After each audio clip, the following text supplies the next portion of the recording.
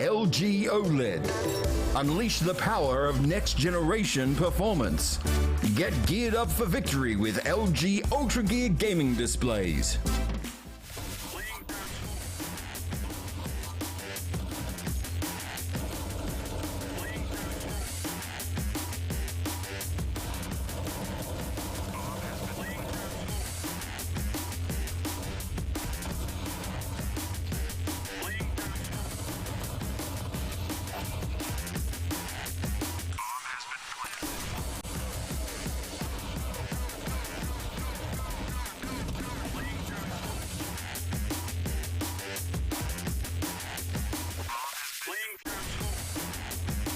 G'day, welcome back to LPL Pro CSGO. It is day 2 for the week, and that means we've got Pilsky on board.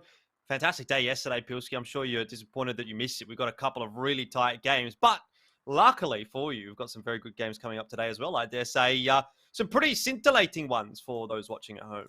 Yeah, I honestly think like one of these best of threes is going to be the game of the tournament, whether it's this best of three where they play each other or whether they're going to qualify anyway and play each other again down the line in a more important match for overall standing. But I think, yeah, in general, very, very high quality of games, these two series. And I think both of them could kind of go either way depending on how things kind of play out. All right, well, before we get into all of that, we do have to give a quick shout out to Orcon, who once again are giving you the opportunity to pick up a Razer gaming package worth $1,022 if you sign up for the Pro Plus Power plan on an 18-month plan. So exclamation mark Orcon in the chat if you are interested in checking that one out. Pilsky, of course, we do need to dive into the tournament as a whole first before we start to get into the nitty-gritty of tonight. And as you'd be well aware, we are into stage 2 now, which is the 8-team double elim bracket. In fact, we're actually progressing through it at quite the alarming pace. Today, we are going to sort of qualify a couple of those teams through to playoffs in our upper bracket matches, which is going to be quite exciting. Touching on the prize pool as well, once you do get out of this bracket, you at least lock yourself in for $850. But, of course, there's going to be a little bit more work to do if you want to be putting yourself a little bit higher up there for 6.5K. Yeah, I think, look, exactly like you said, we're getting close to qualifying some of these teams in towards the playoff spot. So that's where they're going to start to fight it out a little bit more for the prize money. But even just getting yourself into the playoffs, you're going to put yourself in the green a little bit at least. And then obviously it's a bit of a top-heavy prize pool. So I think it's quite relevant because you look at some of these best of threes that we're playing today. And like I said, these could be rematches of a grand final or a semi-final or something like that. So this is a good chance for these teams to kind of feel each other out before there's money on the line. All right, I know you weren't here yesterday, so you do have a bit of catching up to do. Luckily, we've got the highlights from yesterday to take a look at, and we can sort of see how these matches did play out. It was a bit of an interesting one, 16-20 Kings. They've just made a bit of a roster change, and that certainly seems to be working out nicely for them. Sunshine's coming in and being a really solid addition to that roster. Bandits also had to have a roster change for themselves, and they put up, I thought, a pretty good fight against 16-20 Kings, but ultimately couldn't get it over the line in either of the maps. The second series, though, this was the real difficult one to sort of get an understanding of even where we were sitting, because you look at this, 10-0 start for Lonely 5. Would you believe that they actually lost the map from here? Well, they did. And inevitably, we actually went all the way through to 3 maps, Pilsky, and Nutty walked away with the victory, which might have been a little bit of a surprise, I think, for Mitch and I yesterday. But obviously, coming into, the performances we've seen from Lonely 5 lately, it's got to pick up a little bit, I think, if we're to continue to rate the team as highly as we have in the past. Either way, this is how the bracket is shaping up. So it was Lonely 5 and Bandits that got knocked out of competition. Nutty and 16-20 Kings to progress. So some very interesting matches yesterday, and I don't know what to necessarily expect from today's matches either. Yeah, I think that's a big blow for Lonely 5, if you ask me. I think they've shown themselves to be quite a high-quality team at times, but incredibly hot and cold. They're really lacking the consistency. They're really lacking the depth that they need half to half or map to map. So to see them go out at that stage is going to be, probably a little bit demotivating for them and a little bit sad for me because I was kind of keeping my eye on that roster. But again, you just see some nice resilience out of Nutty, and they continue to kind of impress and turn heads every time that we see them as well. And that's why it's such a positive point in the scene right now, because even, as we're looking at the matches here, like that second match, for example, 8 Ballers and Antic, that's another two teams that kind of are just going from strength to strength and showing some good games and some good improvement. Indeed, should be a pretty good game coming up at about 9 p.m. But first, we do have to touch on our initial game, and that is going to be Vertex up against DGG. So let's talk Vertex first, Pilski. You know, again, I don't think that there's too much really to say about this roster that hasn't been said over the last few weeks.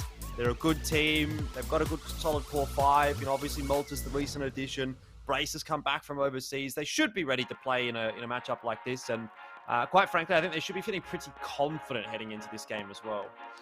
Yeah, I'm hoping so. I think this is a really, really cool match because we're kind of getting into the realms of, you know, we have a top couple of teams in Australia. I think, you know, we have a pretty clearly established hierarchy, although, you know, Order, their recent stuff is kind of throwing that all into flux a little bit. Mm-hmm. But teams like DGG and Vertex are on that come up, and I think whoever emerges out of these kind of like gatekeeper teams / just below, you know, renegades in the hierarchy, those couple of teams in terms of Paradox and these teams like DGG and Vertex are going to be setting themselves up very, very nicely to contest for international spots. So whenever I see matchups like this, that's immediately what I think. I think, how good are the forms of these teams? And when they're playing each other in this matchup, how does it go, so that I can frame my understanding of what they're going to be like when they're playing an important matchup, whether that be later on in this LPL Pro League in the playoff stage, or whether that be for like an international spot, for example. Yeah, I mean, we need to talk about DGG a little bit more in depth as well, Pilski. So we'll check them out. And, you know, again, sort of same story as what we've been saying there for Vertex. It's a bit of a newer roster, obviously, but some good players on this team. They've been together a little while now. We're starting to see the fruits of their labor coming through. I will say, though, there has been a couple of maps where things have been a little bit closer than I would have liked it to have been for them. You know, they lost the map against Nutty last week. They, you know, didn't really get the cleanest of games against Overt in the RMR qualifier and stuff like that. So I think to an extent, you know, we're seeing it come together for DGG, but maybe we're sort of still waiting to see peak DGG. We've actually seen them play against Vertex once already this year, and that was only a couple of weeks ago. They did go down 2-1, but I think definitely positive signs given the fact that they were able to take a map off of Vertex. So, yeah, look, I'm quite keen for tonight's match, I think, between these two teams. As you mentioned, this should be probably the match of the tournament, whether it's right now in this particular instance, or if we get to see them playing maybe in the grand final, I think is probably the implication that I would be going toward. Yeah, this should definitely be quite a good game.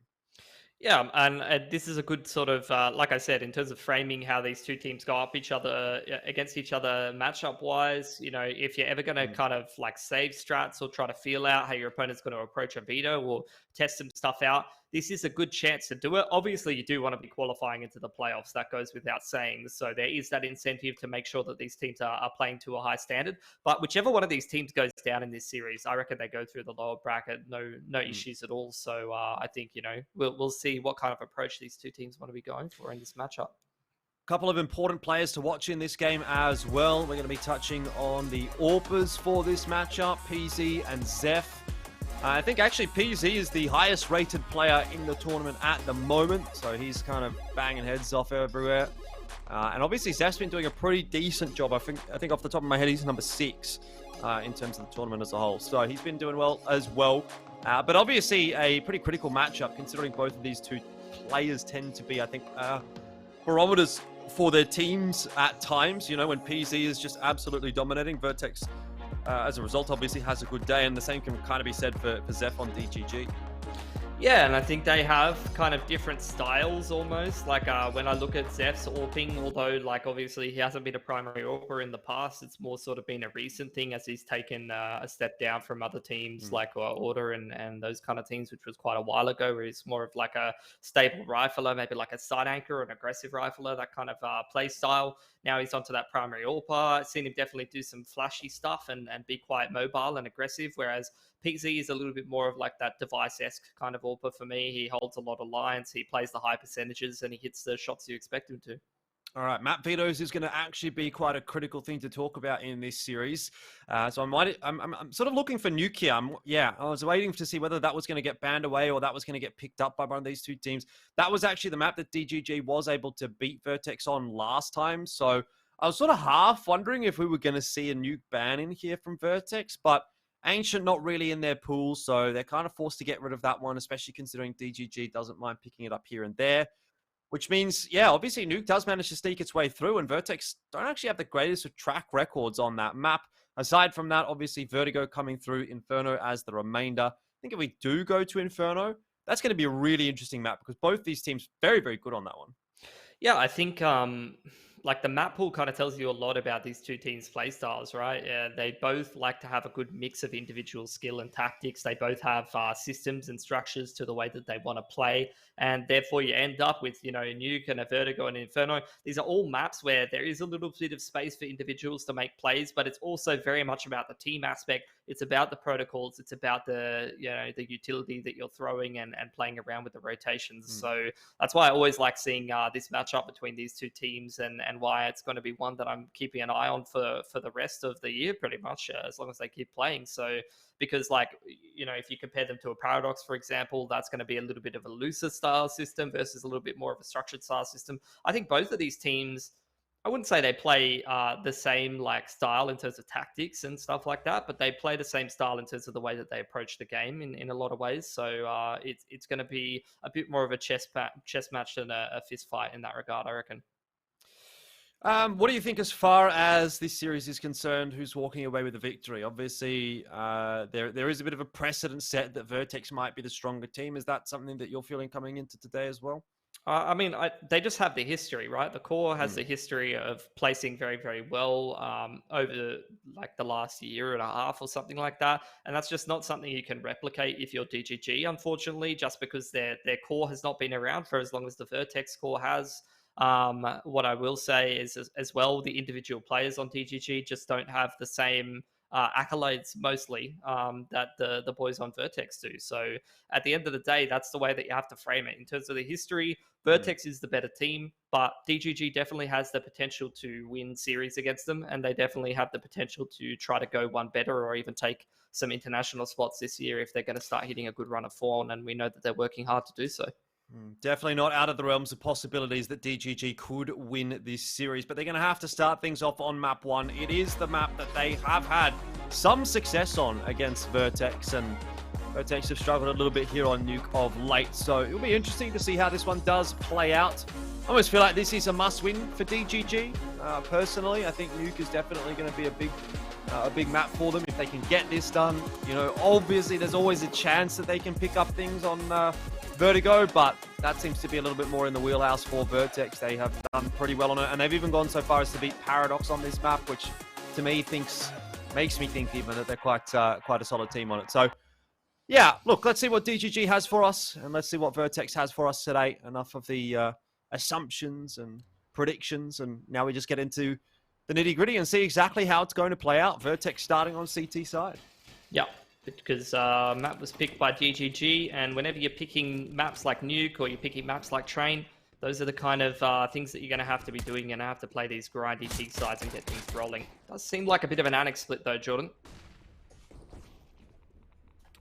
Yeah, well, that's not a bad start for Brace, but Apoc did sharp one actually to find himself a kill onto Mizzy in what looked like a precarious situation. Has certainly swung the numbers advantage over the way of Vertex, but bomb plant has been achieved by DGG. They get something out of the round, and now we'll see if Zeph and Gump can secure a bit of magic. Doesn't look like that's going to be the case. Vertex did not order any magic tricks today, and they will secure the first round. You buy themselves a, is that something you can do? You can get yourself like a birthday wizard or magician or something like that? I am sure that there would be a way to do it, yep. How much do you reckon those guys make? Are you thinking about a career change? I don't know. I think at the moment, casting's doing it great for me, but I'm just curious how much a magician costs. This is something I'm going to have to research, and I'm going to have the time to do it as we go straight into a pause, technical pause, straight after the pistol. You'll love to see it. DGG, look, they've done well enough to get that bomb plant down. They've gotten themselves a couple of kills here and there. So you see someone like Gump, enough for 8k and no head armor, or enough for Galil and some util, and then you get a couple of AK drops, and all of a sudden you're looking at a pretty nice buy being put together by DGG. So this is where Vertex, you'll see them probably adjust their CT buy a little bit. It's something I've been keeping an eye on for a while. It's how do teams purchase when X or Y happens. No bomb plant. The other team has 2K. You're probably seeing more MP9s. You're probably seeing a bit more of a farming kind of approach. But with how common and how prevalent these second round buys are with the bomb plants with the Ts, probably some A1S purchase on the CT side. All right, well, looks like one of the players is having difficulties with their PC, so we might just head to a quick break. Once it's sorted out, we'll be back on Nuke.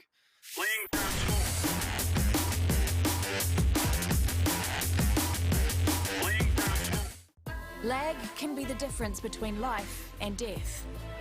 Switch to Orcon's Fiber Pro and Power on an 18-month plan and get this Razer gaming setup worth over $1,000 for free. Orcon for the win. The Tarnished will soon return.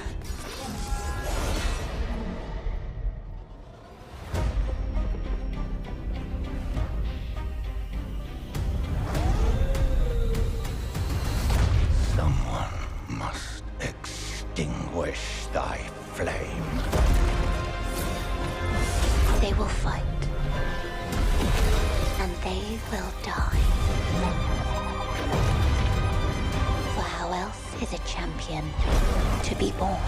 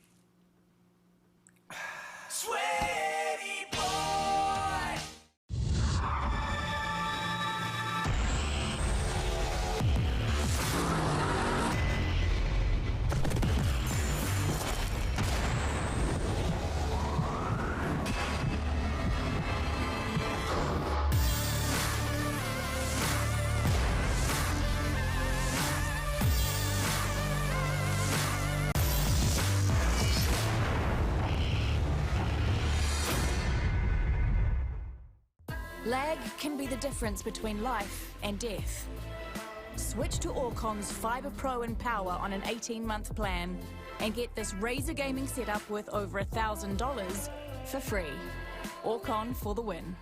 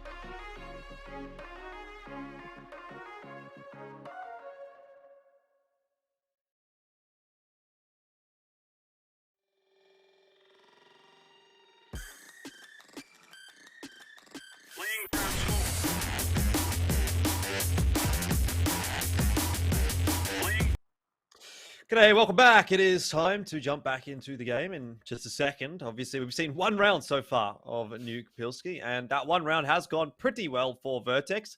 Not too much to break down off the back of it. It is just a piss around, but I guess good start for Vertex, and we'll see what they're going to be able to do here in round 2, given there is a force through from DGG, who did manage to get the bomb plant down.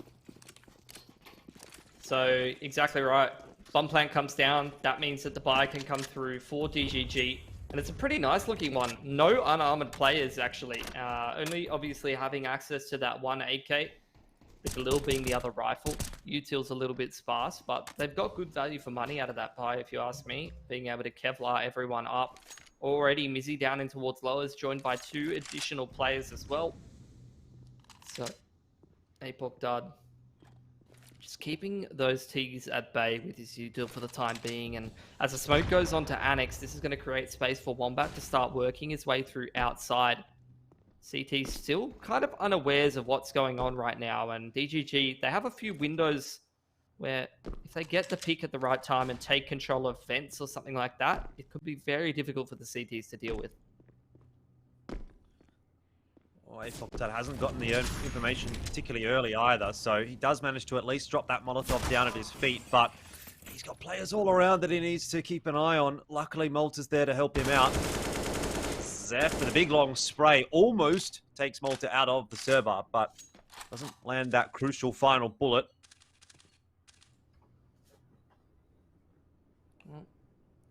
Things slow down. One man down for DGG. Does seem like they're going to make their way back up secret and head towards uppers, where there's only Roffelco playing from CT vent, all on his lonesome. Actually, Brace is up there in towards rafters as well. Roffelco, great spot. Didn't even really have to give away his position. Brace was getting it done himself, and so in the end, that hasn't worked out as well as it could have for Vertex. But they do, of course, still have the numbers advantage. However, slightly, given Malta is 15 HP. Oh. And maybe not for too much longer. Apoc Dud does win himself a duel, and so does PZ. So that's going to be that. Vertex will get through the round. And look, I think at the end of the day, Pilski, when you've got 2 guns alive after that round, that's not too shabby of a result, considering DGG put pretty much everything into it. I think it's dead even, straight down the middle, because the issue here is that you had some kills come out for DGG, and they got a bomb plant. So you can see all of the players sitting above 3.3 is more than enough to be able to reinvest here. And with only 2 guns kept over for Vertex, it means that we basically are straight back into the same situation all over again, which is the force up going to come through from the Ts. In fact, an even better force than last time. And the CT's most likely going to be a little bit sparse for util as we go straight into another lovely tech pause.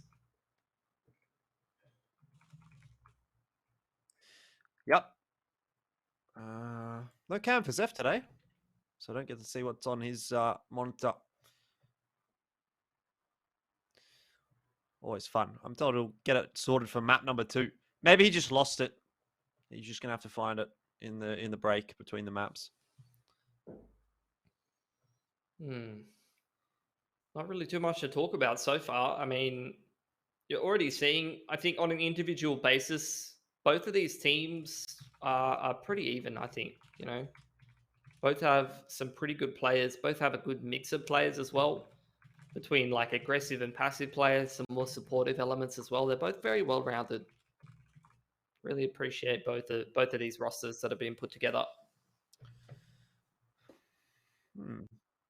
What's the strat, Pilski? Do you reckon? You know, you're a bit of a gamer yourself. You used to be in some pro teams. Were you dress up in your jersey kind of guy? Nah. Or did you just roll in with whatever? Not really. I think... Oh, you're cool. You're cool. It's not a big deal to you, is it? I mean, I think like maybe at like one event I had a jersey, and then even some other events that I like would have qualified for was just with like Augurless teams. So yeah, I don't think I had that many jerseys to put on, to be honest. Pretty cool I had to a lot see of both jerseys. Did you? You're a bit of a pro gamer? The funny thing is, I was never a pro gamer, but I have a lot of jerseys. /had. I actually did sort of clear out my cupboard lately. Not going to name any names, but a lot of jerseys didn't make the cut. So Ooh. I actually had. So one of them that I did chuck out was an OG Avant jersey, which was like I think probably from even before when you played in Avant, they had like that black jersey with like the logo on it. Mhm. And then I had the one from even before that, which was just like straight blue and white. And it was like, it was a very, very old jersey. And they even had like a blazer type thing as well that I had. But yeah, those were getting on a bit. But that was my first esports jersey, the old Avant Gaming jersey. I think it was when they were Avant-Garde still as well, before they went to Avant Gaming. And now obviously they don't exist anymore. Maybe I should have kept it just for that, like for nostalgia's sake or something. Probably worth $1 million now, and you just threw it in the trash. That is a one of a kind, never to be reproduced. Should have engaged in some scarcity marketing, Jordan. Oh yeah, who wants the 2015 Avant Gaming jersey from their illustrious Counter-Strike team, which featured do you remember 5HP? Yeah, he was on that team. I think Haz, DevK, PDG, Sheep, and one other player. I can't really remember who. But anyway, besides the point, because DGG are forced back into this round, but that has not worked out at all for them.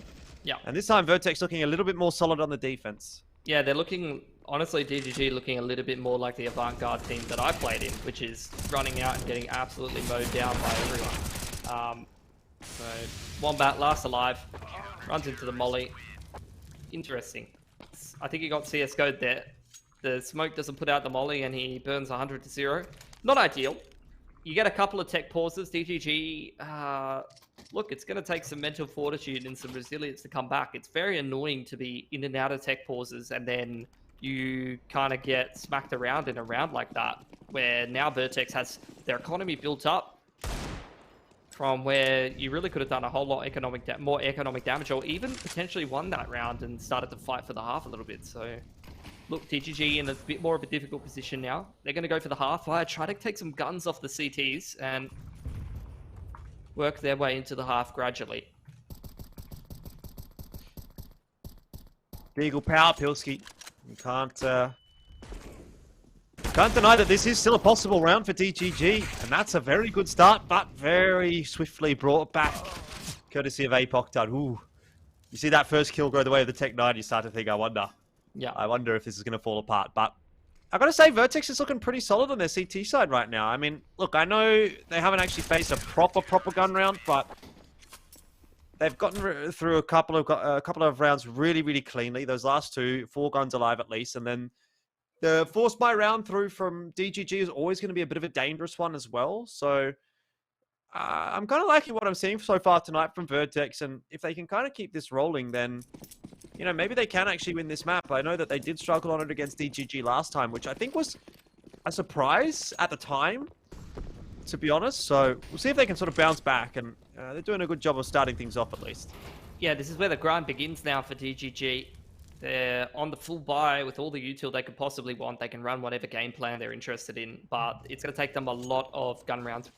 One, to start cracking down that economy because, like I said, Vertex have done a good job building it up. Pretty so kind of defaulty round out of GGG to start things off, but that's where the AWP PC can shine. Finds an opening pick from secret side, and that's going to give the man advantage for Vertex, so their good fortunes just continue to stack on.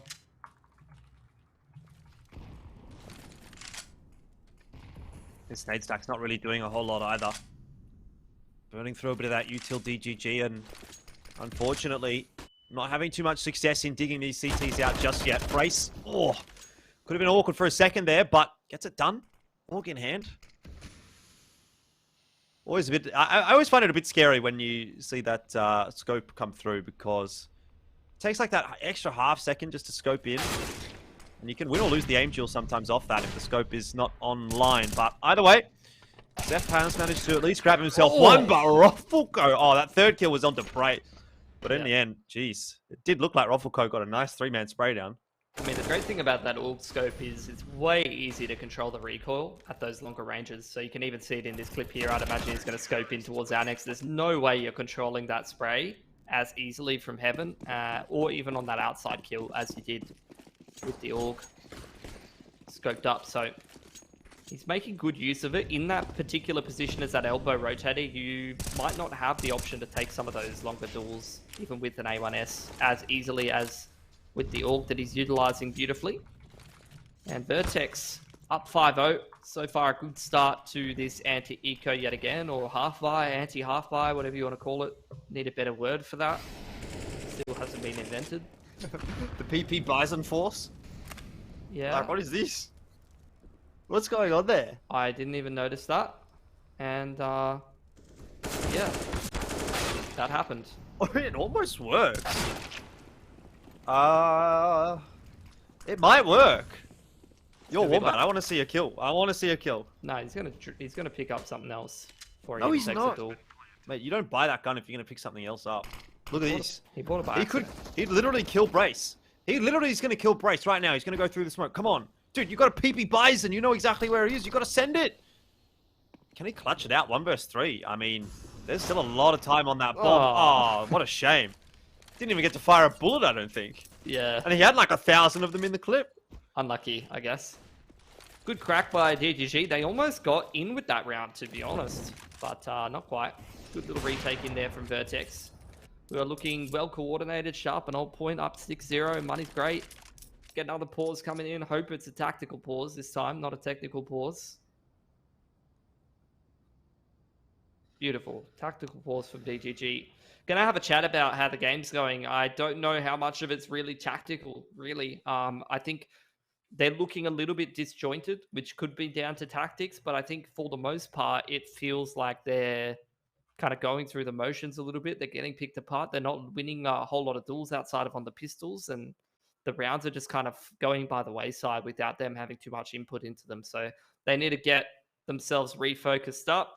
They need to get themselves coordinated and maybe just go for one of those kind of go-to strats they're very comfortable with and just try to crack in with a couple of gun rounds. Because as you can see with the CT money, it's going to take 2 or 3 on the trot for DGG to make anything happen in this half here. I think it's pretty easy to fall into that trap of just sort of going through the motions sometimes. Yeah, especially these league games where, you know, like I said, this is a qualification game to the playoffs, but in the grand scheme of things, when you're these two teams, this might not be the most important game to you. Yeah, I think that's a good way of putting it.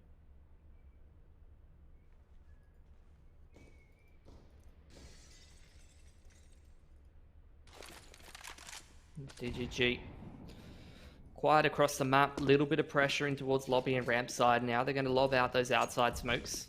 See how they use them and how much they commit to them here. Keep an eye on those T's movements. Mizzy with, I think, is a heaven smoke. So this is going to be outside smoke into an uppers timing, I'm thinking.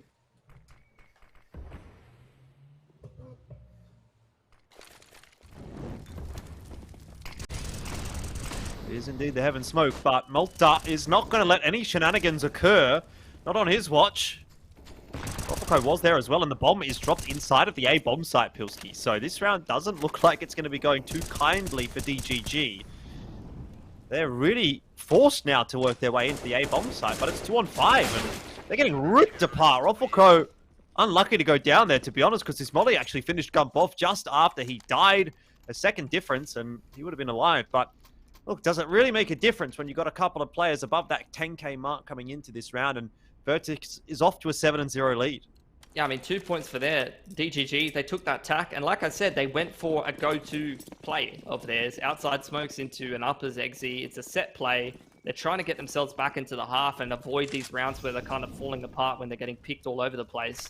Vertex, however, they held their utility so beautifully for that whole round.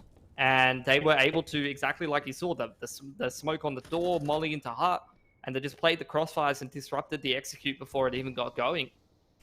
Now DGG straight back into another buy round. Versus copped a lot of damage early on, down to 5 HP. A lot of util here for DGG. And even in this round, with nothing happening, Vertex is not burning extra grenades absent-mindedly. You know, they do that HE nade to be able to try to chip some damage from Apoc Dud there. Out comes the outside wall of smokes. PZ going to hop up above it as the flash goes over the top. And a nice raw adjustment, but the counter strafe comes in through from Versa. Missy's able to pick Apoc Dud in those smokes as well. So DGG Brace. finally on the board. Well, it's on Brace here as to whether or not this round is still winnable for Vertex. Can he find that timing? Oh, so close to getting 2. Versa survives on 5 HP. A stray bullet would have gotten him done, but he's still in a good spot. Nice Versa. challenge, though. Versa, I mean, he's getting work done on that Very low HP number. Malta, though, he has been an absolute machine in this map so far. And there's another big multi-frag from him to get it back down to the 1-on-2. Your Wombat needs to clutch it out, otherwise DGG will have lost to 5-on-3. Yeah, which would really not be ideal from the position that they were in. They set themselves up beautifully at the start of that round. These are the rounds you need to be closing, especially at this scoreline. Info gathered by Wombat. He knows Ruffleco's over towards Windows side, so that's an open upper site, unless Malta's gone towards Elbow or Heaven. He knows he's over towards Megaton side, so with that plant coming down uppers, Ruffleco's just going to go contest the plant. No respect shown at all. Not playing the 2-on-1. He just jumps straight up the vent, runs at him, and gets it done. 8-0 for Vertex, who complete a 3-on-5 round win. Oh, jeez. Just doesn't seem like anything can go right at the moment for DGG. Hey, Zeph's back. And he's got boats on him, on his screen. Yeah. I mean, I want to have a boat one day. I think that boat, as bad as an analogy is kind of what the DGG is, because they're dead in the water. They're just sitting at the dock. They haven't even gone out to sea yet, you know? I honestly thought you were going to tell me that I was in the wrong industry if I wanted to own a boat. Because you're poor? Question mark? Yeah, because esports. Because esports. Yeah. You can't buy boats with exposure, bro. I don't think you can buy boats on an esports salary. That's all I'm saying. Well, I don't know. Maybe I could get a little kayak or something. Do have like a nice little body of water I could go paddle around on near me. You do too, actually. Yeah, it's true, but I don't know if you're supposed to swim in the water near me. Yeah, seems a bit suspect. So how does this first half? I think this first half's been a bit suspect, hasn't it? DGG, no rounds, and it's their choice. Yeah, they're a bit sussy. This can be this can kind of be the side effect sometimes. So having your pick be maps where you start T side and it can be hard to get going. T side nuke, train used to be like that. If train was your pick, you're going to be sitting in a position where sometimes you just get shut out by a good CT side and you can't get going. Brace again, just making beautiful usage of the org, and you can see Vertex abusing every tiny little gap in those outside smokes thrown by DGG. Malta, definitely hearing a fair bit of util pushed in his direction. He's going to call for that rotate in from PZ, who should be good at least for one here. Takes the challenge for multiple as well. Could have backed off, but pulls out that P250. Does lose his life in the end. Yeah. I mean, that peak and Ruffleco's peak earlier, it just shows you the mindset that Vertex is in. The re-aggress in the 4-on-2 from Apoc Dart as well. Vertex are disrespecting. They're getting in the face of DGG. They're sending a message right now. I think it's kind of good that they are sending this message as well. It's been a little bit up and down of late for Vertex. Not that it's been bad, but, you know, they have that loss against Paradox. They dropped a map against DGG. Those kinds of results start to make you question whether or not they are definitely in the top 3 or definitely in the top 4 or whatever. But a result like this starts to sort of validate the position. Yeah. Somewhat. Well, the 97 and 3%, interesting. I mean, yeah, I don't know if I'd put it that far out of contention just yet. I think it is a good sign for Vertex. I'll definitely agree with that, because in my mind, these two teams should be somewhat comparable. Yes, I do think Vertex is the better team, and history shows that. They have the results behind them, but I really do rate this iteration of DGG. I'm loving watching them play, but this is not the team that I've been intrigued by showing up in the server right now. Malta, here's another opportunity for him to farm up a bit of cash and some stats as well. PZ will steal one away from him, and in the end, Malta does actually get overwhelmed. So does PZ. Those pistols, yeah, getting in close range angles, definitely getting the job done. But as usual, Vertex have got at least a bit of assistance rolling through, and 3-on-2 is the position that they find themselves in. That one's a pretty straightforward kill for Brace. Once again, your Wombat in the clutch. Always last alive. What's he been doing, huh? Sending all the boys out. Sometimes in your role, you're a bit more a supportive element in the team. You get left in these scenarios. Especially in a game where you're kind of getting stomped a little bit, you get left in unwinnable clutches non-stop. And you look a little bit silly. It's given it a crack, though. You can see him using his movement just to be able to cut down angles, peek different spots at a time. The jump spot from Brace doesn't see him, but Brace is incredible right now. Like, what is that? Instant 1B on the AUG.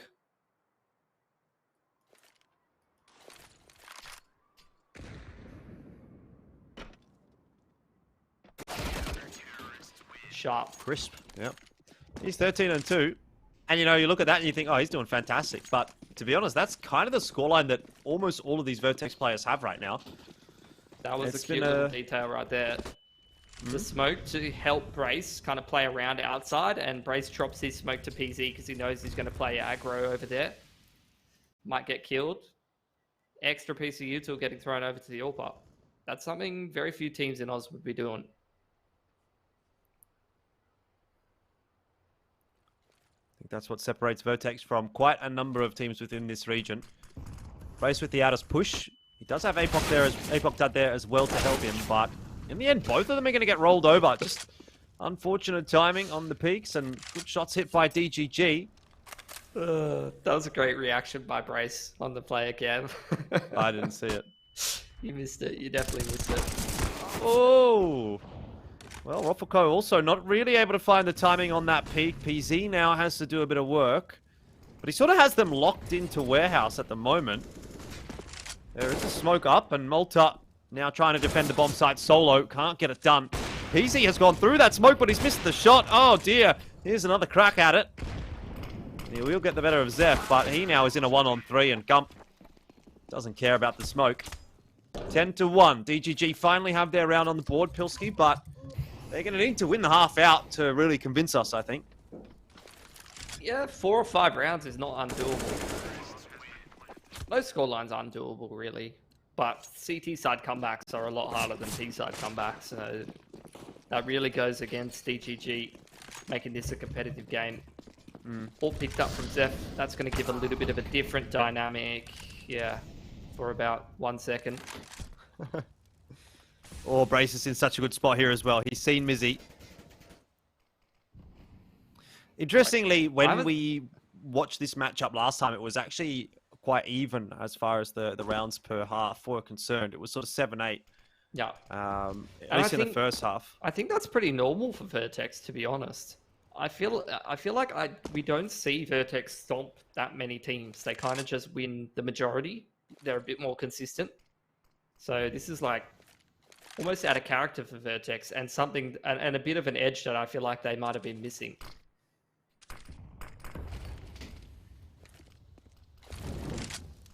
I wonder how far they can actually push it. If PZ continues to AWP like he is, I'd say we might be headed towards 11, 12, perhaps 13. 14's a bit ambitious, would mean they'd have to win the rest of the half out, but they haven't really had any trouble so far on this CT side, so who's to say they can't do that? 2-man set up in towards Annex side. Should be good. The flash is actually blinding the piece as they come out, so that's really not ideal. Your first entry gets killed by the first contact on the CT, getting blinded by a team flash. Yup goes down the vents, got a molly behind him, but 33 HP. It's not happening.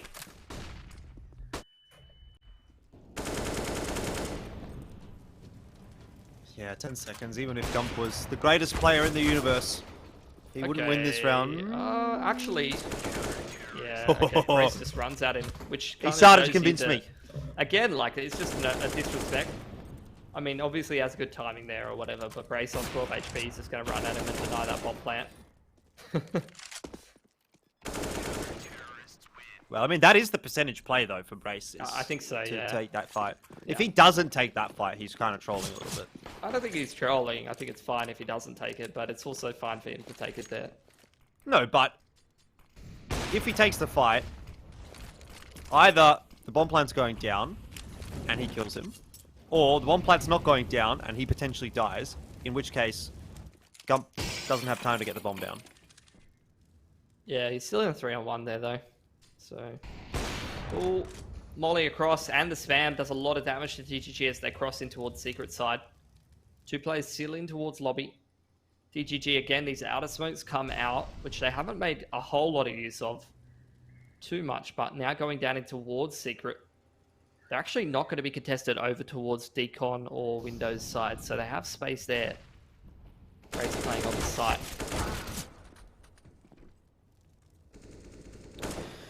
Well, this time an aim duel does go the way of DGG. A little bit of a peek into the lobby from Roffelco.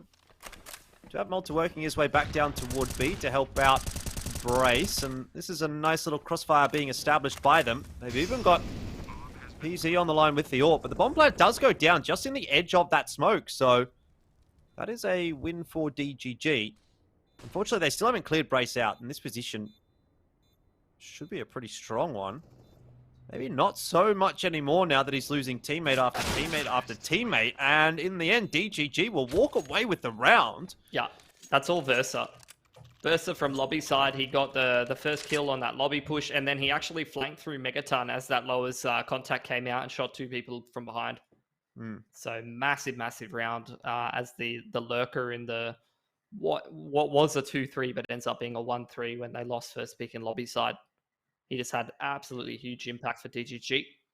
Tac pause coming out for Vertex, interestingly enough, just stopping that momentum.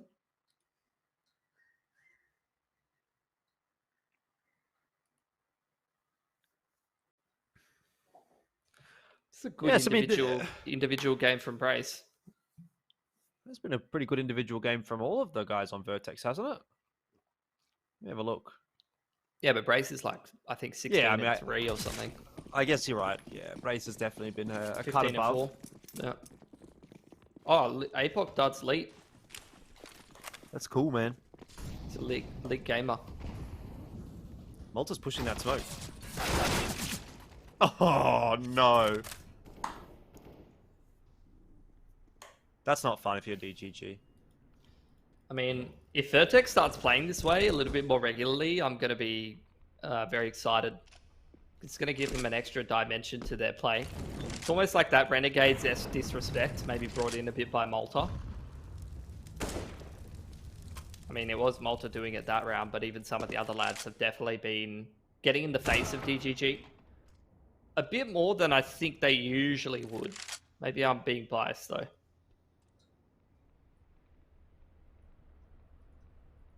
Why would you be biased? I don't know. I just feel like sometimes you have a certain frame of reference for what a team is and isn't. And then, you know, if you don't watch all of their games, their style changes over time, but you still think they're the same they were like last year, you know? Yeah. That's true. Well, 12-2. That's a dominant first half, no matter which way you paint it. Whether it ends up being 13 or not.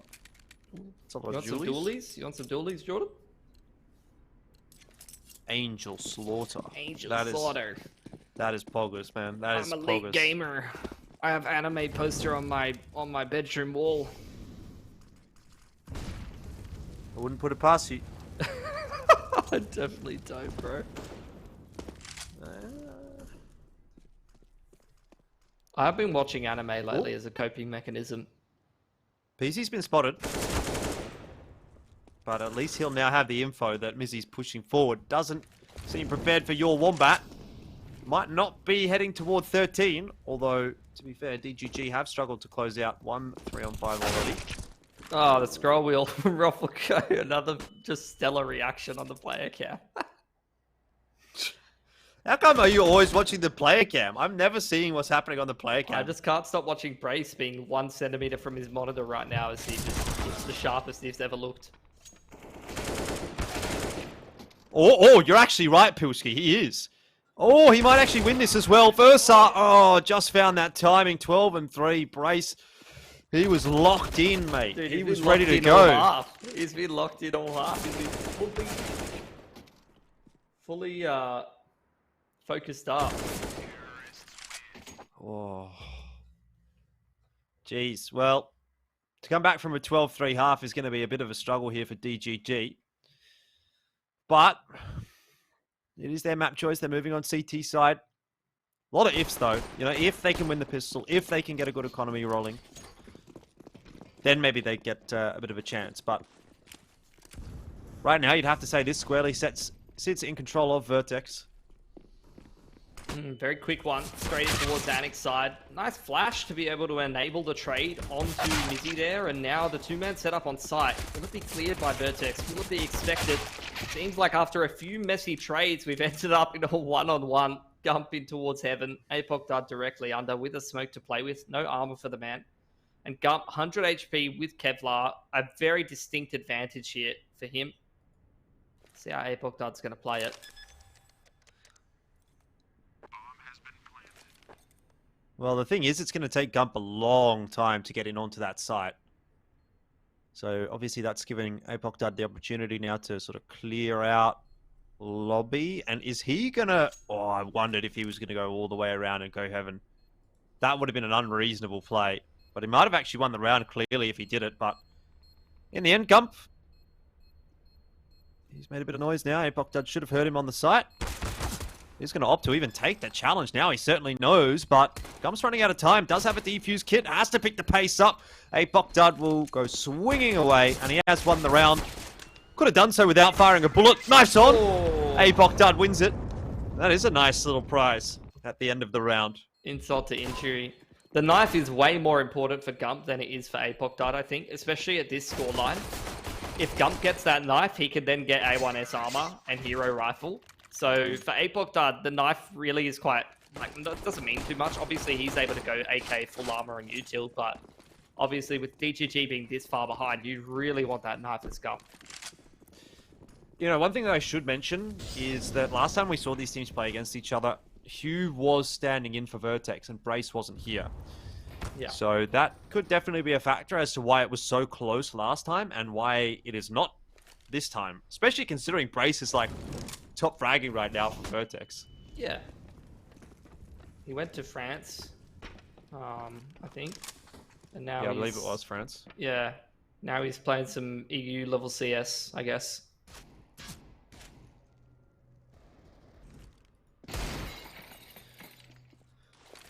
Yeah, certainly seems like he's going to be leading the troops to victory today. Not much in the back pocket for DGG in this round, but they have forced into pistols and armor. PZ gets a routine kill onto your Wombat and has a second crack at the other player there. Gump has managed to change his position up somewhat, and Apoc Dud is being flanked by a couple of members, so he'll definitely need to be careful for the double swing. Luckily, he's starting to isolate some of those angles and has worked himself back into B. But Vertex have got to get the bomb down, and there's players in decon that are not covered off. So it's starting to look a little bit worse for wear for Vertex now. 30 seconds left. PZ, where are you going to plant? Apoc Dud needs to win these duels. Has done so. Very nicely done. Ooh. But Zeph pushes it back to the 1-on-2, and Apoc Dud is out in no man's land. Versa clutches up, and DGG have found the round.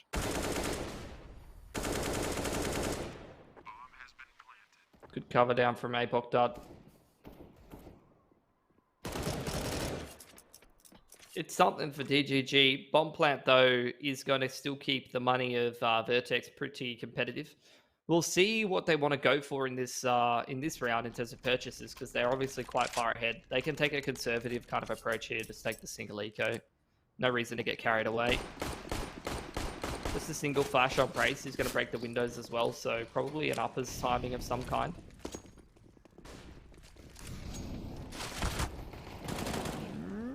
Mizzy managed to get the kill onto Malta. Apoc Dud can't do too much either for the trade. But bomb plant's gone down on B.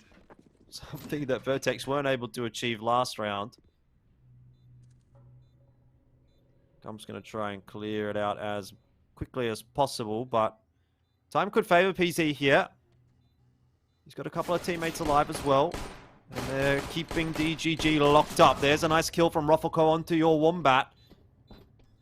DGG going to have to get on that defuse relatively shortly. Got the player in control room. Not able to really cover that bomb off, and so PZ can't get much done in the end. Just tapping away with that clock. Won't really achieve a huge amount. 13-5 the scoreline. Back into the Buyers Club is Vertex.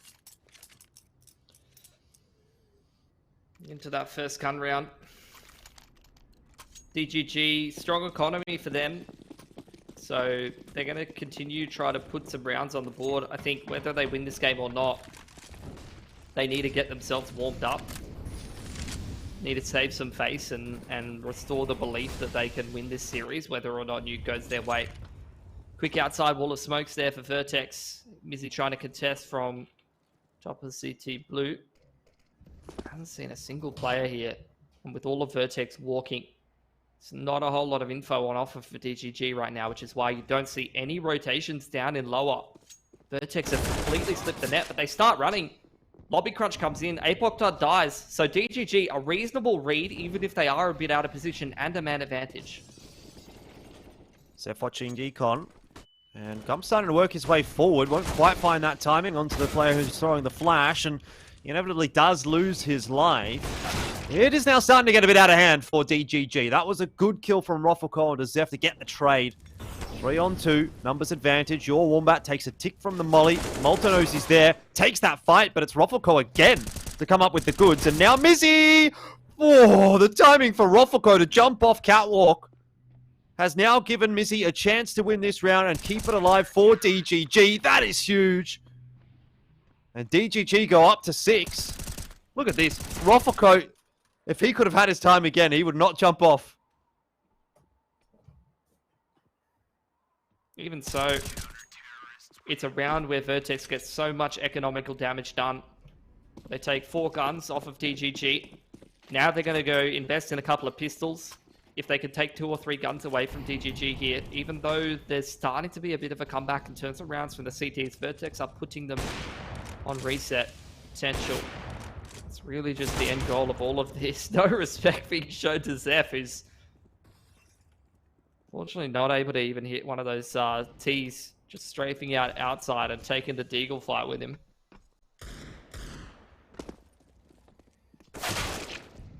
Malta looking for something, but won't get anything apart from a bullet to the head. Is he starting to ramp up a little on this CT side? We've seen him be a little bit more like aggressive, I feel like. CT side, it seems to be his play style. I even think of that Ancient game the other day where he's just re-peeking like top mid over and over again and just taking fights with a rifle, and he was having a good half for himself. He's definitely someone who when he starts to get warmed up in that aggressive rifle role on the CT side, he can have some big impact.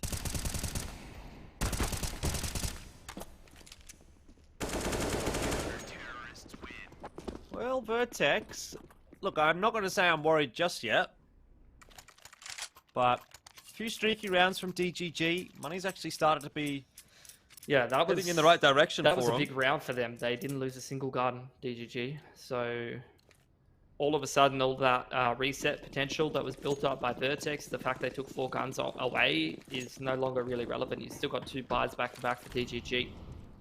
Ready to go. This is where things get a little bit harder though. You're going to have to be very consistent as DGG here because Vertex, their loss bonus is starting to max out, right? So every bomb plant is another gun round.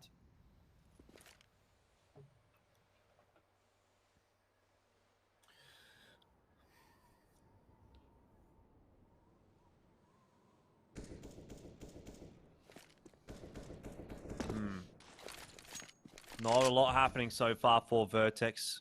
You do have Malta just progressing a little on outer, seeing what's happening there. The rest of the troops are going to start to work their way over. Look at the util difference between the two teams right now. DGG have burnt a lot of util in the early couple of seconds, and that's actually quite characteristic of a team that's behind. You know, you don't want to, you often do use the util a lot more when you're behind rather than if you're confident and if you're winning and things are going well.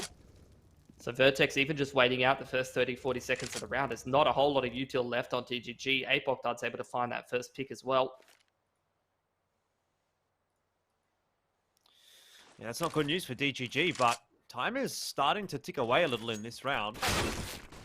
Vertex need to pick up the pace, and when they start to lose players here and there, suddenly starts to become a bit awkward. Gump on a good angle. He's going to be able to get the info and just duck his way back into B. He's still going to be challenged, and Zeph on the other angle on the crossfire. It makes the round easy for DGG in the end. what was a decent start for Vertex has very quickly fallen apart. And that's 8 up now for DGG. With how clean these rounds are, it's going to give the boys on DGG a lot of confidence that they can start to win this game.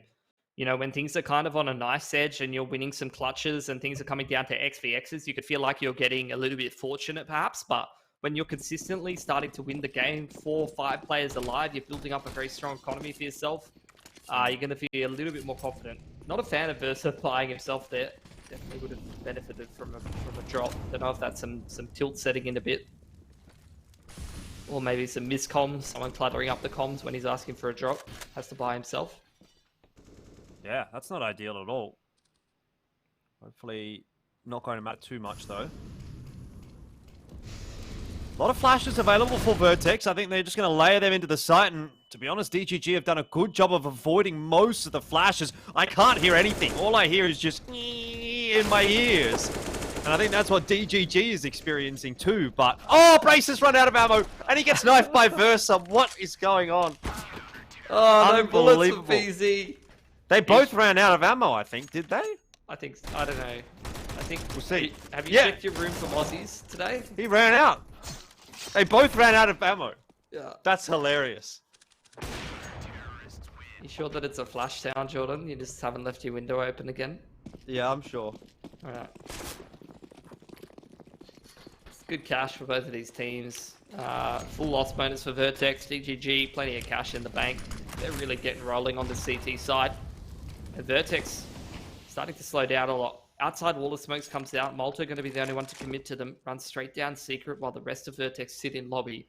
So what follows up from this, as that smoke goes on to ramp, Vertex going to have a ponder. So many different avenues you can go to from this point in the round from a 1-4. You could go for that ramps contact and meet up and try to go for that lower site in the mid to late round.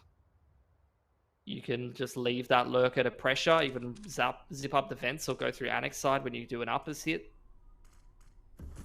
See what passage of play Vertex wants to go for. They've still got so many grenades.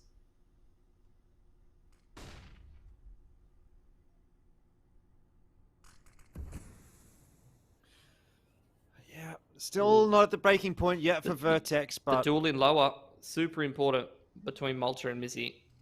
Yeah. It's not even going to happen. Oh, well, Malta's going to go back down the stairs, and Mizzy's going to walk around the corner. Mizzy's got it again. He's having a stellar second half here. Yeah.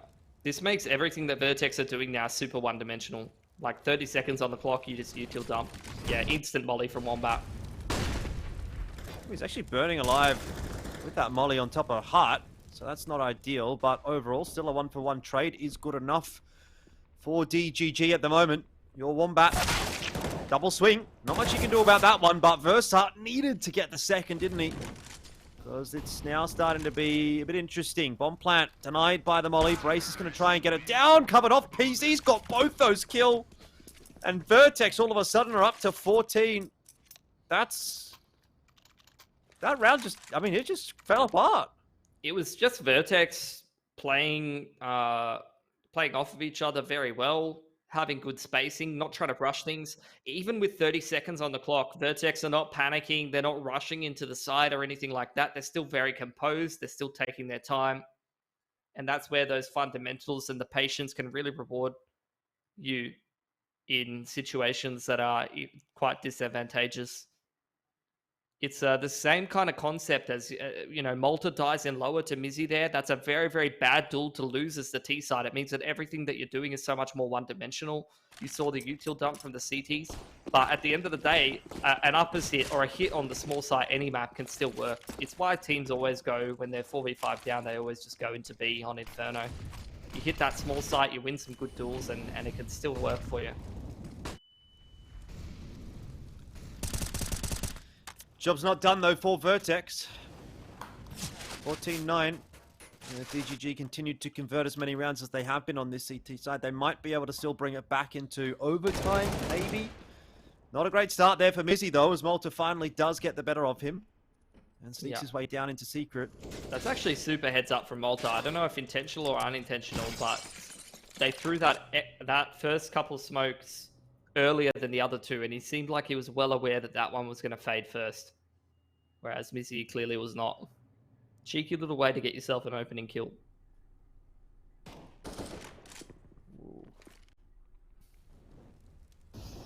Not looking good for DGG in this round. Someone's going to have to step up big. Might have to be your Wombat. Can get the better of Apoc Dart. Rothbulco eats a headshot as well, but no more bullets connect somehow.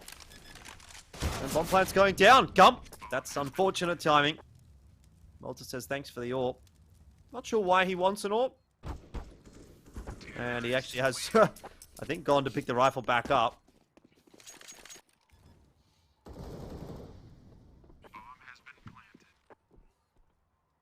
I think Gump and Versa and Wombat are all going to be a little bit poorer for this round, so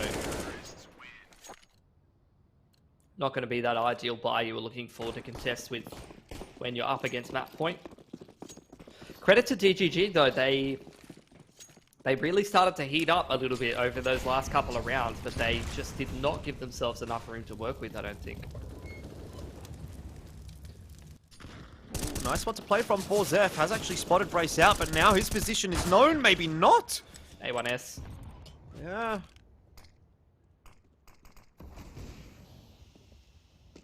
Mizzy is still being a pain in secret. He's having a great game, actually. Despite the position that DGG have been in, he's having a lot of impact on CT.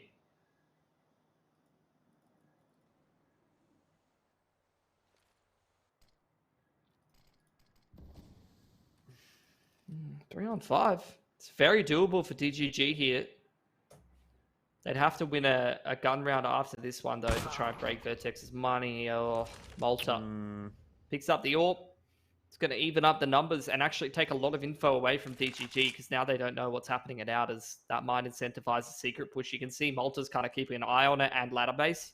He knows the CTs want to go looking for info here, so he's waiting for them to make a mistake. But DGG, in the meanwhile, have gone and taken lobby, so that's their info play. Yeah, again, there's just not a huge amount of time here for Vertex, so they are going to have to pick up that speed a little. Malta has been left to his own devices, lurking around on the top side of the map with an AWP. And the other two lads have gone down in towards the B bomb site. Malta looks like he's going to be able to have a bit of a peek into A. I wonder if your Wombat has been able to hear him. He's made a little bit of noise here, and Swing's going to come through. Malta tucks himself in the corner, can't get the fight, but buys enough time for that bomb plan to go down. Now, Apoc Dud was not spotted by Mizzy. Oh, you could just see his gun barrel around the corner for half a second. I don't know if that's 4-3 or the gun model, but something's let Mizzy down there, unfortunately. Yep, for sure, for sure. Now we're back to the 2-on-2. Your Wombat, though. He's got a 5-7. He's making good use out of it. Apoc Dud, big spray. Couldn't transfer it properly. Bloody hell. DGG have got another. The player reactions in this game are excellent, by the way, on both sides. Yeah, Apoc Dud wasn't happy with that. I need to know what Mizzy's eating as well, because I want to be fracking as hard as he is on CT right now. Probably something pretty nutritious.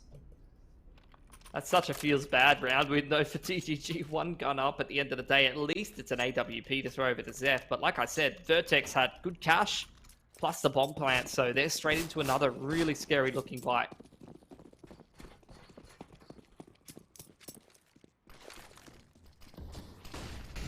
Definitely looks a bit more threatening than what DGG has been able to put together. 2 FAMAS and an MP9.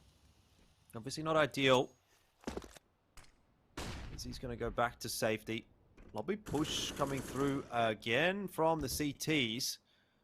Not going to worry Vertex too much. They got Brace set up to deal with it. And he's going to get a free kill.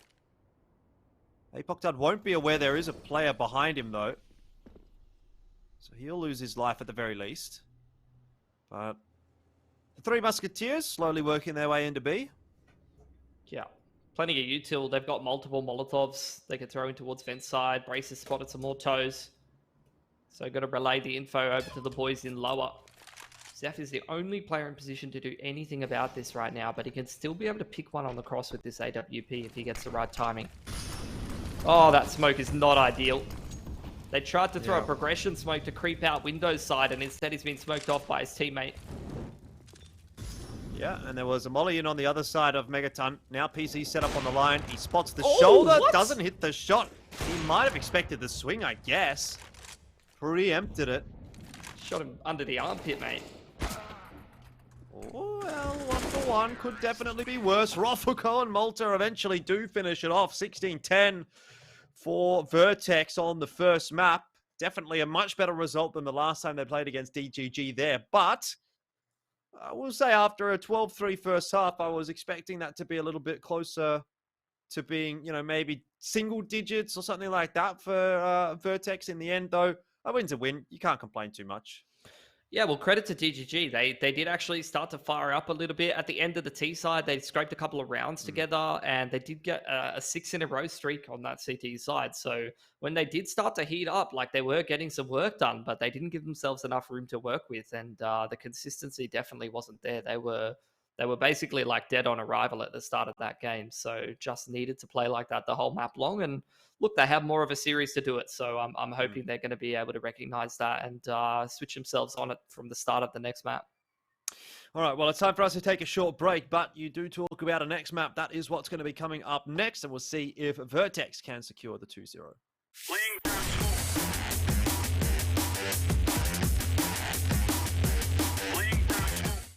Lag can be the difference between life and death. Switch to Orcon's Fiber Pro and Power on an 18-month plan and get this Razer gaming setup worth over $1,000 for free. Orcon for the win. The Tarnished will soon return.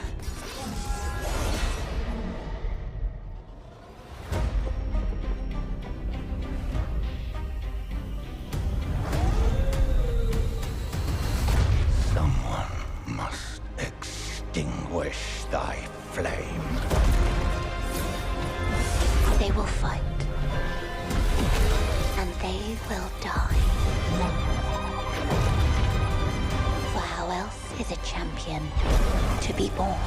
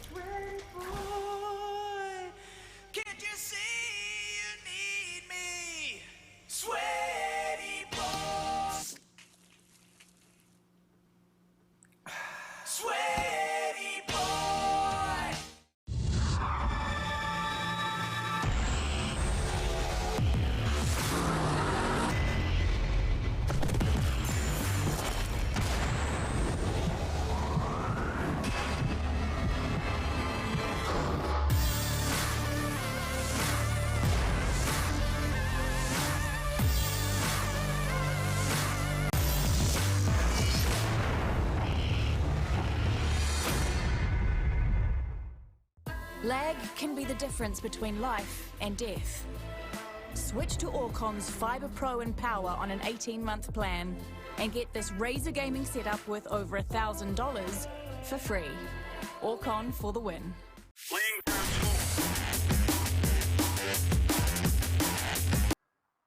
Hello, welcome back. Things are looking pretty good at the moment for Vertex after they picked up map number 1. It was Nuke. It was DGG's map choice, and it was also the map that DGG last was able to beat Vertex on. So you put those factors together, and you have to say this is looking like it could be a pretty solid series for Vertex off the initial map. Yeah, it's interesting to see how the vetoes changed around and how the results have changed around. You've mentioned that series that they played against each other where you did have Hughes standing in another league recently, and it was a much closer game. As you mentioned, we had an OT in there. We had a Nuke victory go the way of DGG. Very different story. Dominant performance from Vertex on Nuke with Braze playing. And now instead of Mirage pick coming out here for Vertex, they've gone straight into the Vertigo pick, which is a map that's been in their wheelhouse for a long time. Whereas DGG, in terms of the stats on HLTV, I only see one game of Nuke. That's going to be against 1620 Kings, which is not really going to be a great representation of what their Vertigo prowess is looking like at the moment, especially because if I remember that game correctly, 1620 Kings just didn't really show up in the server. So it's gonna be a bit rough for DGG, and this is another thing that kind of puts them a peg down from Vertex in my mind, is that we just haven't seen the breadth of their map pool and how deep their team actually runs. Yeah, I mean, I think that's something obviously that comes with time.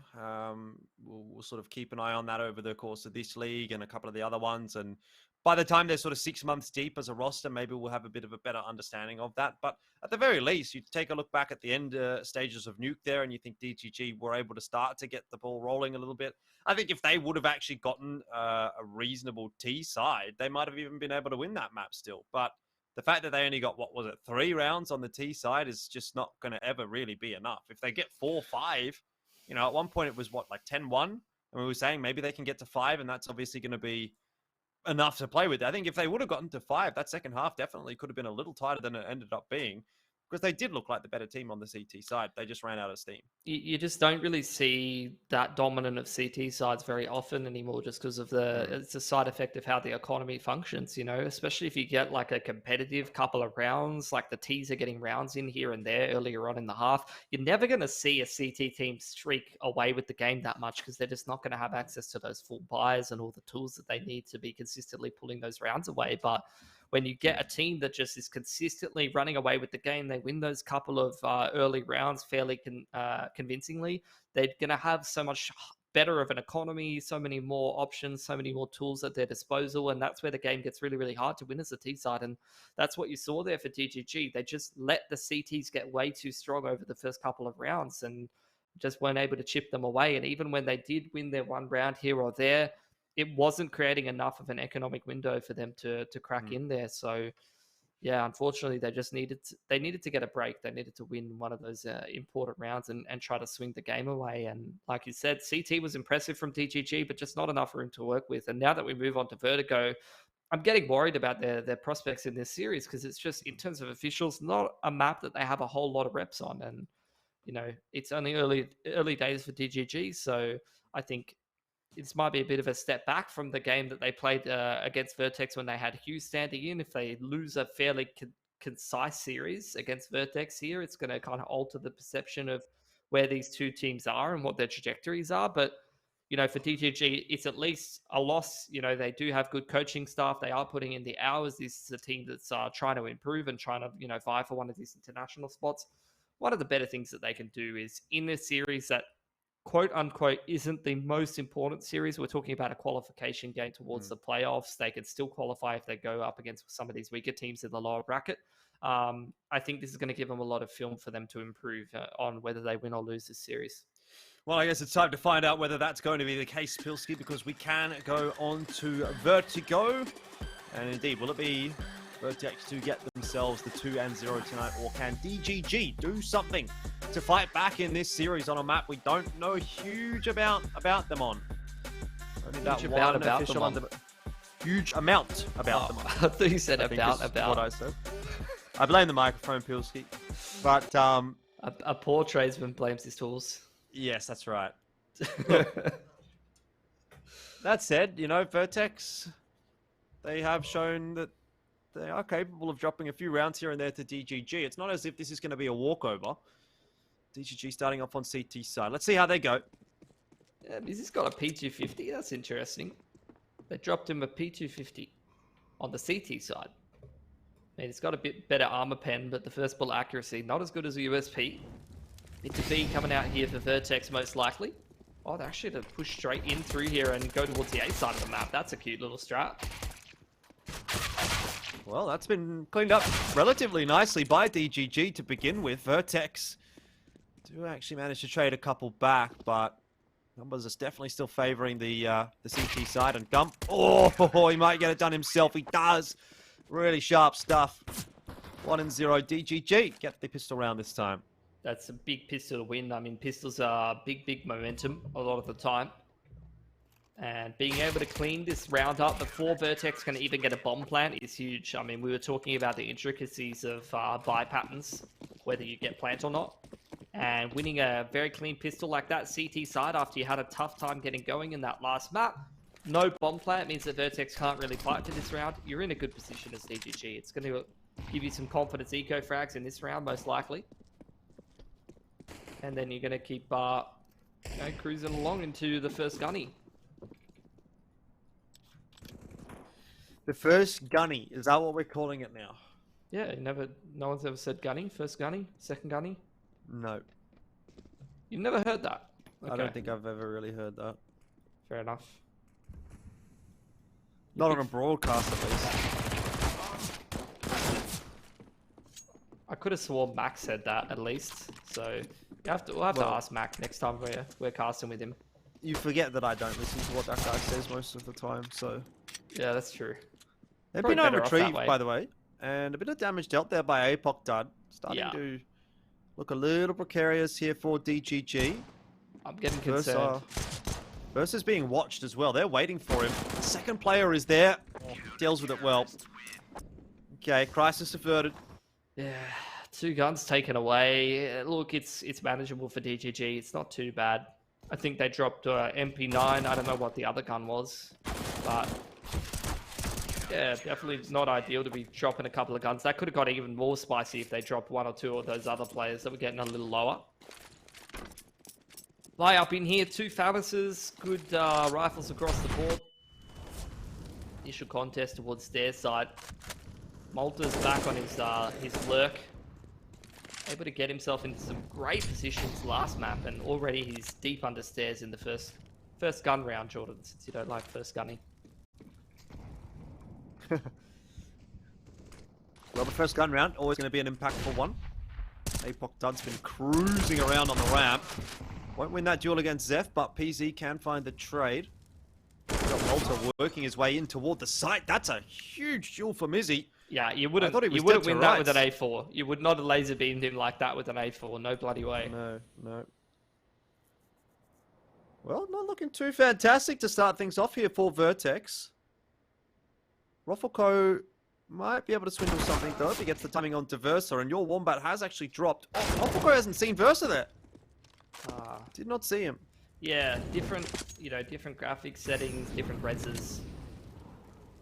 It's a little bit different to us than it did to him, most likely. Monitor settings and all that.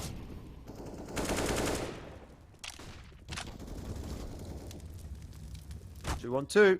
Versa. Oh, he gets caught by that molly tick, and that might have given away his position. Brace and PZ will clutch it out.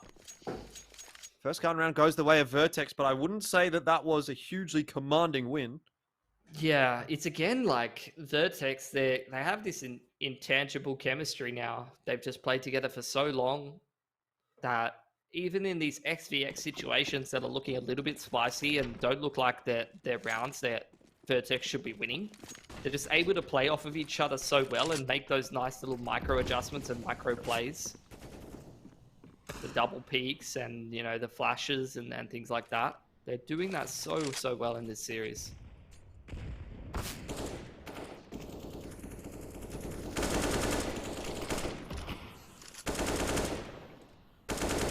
Get the force buy-in from DGG. They put a lot into this round, and they have very little util left here. Again, Vertex understanding that they have a pretty massive util advantage as we go towards the 1:14 mark. They're anticipating some aggressive plays, and they'll be rewarded for their patience. That was the armorless player, though. Zeph was holding on to extra cash compared to the rest of his team, so he can potentially buy an AWP into round number 6. Yeah, not good news here for DGG in this one. Epoch Dud sort of just left to his own devices again. Gets a bit of work done, starts to creep his way up the ramp, and the rest of the team will follow suit. Lots of util tossed in, but it's an interesting take. No smoke on the side itself. Really opens up those angles for Vertex. Maybe that's what they want. Long range duels with the rifles, pull it off. Bomb plant goes down, and Mizzy, who has really been the standout for DGG tonight, I feel, not able to get into the round at all. Wouldn't even be too bad to just chuck a save here. Still got a smoke and a flash you can do something with. Vertex, my lord, 5 players alive. Bomb plant. It's again going to be them stabilizing their money early on in the half, making DGG's life difficult, even after pistol and anti-eco went decent for them.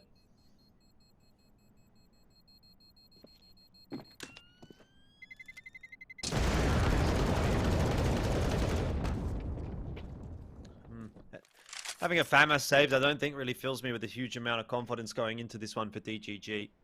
Chuck it off the map, mate. Piece of Chuck garbage. it off the map. Okay. Absolutely garbage weapon. You are really a savage. Yeah, I'm pretty cool like that. It's no big deal. Where's that smoke gone? Oh, over the top towards secret side. Pretty cool.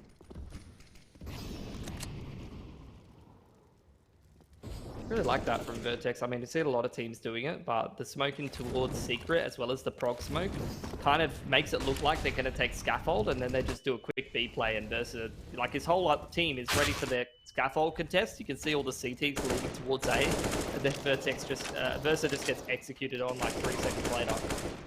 Very, very tight timing from Vertex. I love that.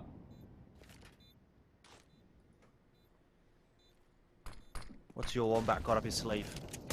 Flash him through the smoke. Oh, where's the comms? Molotov. Does save Brace. That's okay. But Brace still loses his life. I mean, this is kind of more expensive for Vertex than I would have thought it would be. Once again, Mizzy doesn't get to do anything. He's just had a bit of a slide down the ramp. You're chilling. Max chilling. What do you think of that from Malta, just letting his teammates die with the no-com? I think that's good. I reckon that's good. Do you reckon that's what happened, though? Is that the kind of guy Malta is? Yeah, probably. Not a very nice man, actually. He's got a really nice quality camera, though. He does. I respect that.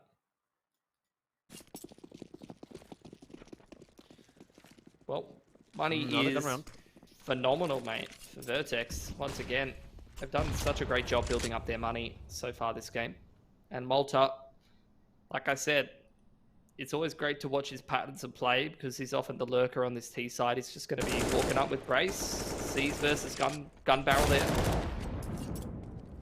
That hasn't gone well for Vertex at all.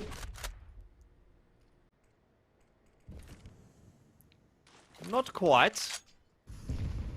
I mean, Versa and Zeph are very low, though, so this is a round that could definitely still swing back the other way. Stray grenade, of which there are a couple for Vertex, could definitely be a big difference maker.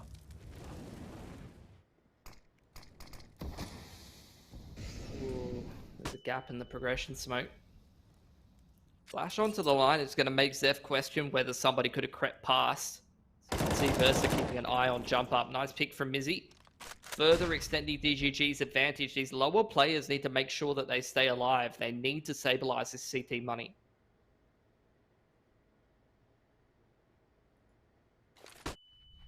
Brace is waiting so patiently for a peek, but he's not going to get it. Mizzy on the other angle, finding another kill. Now Rufflecoat finds himself alone. This would be such a nice round for DGG to win if they could get it unclean. And Rufflecoat hasn't seen Mizzy exit either, I don't think. A bit of a rude awakening now, and eventually does lose his life. Mizzy's not putting a foot wrong. He's 7-1 in a 3-3 scoreline map. It's a gaming god. Look at him go. All of the CT guns being kept up. They're going to start contesting this game economically. Vertex scraping the bottoms of the bank accounts to reinvest in a round that didn't finish well for them. Initial util kind of making it look like they're going for that stairs contest yet again, but Vertex quite heavily setting up to contest Scaffold this time. Good start for Gump. Apoc Dart looking for a trade. He won't get it. Gump is just a bit too good at the moment. 5 HP. He's gotten away with a couple of kills. PZ did at least manage to chime in with one, but numbers definitely advantageous for the CT side. We've really seen DGG put up a good fight so far on this CT side, but PZ with his second frag for the round equalizes the numbers.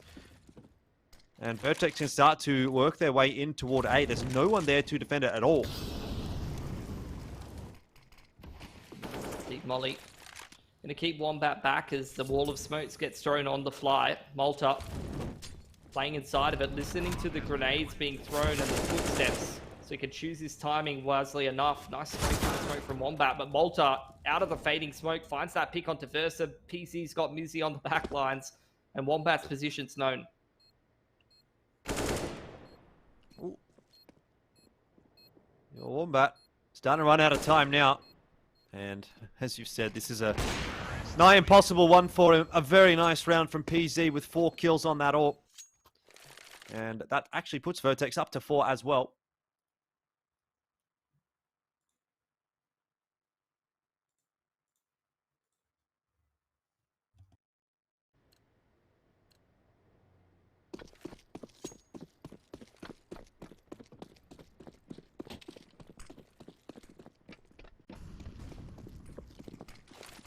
Alright, well, kicking this round off.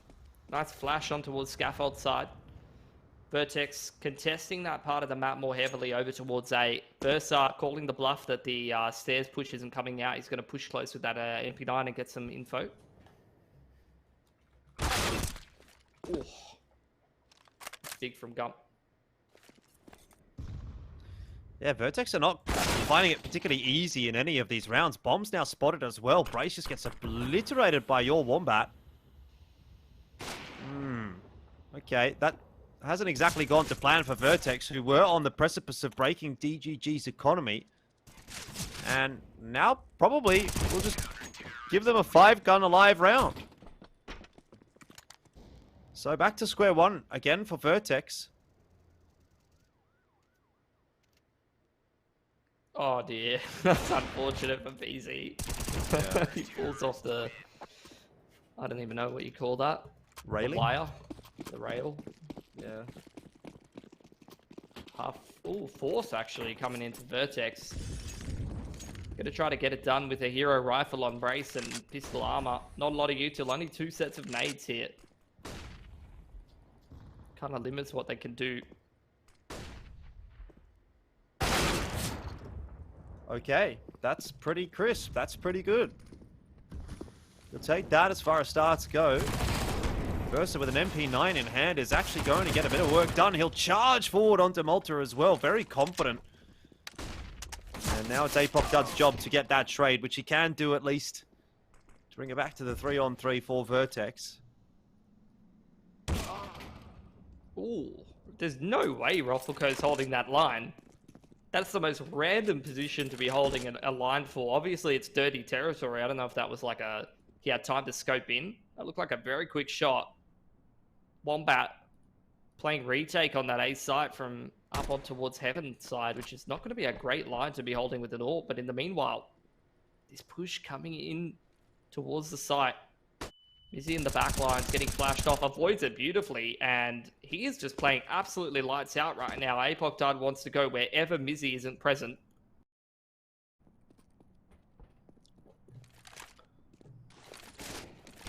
Oh, smoke in from Rocco. Big shot to hit, and he won't land it. Now Apokdud on 10 HP. Has to try and clutch this one out for his side. Flash goes through. He's deleted by Mizzy. And DGG will survive. Was a bit touch and go for a moment.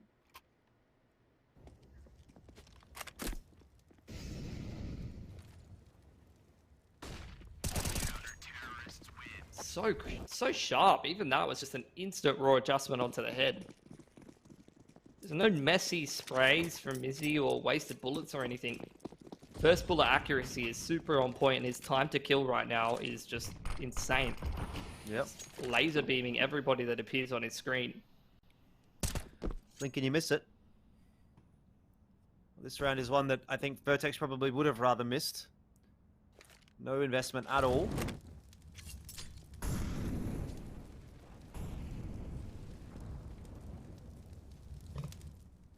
They've still got some work to do in a round like this, though. DGG's money has not built up at all. So any kill here can be pretty impactful. Your Wombat, yeah, it was a big spray. Not much you could do about it. Eventually, too many numbers headed in his direction. Race with that AK is the best chance now for Vertex to grab another. First is going to be flashed out, and we'll get it done. 6-4. Only one gun lost, that's fine. Yeah, money's building up for DGG. Got 2 gun rounds in the back pocket, most likely. Vertex reinvesting now. Looks pretty good across the board. No AWP though, which gives some openings for Zeph to abuse his. Find some opening picks or contest some lines where the rifles can't really do too much about it.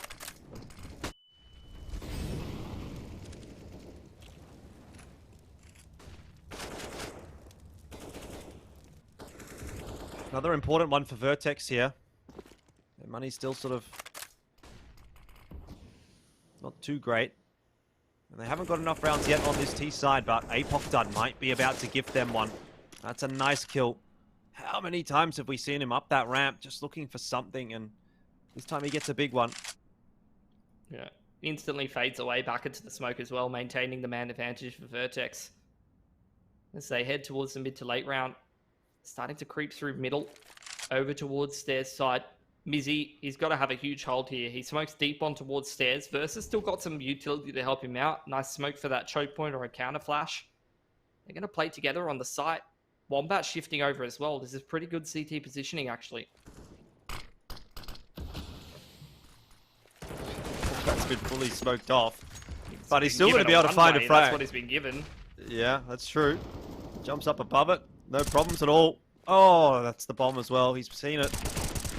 PZ's going to work his way away, and Vertex, they're not looking too fantastic right now on the T side. You have to say, with this round going the way of DGG, if and more so when it does, they're really starting to get in command of this half. PZ could definitely clutch this, dude. Oh, 15 seconds. I didn't see the timer. Forget about it. Yeah, he's definitely run that timer down a little bit too far. Just take that swing onto your Wombat, can't get much, and one of his friends just watching him there as he falls. 7-4. Should be another save here from Vertex. Pistols and armor. But DGG are mounting a pretty solid CT side right now. Good resurgence from DGG.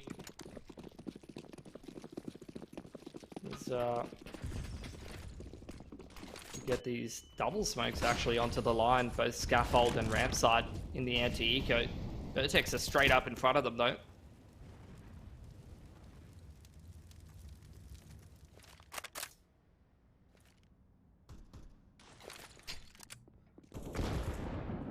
And I think the other thing for me is that for the most part, DGG have been having clean rounds on this CT side as well.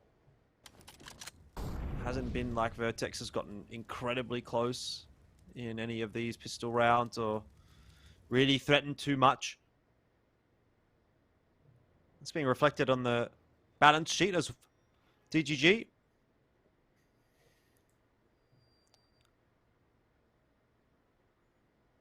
Run boost here for Roffelko, maybe. Let's do it. See what happens. He's been spotted out by Zeph, and That does end up amounting into not a whole lot. PC with that Tech 9 can get a little bit more, but another good result for DGG, and they sort of march one step further forward. Cute little run boost. 8-4. DGG, let's see make the best of this half. Not sure how deep their playbook's going to be on the T side of this map. Always hard to tell when you haven't seen too many officials from a team.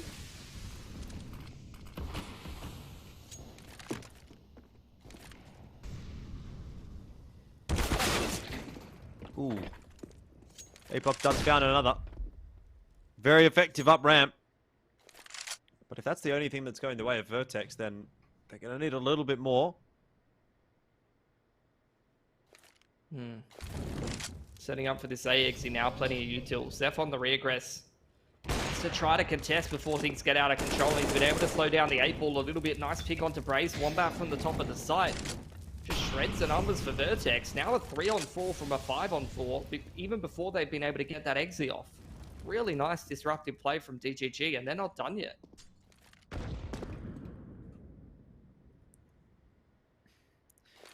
Exactly as I said, doesn't matter how many times you get that opening duel, if you can't convert much off of it, it's less than ideal.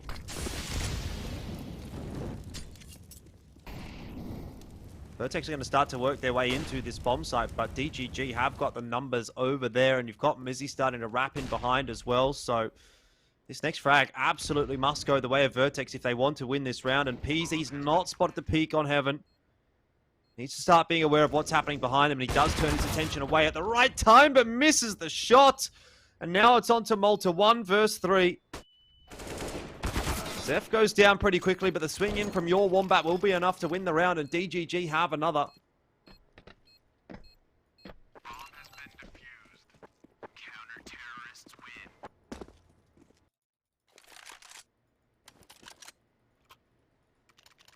Good recovery from DGG. The regress on towards ramps.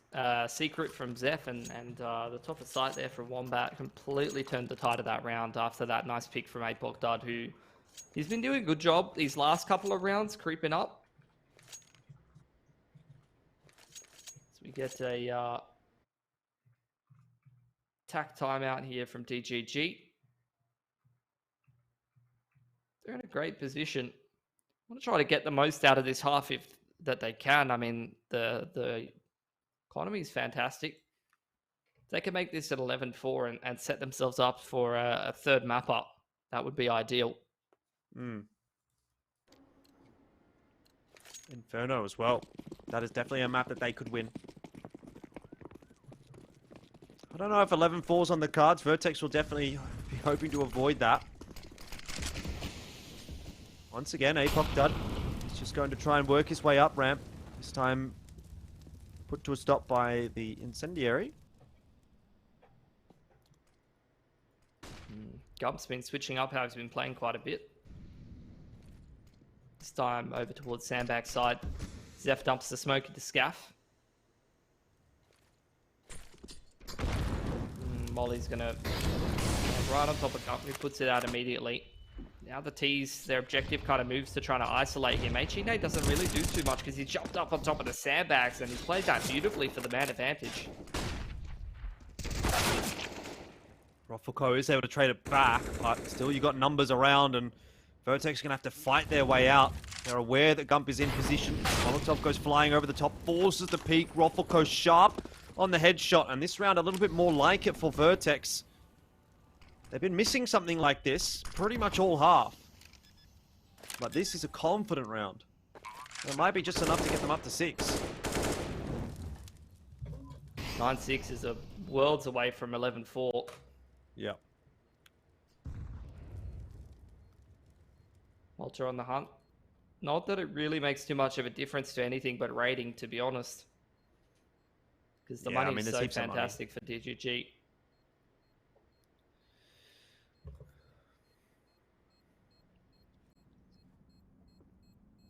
Doesn't look like Versus is going to be running into anyone, so he should be okay.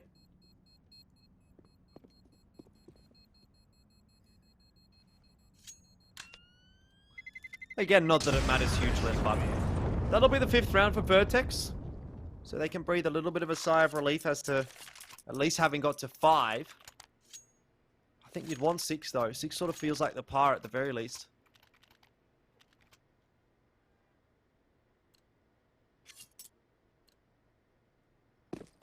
See what Vertex has for us in this last T gun round. His eyes on Apoc Dart at the start of the round for the most part because he's going to be contesting Scaffold. But PZ, don't know if he's going to be ready for Versa to be past this line. Ruffleco, good movement. Again, just that AD to segment off certain lines and cut the angles down little by little. Gut wins the duel onto Apoc Dart though. That's a fight that's been going back and forth for this whole half. Vertex, couple of lower players now.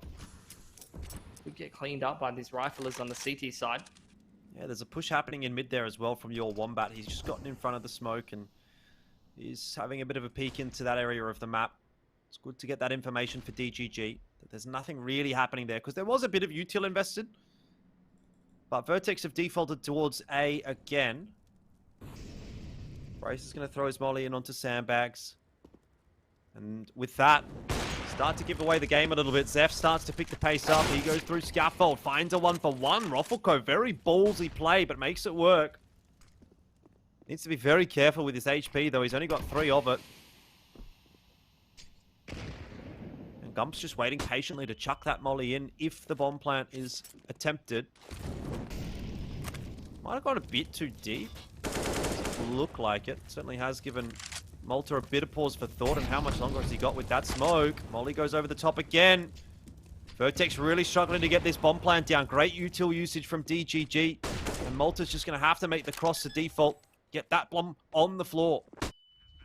But push comes in straight away from DGG. Malta and Brace. Oh, that was over in a flash. 9-6, and Vertex, they've won the round. But the half, definitely still favoring DGG.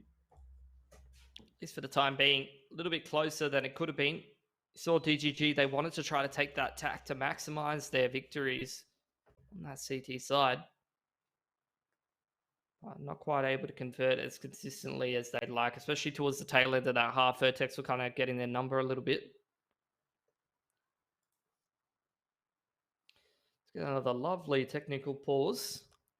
It's one of your favorites, Jordan. You just missed Asian CS. I wonder who it could be. Could it be Ruffleco or Apoc Dart? I don't even know what's going on with Ruffleco's camera at the moment, so... What are we looking at? I see a keyboard. And the back of a monitor? Yeah, I thought that looked like a fly screen, but if that's a keyboard, it's probably not that. The cables are a dead giveaway, Jordan. Come on, you know this. Where are the cables? Running across into the back of it, underneath. We must be seeing something different. Hang on. Oh, I put it on my other monitor. So, you know, I have like the gamer settings on my monitor. Yeah, me and too, it's all bro. like the I'm a bit of a digital gamer vibrance too, and stuff. You know, it's not a big deal to me though. So when I put it on my second monitor, it's much brighter and I can see actually. So yeah, I see what you're talking about. Yeah.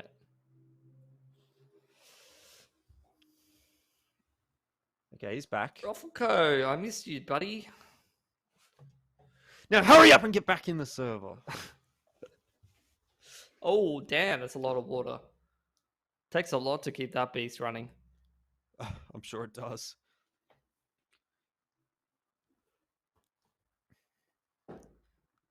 Are we all good? Are we all good? I think we're all good. That's good.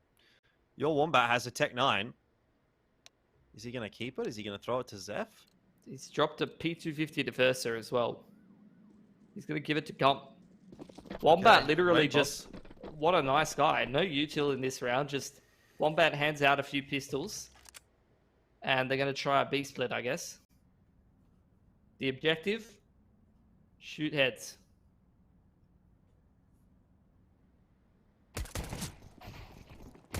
You need to shoot the heads right here as Vertex because there are some pretty scary players on the other team. Mizzy will be able to overwhelm Apoc Dart, and now Ruffleco just gets tapped out of the server. It was looking good for a moment for Vertex, but DGG just picking the pace up definitely do overwhelm. Bomb's still on its way to B here, so a bit of time to work with, and Brace with a nice crisp tap does bring it back to 2-on-2, and now DGG getting a bit worse for wear. Brace, what is that? What is that from Brace? Let's watch this raw adjustment. First that one, that's sick, but how does he win this duel?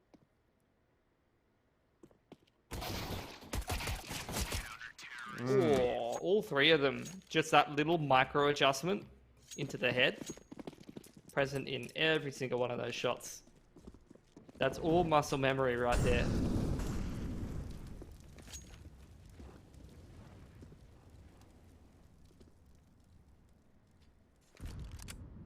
Yeah, cool. Well, definitely a much needed pistol round win for Vertex. It's going to make their job a lot easier in the second half. Someone hasn't painted the walls in here yet. I only just noticed that. I don't know if painting the walls is sort of the next thing on the list. Oh, the backwards B-hop from Mizzy. Style points. Brace looking for some star points as well. He's just cleaned them up. Honestly, Not a whole lot in that one. That reminds me of the cartoon shooter a little bit, because that's been like a big thing people have been doing. It's like on Backwards the B-hopping. on on the Sky Agent, you go in the dog form and you like dog backwards. Right. Like backwards B-hop with the dog, or with the wolf, or whatever you want to call it. Cool. Yeah, cool story, bro. Look, bonus round now for Vertex, MP9s, and a scout. So really, I mean, you don't really put too much belief that you're winning this round, but if you can take 3 or 4 guns away from DGG, you're feeling great anyway. And even if you do win this round and you upgrade your AKs, you're feeling phenomenal. Still a fair bit of util here for Vertex. We've got some stairs control for DGG. Done a good job just clearing out portions of the map and keeping the CT info game a little bit more honest. Vertex really looking for a pick of some info over towards ramp site here. They're burning a lot of util. Zeph wisely backing off, knowing that they're pretty desperate for that pick. But after that pressure and clearing that part of the map out, you can see the readjustment from Vertex. They're running out of util and they're looking to stack that B side after they lost stairs control. Yeah, still an incend there for Malta, which could be used to cause a bit of a ruckus if he gets the timing right. Especially because it is starting to tick down a little now for DGG. 36 seconds. Gonna have to go grab that bomb as well. The stack is proven to be ineffective for Vertex, and they've decided to start to work their way back over to A, which seems to be a good call. Looks like that's where DGG is going to head, and here comes some of that T-side util, but 20 seconds here, Pilski, and there's a really, really nicely timed incendiary from PZ, which is going to keep them at bay. Brace finds the opening pick as well. This is looking good for Vertex right now. No. Oh, Wombat, he's got a team kill, and Brace is still on the site with an M4. Oh, what's going on? APOC up through the smoke. It was enough of a distraction that Brace gets another. And 9-9 is now the scoreline, and that is perfect for Vertex. So they picked up a couple of AKs. That's what we call a good call at the completely the wrong time. DGG, like they had the right idea after going stairs, going back towards scaffold after Vertex were trying to force the pick. We saw the reroute back towards the B side. And you see, like DGG, oh, that's a great nade. DGG, they kind of had an idea about what they wanted to do, but they just couldn't put the pieces together fast enough.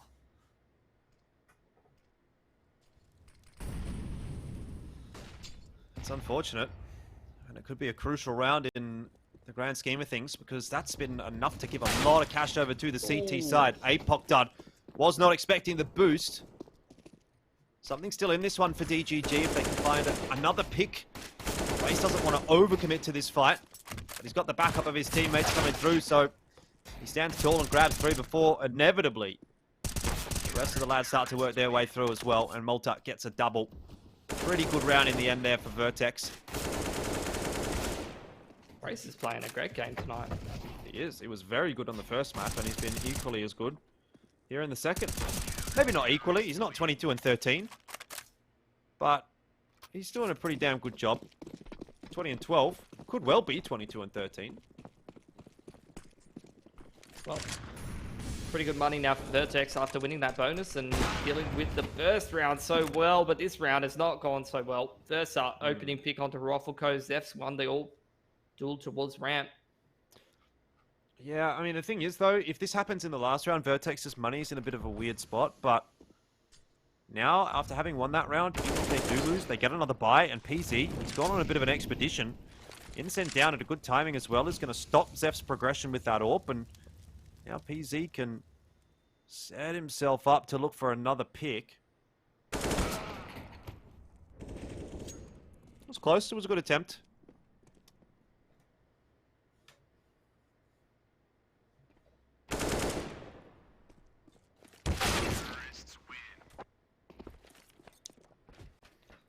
Fair enough, DGG able to equalize, but should see a buy straight back in here from Vertex.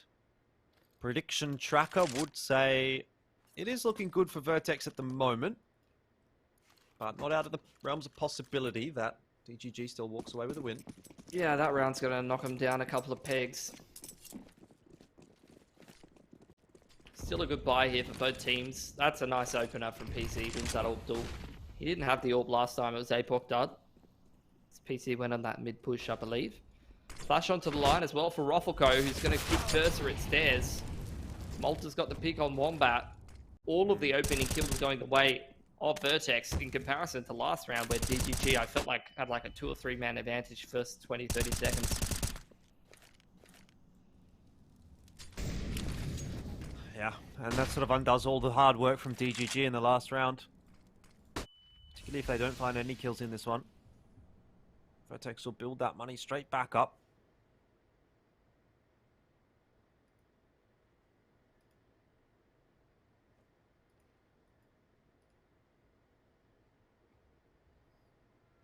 Damage now for DGG being attempted. Gump on the entry up towards ramp. He gets flashed over the top as well. Counter flash comes in from the CTs. Roffelco on the AWP actually. Playing around Gen side. Picked up from PC's body. And APOC dud sitting up above. Towards that jump up area. Great volley. Isolates Roffelco. This round is starting to fall apart. Yep. Don't know if I like the way this is going for Vertex, but that's a very well-timed nade from APOC dud to bring it back to just the one. Gump is going to have to pull off a pretty good round to win it here. That's a sharp shot. Great start. Can he get any more, though? 1 on 2. Has spotted out Malta, and there you have it. Gump with a 1 on 3. He is pumped as well. I was literally just thinking to myself, like, Gump in those situations, he has such great first bullet accuracy with the AK. Yeah. Yeah, I almost felt it coming too. Yeah. It's just, like, you've seen it before, haven't you? And that's exactly everything in that round. Everything in that round was like him playing the angles, him, like, good crosshair placement. It was pointing in that direction, though, wasn't it? You know, Vertex finding it difficult to get into that site. Gump being able to isolate the jewels. Bomb plant going down. I mean, Vertex will be disappointed to lose that one. And now DGG. The pendulum swings in their favor. Vertex has threaded the needle.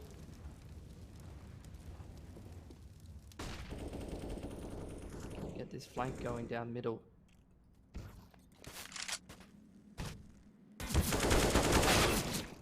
Ooh, well, that hasn't quite gone so well for Gump after having such a nice round to then dying straight up to a USP.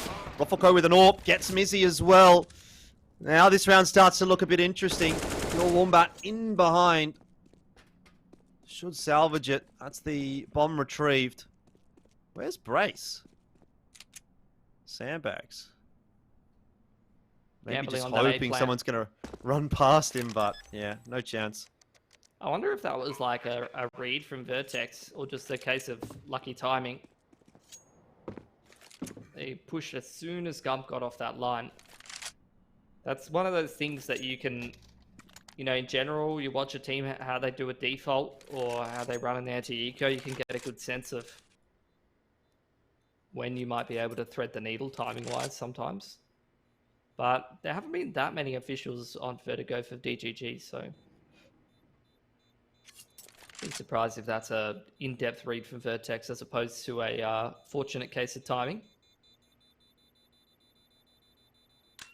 12 to 10 now. Another buy round comes in. This saved ult from Brace is going to give an AWP over to Vertex that they probably wouldn't have had. And I'm not sure, actually, if DGG can afford to replace that AWP that they lost for Zeph. So the AWP diff should have been going in favor of DGG on the T side, but actually... Oh no, Zeph's got one as well. But he'll just have to play against PZ's AWP this time. Whereas he wouldn't have had to before.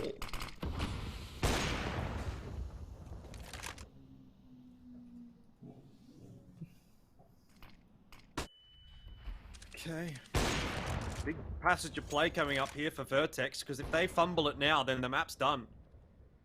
They really need to win 2 or 3 rounds in a row. CT side comeback, we've talked at length about that being quite difficult sometimes. And that's kind of the position that Vertex have gotten themselves into. GG will not go down without a fight. Util being exchanged on both sides, and Mizzy's gotten the better of PZ. Brace, an awkward duel for him to take, but he gets the job done. And now Malta is really looking to try and find some kind of control in scaffolding. Yeah. Gump's creeping out mid. Apoc Dart dumping the panic util as this stairs hit coming in. All of the util going over the top. That's a lot of pressure on Ruffleco all alone on the site. Flash is being layered nice enough for him to get traded out, so this bomb plant will go down. Yeah, he did well to avoid that first flash and get the one. Vertex, they didn't manage to pull off a 3-on-1 retake on this site when they had the opportunity earlier, and that's kind of what's put them in this hole.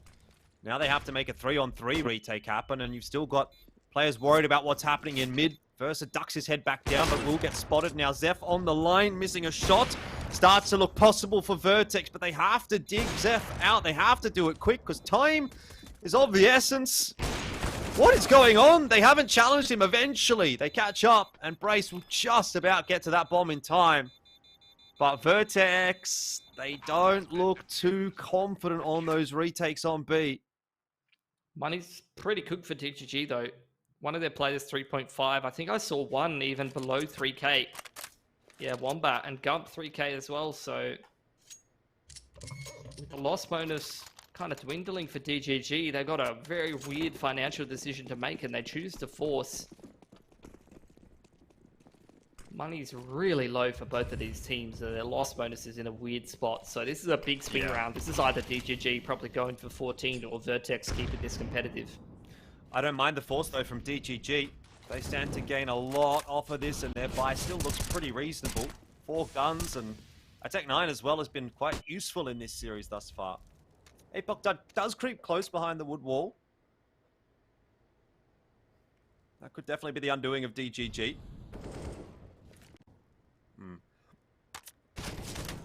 Brace is going to continue to lock down mid. He will spot out Gump, but Ruffleco also winning a duel against Zeph off the back of the boost is starting to make this round look pretty good for Vertex. Just don't want to see any shenanigans here. I think Vertex can just afford to keep their heads down. Surely he's got to check. Ruffleco gets a really nice flash in from Apoc Dud, which will score him a double kill. Oh, this could be 5 alive, and MP9's being upgraded here. This would be a massive momentum swing. Or it could be a Gump round. Gump saving, bro. Could it be a Gump round, Pilski? Gump round consists of getting 1 exit here. Shame.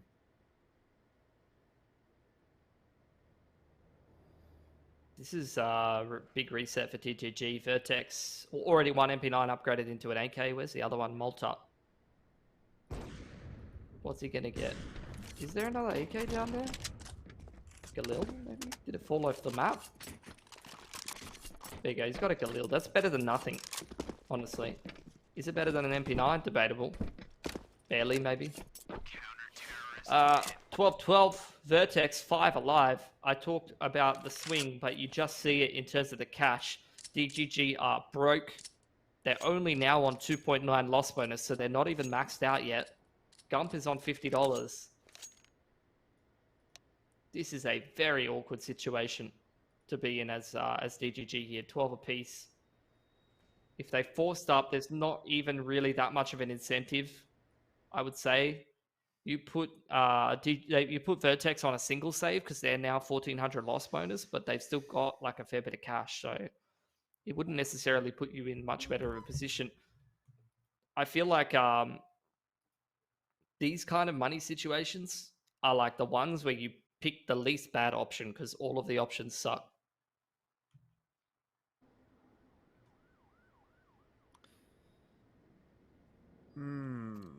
What's the least bad option, though?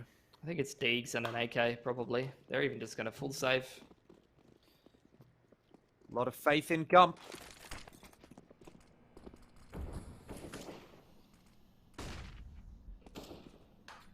What can he do? Single AK. He's got a flash as well. Can toss that over to a teammate if someone can flash him in, maybe.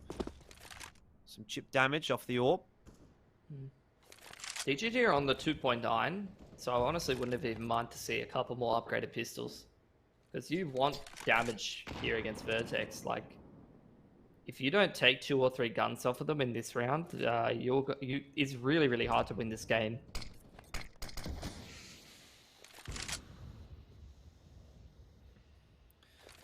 Look, they have a possibility of doing that.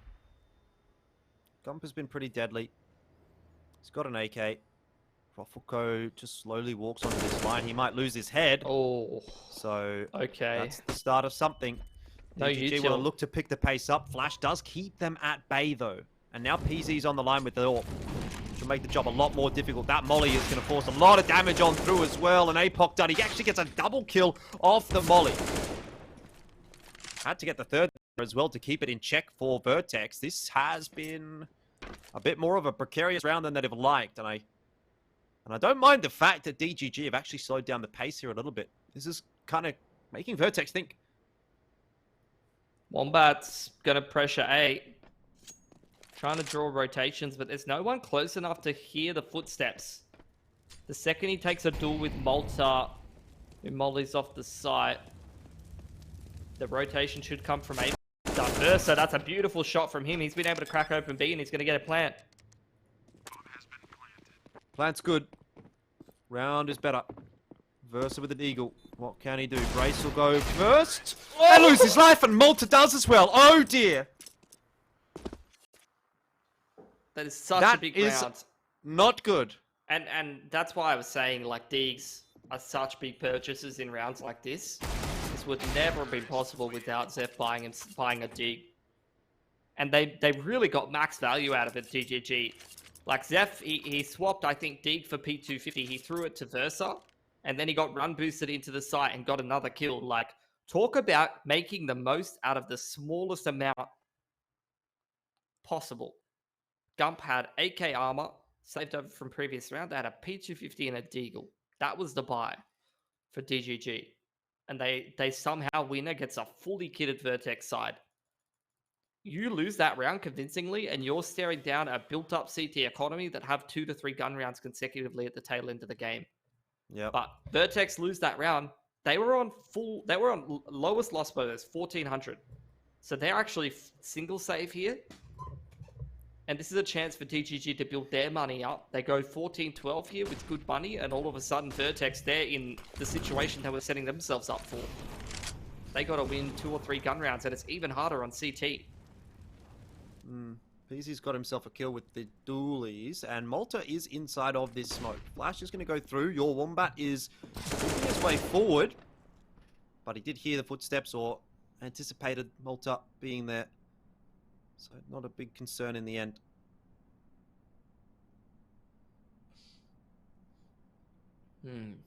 Yeah, I mean, it's a bit of a...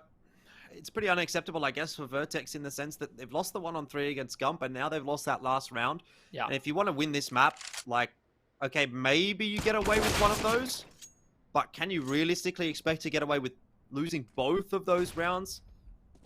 I'm not so sure. I think DGG have probably done enough. But maybe there is still another chapter yet in this book. Obviously, plan's going to go down for DGG here on the B side. Brace charging forward with a 5-7. Does get himself a kill, but can't get out with the AK. Although Rofuko may be able to retrieve it unless it's been blown off the edge by that grenade. Nope. Can't do much with it, though. So, can Vertex make amends once again? They've really made this second half way more difficult for themselves than it should have been. And maybe it's unwinnable for them, having lost those 2 rounds.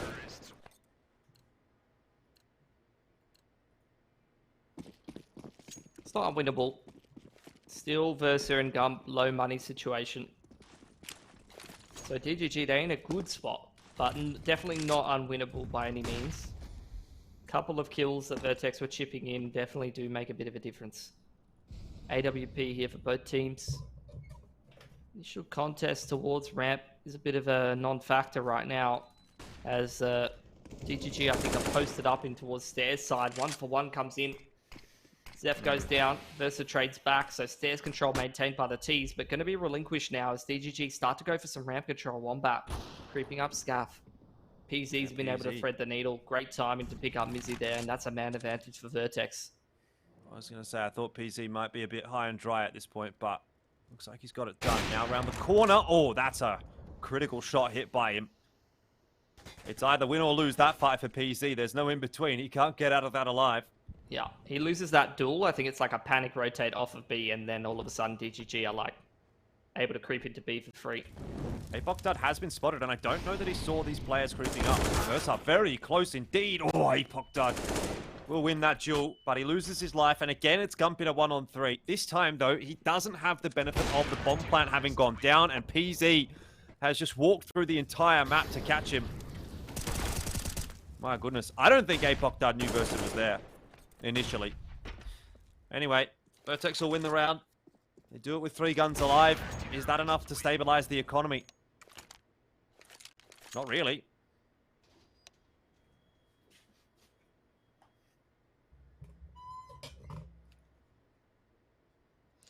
Attack timeout for DGG now. Like I said, their money was not unbreakable. They lost a couple of guns to the pistols. With how back and forth and how random some of these round wins have been, the loss bonus is not as well set out as it usually could be.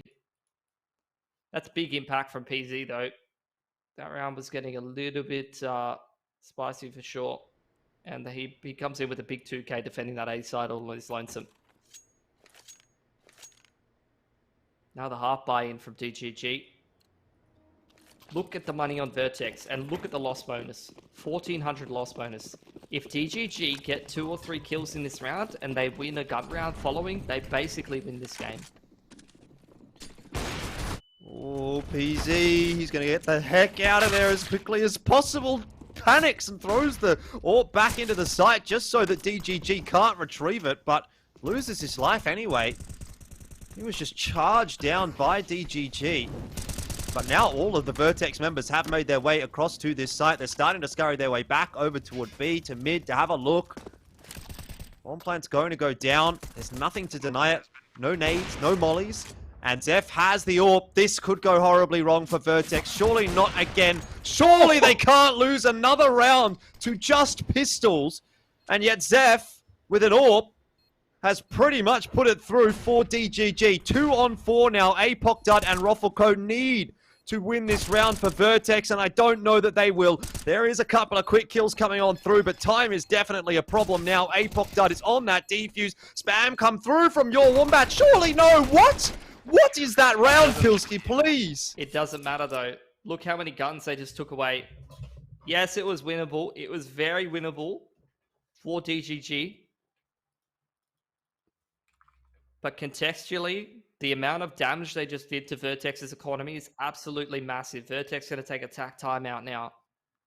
This is a woeful position to be in. We're talking 14 apiece. This is a do or die gun round.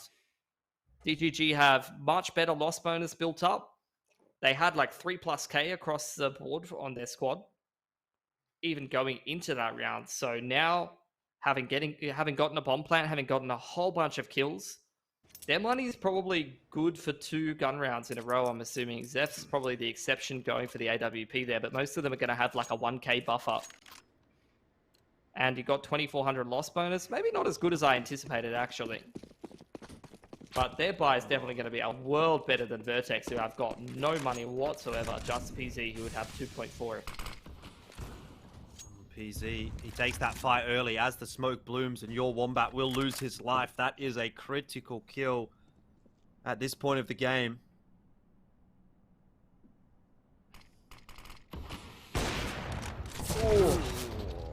Oh, wow. How much HP was Zeph on just then? Leg plus, well, I don't know if Oh, that he was got leg. spam. Was it leg? I have no idea. I think it We'll might have maybe been have just to- spam from Malta. I'm not sure. Look on a replay. Roffelko and Apok Dud combining on the side. Apok Dud jumps up on the wood wall. And now Roffelko's kind of in a spot of bother here. Has to try and get to safety. Eventually gets to a spot where at least Brace can trade him. But Vertex, I mean, your heart's got to be pumping at this point, I think, regardless of how the fact, you know, this is a 3-on-1. You should, every day of the week, wrap that up. But every single round has just been a heart stopper for Vertex. And here's another one which Mizzy may be able to do something interesting in. Malta on a bit of a cheeky angle. Should be able to win this one if he gets the timing right, but he has not peaked. And Mizzy will go up the ladder and into mid. Braces there. There you go. 15th for Vertex. No bomb plant is a big loss for DGG. You can see how many of their players really would have benefited from that. Might have been able to put AKs on the board. And Vertex, big gun round to win. Like I said, the stakes were all there for them. It was do or die. There would have been 1,400 in the bank accounts if they dropped that one. But that's a critical gun round they needed to win, and they got it done. Now DGG, pretty scuffed by. Utils all over the place. Not that many AKs. Wombat's trying to throw the bomb into the mine shaft. The elevator shaft, rather. Well, one more required for Vertex to finish this series off and secure a place in the playoffs. This is their best opportunity to do so. If they let this one slip, we're into overtime. DGG obviously get a bunch of money. They can do whatever they want. And they've got a few rounds to play with as well. Util all over the place. Malta does swing off the back of it. Gets the better of your Wombat. Second time now in a row that Vertex have had the numbers advantage. And Malta presents another for them. It's starting to fall apart, but DGG dig deep. And find a couple of quick kills.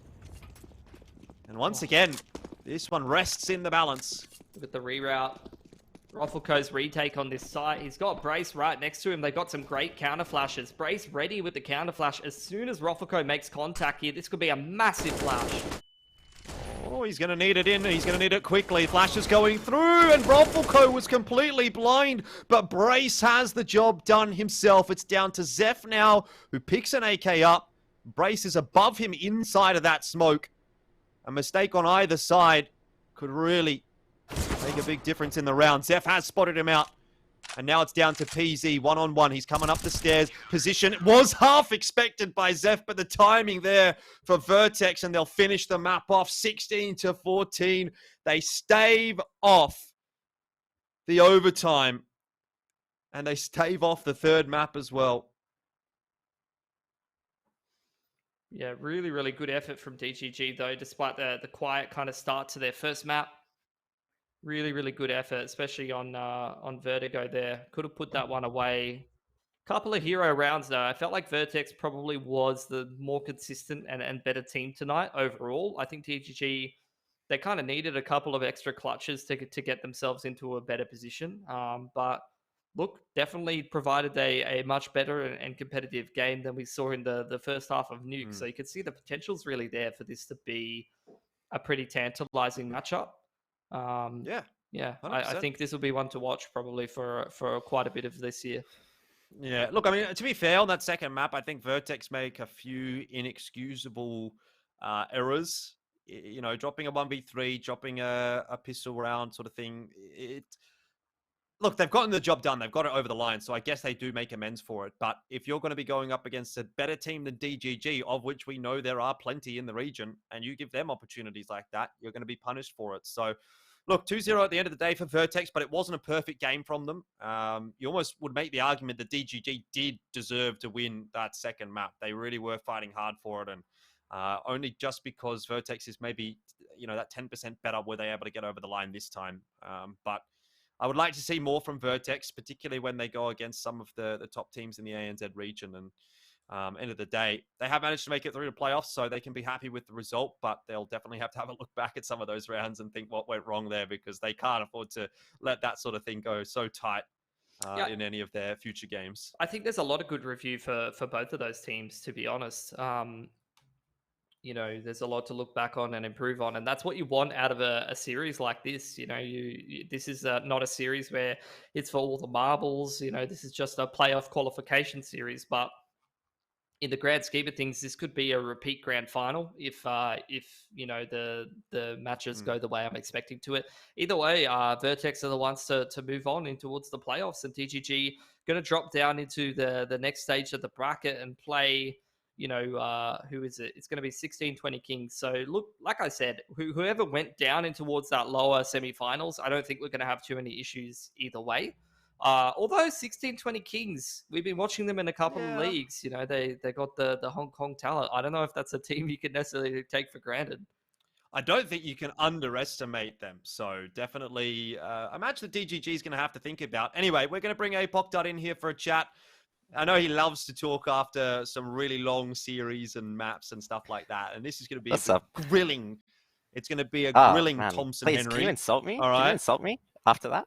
Mate, what the hell just happened? How did that go to 16-14? I'm sorry. I haven't just let you guys down. I've let down myself, honestly. I'm sorry. Have you? But, yeah, look, at least we closed it out in the end. It was getting a bit dire. Were you getting a bit worried at one point? Look, I'm always worried, to be honest. After we threw that order game, ever since then, the ancient 1v2, ever since then, I'm always worried, Jordan. I won't lie. It affects me in my day-to-day life. I can't leave the house anymore. I just see Declan 1v2ing me these days, to be honest. Yeah, at least I haven't got COVID, so there's the positive. Yeah, might be a little bit of a benefit there. I wanted to ask you, what you thought about the just playing DGG in a lot of these series. I imagine this is, in a lot of tournaments, might be a matchup that happens because you guys would be on certain sides of the bracket seeding wise, and you're going to play some weaker teams into around this point in the competition. I'd imagine Vertex DGG is going to be a series that we see over and over again. So what do you think about that team? I imagine you're probably familiar with a fair few of those boys. Yeah, I mean, I played with Gump, I played with Zeph, and I played a little bit with, I have played with Yorma about ages ago when I was in CGA, but I also played with him a little bit in this team before James got him kicked. But I think, first of all, it's awesome that all of those players are in a team and back together, because I don't know, I just love seeing teams back, because there was a stage there where there was one team to scrim and it was a bit rough, and then anyway, but they're getting better, I would say, when we verse them, and because we both are have just made roster changes. I know they kind of built a new roster, but that core of Mizzy and Gump have been playing together for a while. You can kind of see each scrim we're getting, each team is getting better. And I think, it's probably going to be a pretty close series for a while. I think that one honestly should not have been as close as it was. Vertigo, I think there were 4 anti-3v1s and 5v2s and stuff that we threw. But they're always going to be a good team to verse, because they got some really individually good players. Zeph has always been really sharp. Gump's got a good brain. Your Wombat's just really handsome. So yeah, I think it's always going to be a good match. Okay, well, speaking of good matches, we've got one more coming up, and this is always the go-to question for you, Apoc. I want your thoughts on this next game, and I don't know if you know, by the way, but Antic is playing with 2 subs tonight, so it's Antic and 8 ballers. Do you know who the subs are? Because that'll obviously influence your decision. I don't. Can you tell me who they are? Yeah, so Antic's playing with Panic and Guag as their subs. Really? And I think it's Fiend and Reckons that are not playing in the roster. So do they beat 8 ballers, or is that going to be one that goes the way of 8 ballers? They're going to beat 8 ballers. Panic does not lose to 8 ballers. I think he would destroy his computer if he did. So no disrespect to 8 ballers. Just if Tyson comes back, if Tyson comes back and loses to anyone that's less than us, he's going to just kill someone. So yeah, I'd back Antic. Yeah. All right. A Valorant player can do so well though, Tom? You reckon he can just come and play CSGO? Tux has been doing pretty well. I won't lie. Yeah. Tux was fragging against us last night. I think, look, man, it's the jet dash buff. But yeah, no, I think Antic should have that in the bag. But April is, I hope they do well now that they've lost Moe, which is a bit sad. But Yeah, I hope they do well. They're going to get wrecked, but I hope they do well. All right. Well, I think with that, we might as well wrap the interview up. Thank you very much for your time, Apox. It's been a pleasure as always. No worries. We'll see Thank if you, you're right in a little bit. Always good to get Apoc Dud's thoughts. All right, guys, look, we don't want to mess around too much. We've got another very interesting series to get to, so don't go too far away. It'll be a short 10-minute break, and then we're back in with Antic and 8Ballers.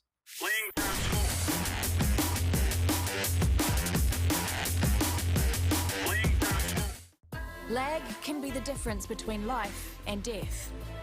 Switch to Orcon's Fiber Pro and Power on an 18-month plan and get this Razer gaming setup worth over $1,000 for free. Orcon for the win. The Tarnished will soon return.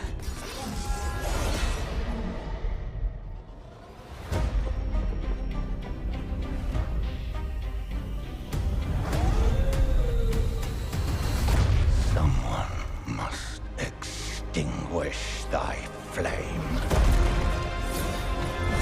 They will fight. And they will die.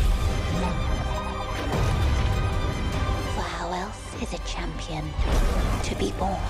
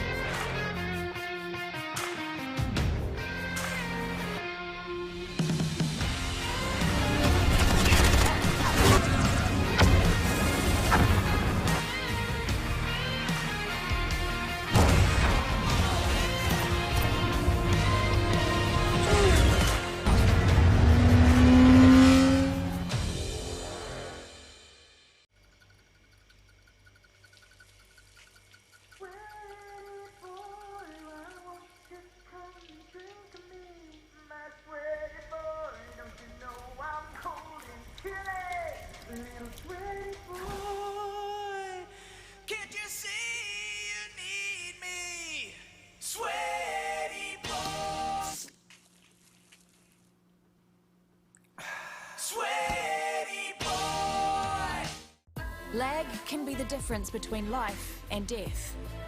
Switch to Orcon's Fiber Pro and Power on an 18-month plan and get this Razer gaming setup worth over $1,000 for free.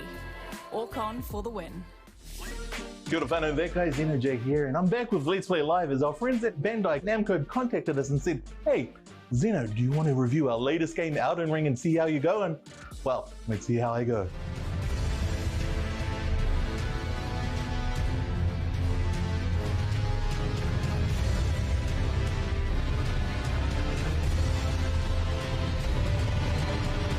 What is Elden Ring? Well, Elden Ring is the latest title from Software in collaboration with George R.R. Martin to create a new open-world epic story of a character who is tarnished and beyond the veil. In that world, they're going to have to fight for their life to try to beat the holders of the Elden Ring, where you will die a lot of times.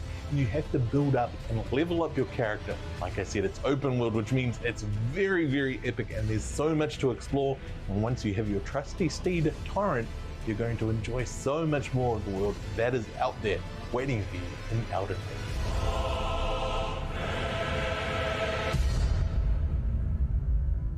Now let's check this out. I did some reading online, guys, and what I saw, what was the thing, was to pick the astrologer class. If you want it to feel a little bit easier, and you also pick the golden seed as the buff you take in. What I really like so far is, like, in terms of graphics, the sheer fidelities, so beautiful.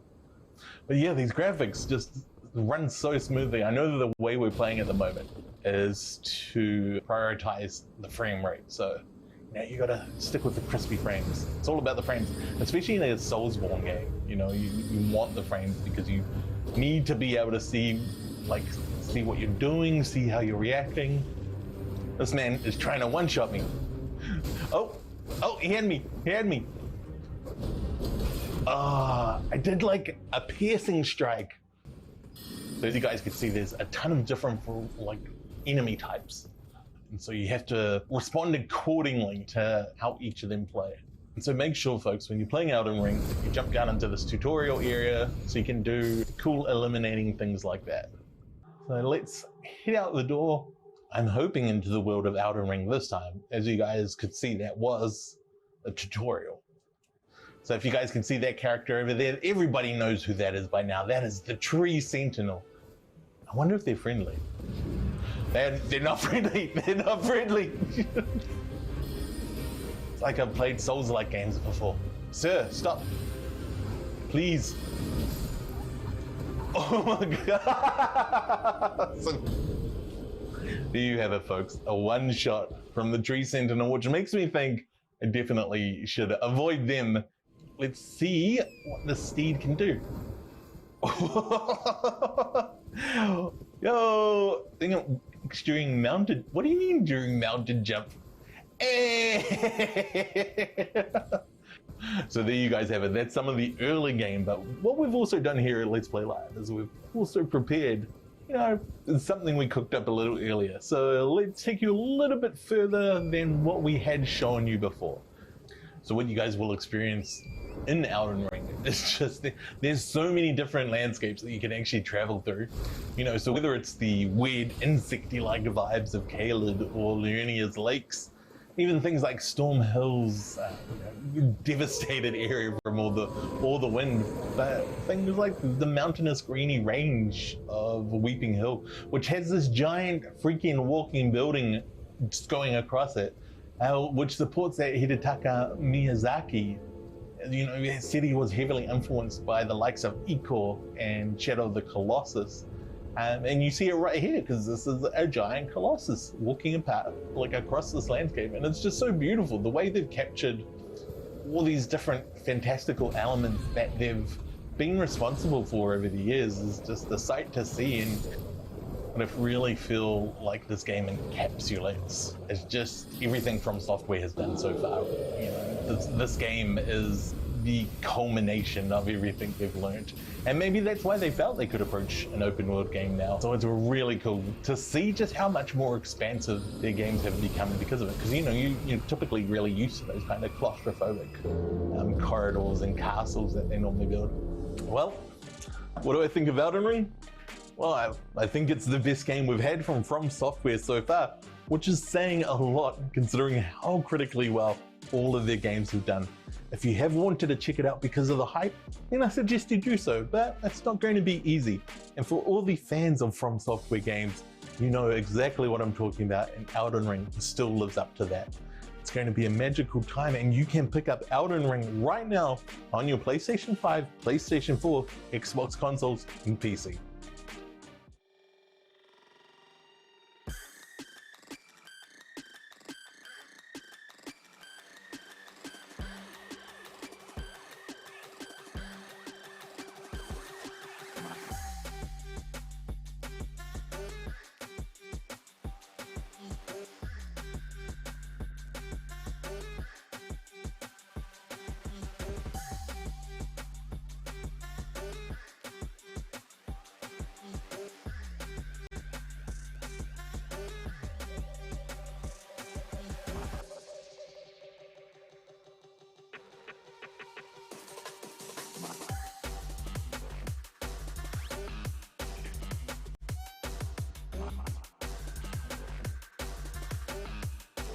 LG OLED.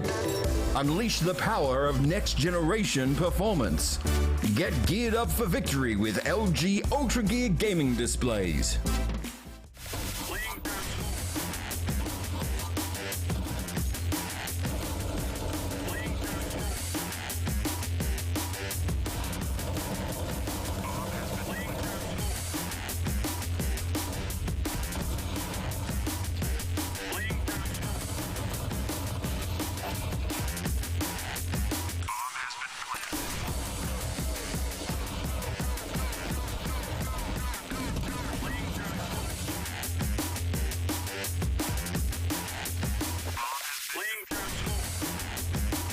Well, from one game to another, we don't have a lot of time here, Pilski, so we're going to have to crack on into things. We've got a big matchup coming up.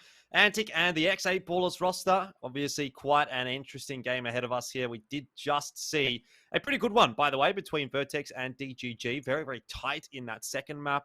Wasn't necessarily sure that Vertex was going to get it over the line, though I did go into the map with a degree of confidence. I came out of it maybe feeling a bit less so. Anyway, look, good stuff from DGG. Vertex, I guess good stuff from them as well, getting it over the line eventually. Either way, let's dive into our second match for today. We'll talk about Antic first, and there is a lot to break down here, Pilski, because a couple of players not available tonight for them. So they've had to come in with a couple of subs, which is normally not a good thing, and I guess you could argue probably still not a good thing, but when your subs are Guag and Panic, you know, that sort of softens the blow a little bit, I feel. Yeah, I think, like, you know, usually you hear teams playing with a substitute is probably not going to be like a fantastic player. Usually it's someone getting the call up who hasn't got a lot of experience. I don't think this is really the case for Antic. In fact, you know, you could put those two players in the roster and it still would be a pretty good team. Don't know how much CS Panic's been playing lately. I know he's been playing a bit of cartoon shooter, Guag, someone who's been reasonably active, but I know both of those two teams can definitely hang at this level, so it still should be a pretty good game. All right, let's take a look at 8Ballers as well before we dive too much deeper into the conversation about this matchup. And look, things are looking okay for them. Obviously, they've got their full roster in today, and Mr. Shark, the newest addition, seems to be a pretty solid pickup for them. It feels like 8Ballers have been a team that's sort of on the slow improve over the last 12 months or so, and I'd be interested to see what they're going to be able to do in this matchup, because I think a team like Antic is kind of on a similar level to them. I would probably argue that Antic might be a little bit above them in recent times, but I think 8Ballers is definitely a team that could win a series like this. And obviously, when there's a couple of subs coming through, you'd probably want to look at this one as a should win for 8Ballers. Yeah, I think that's a good way to frame it. And I think this would be a fantastic game for them to win, that I wouldn't necessarily have pinned them to 100% win. I still think it could have been like either which way, but this is a qualification game. So if you can make the best of the fact that your opponents aren't playing with their full roster and just qualify early, it could be a big boon. All right, let's look at the head-to-head as well and see who are going to be the important players for this matchup. We have chosen Panic, actually, for this one because, you know, he's always going to be a bit of an X-factor in any team that he joins, I feel. Yeah, and I think, like, I don't know how active he's been playing CS. He's been pretty good. Honestly, he's been pretty good lately in terms of his form in a different shooting games. So we'll see how much of that translates across. As for Kobe, I think he's kind of been like a quiet standout on 8Ballers. He is a player that doesn't have a skill set that is necessarily like you see on that many upcoming players. You know, usually you look towards like the flashy aimers and stuff. Kobe seems like a player that's quite good positionally, and with his utility, he's good at those anchoring roles, and he's good at finding gaps on the T side. So if he can really fire up in this series against a bit of a looser configuration, not only can he find more gaps on the T side and exploit mistakes and rotations, but he can also lock down sites in the side anchor role against some of these like scrimmier kind of approaches. All right, well, we did get the opportunity to sit down with Fiend a little earlier in the week and see what he thought about this matchup. So why don't we get his thoughts? I am Fiend from Antic Esports. We've been together about 6 months now. We played in the last season of LPL. We came third. We've changed organisation and names a couple of times. We were the big dogs back then, but yeah, sort of 6 months and going strong. Now you have to say, Antic look like they've got this one on lock. Team environment is so important, and we're pretty susceptible to that sometimes, where if we don't put out the positive energy and if we don't keep everything at the right level. Too high is a problem as well, but sort of at the right level of positive, having a good time, keeping the energy high but not too high. If we don't do that, we can really collapse. So we've sort of found a nice balance for that as well. The cave, he has to collect the bomb, and the timing's not good for the Glock somehow. Yeah, so we played 16-20 Kings and we got the 2-0, and honestly, we should have won by more. Even complacency and having too much fun, all of a sudden we let it slip away and it was 2 16-11s where it probably should have been 2 16-6s or 16-7s. If you let those rounds go, that can actually affect your standing and who you verse in the next round and whatnot. So the fact that we have this complacency could really hurt us. Yeah, right. So we're playing 8-ballers, and we've never lost to them before, but they're a team that I've watched steadily creep closer and closer and improve and get better and better over the last 6 months. And I say that we've never lost to them before. That doesn't mean that we're going into this game thinking, oh, free win or anything like that. It's enough to know that if we don't go in with the right mindset, with the right preparation, everyone being there ready to play, they can take a map, maybe they can take 2. They've got a bunch of really sharp players who, if they actually show up on the day, all of a sudden you're getting just deleted and railed on every corner and you're going, what's going on? While we expect to win, we're definitely not going into this game, well, with that complacency that I was talking about. Well, you know what I find funny about it is that actually Fiend's not going into this game. He's been subbed out for this one. But look, hopefully for Antic, that's not going to make a huge difference. I think they've got a couple of good players in that roster that can replace the 2 that are unable to play today. And I think it is nice to see that they're kind of coming into this matchup with a good degree of confidence. Yeah, for sure. I love that he's talking about complacency, and old mate hasn't even rocked up into the server. So there you go. It's an interesting one. We'll see how they go with the stand-ins and stuff like that tonight. I still think that this is a very winnable game for them, but he's completely right. I think it's a fair assessment of 8-ballers. They're a team on the come up, and I'm still just waiting to see them more consistently win these kind of series. All right, well, let's talk vetoes as well, Pilski. That's going to be a big factor. Wonder if we're going to head towards the more puggier side of things for Antic when they've got a couple of subs coming in. You know, Dust 2 was banned away, but they do pick up Mirage. We'll find ourselves on Inferno as the final map in the pool. So I think those 2 are definitely good pickups in this situation for Antic Esports. But Vertigo, perhaps a little different kind of a map coming through there for 8-ballers, which could be a good sign. Yeah, I think they've looked quite good on Vertigo the last couple of times they played it. So I think it's a bit of a no-brainer pick. Not only does it kind of put Antic in a uncomfortable position potentially, but also it should be a pretty good pick for them. So yeah, we'll see. Yeah, indeed. Well, looking at the rest of the pool, I mean, Inferno's been a bit of a here and there one for Antic, so is Mirage. I guess the matches that they're playing, though, are generally against relatively quality opposition. You know, they've lost on Mirage the likes of Vertex and Paradox, but they've been able to beat the likes of Nutty, so I guess that's kind of expected, right? The thing I think about this Antic roster is that you generally see them win the games that they're expected to win, and they generally will lose the games that they are expected to lose. Now, they are sometimes, I think we've seen pushing those teams like Paradox in particular. They've had some really, really close maps against them, but they're not being able to get them over the line. So to me, when I look at this matchup, when I think 8-ballers and Antic, I'm not really sure where I sit these 2 teams. So, you know what? Maybe let's bring in an expert and see what she thinks. We've got Michelle from 8-ballers ready to have a chat. And, well, it's good to see you because this is going to be some good insight for us. Obviously, you guys have just fairly recently made a roster change, and I wanted to pick your brains on that. Mr. Shark coming in. How has he sort of been fitting into the roster, and how's things going with the rest of the squad, obviously, since you guys have moved on? Well, we had a legendary boot camp back in early February, and Darcy joined us not long after that. So he's fitting in really well. He's great on comms. He's very, very talented, very cool under pressure. We really like him. So he's going to be a great addition to the team. That's good. I'll throw 2 questions at you, like a first one question and then kind of like a follow-up. So I just wanted to ask you a little bit about yourself, Michelle, because I'm sure most people, when we're saying we're interviewing a coach, would think of a certain profile of person, and then you come and hop on the interview with us. So what is it that you do with 8-ballers? Right, so I know nothing about strategy, so let's get that quite clear. Moe is the coach. I'm here as the sports psychologist, so my job is to make sure the boys perform the best they possibly can. And so, yeah, my coaching is more mental rather than strategy.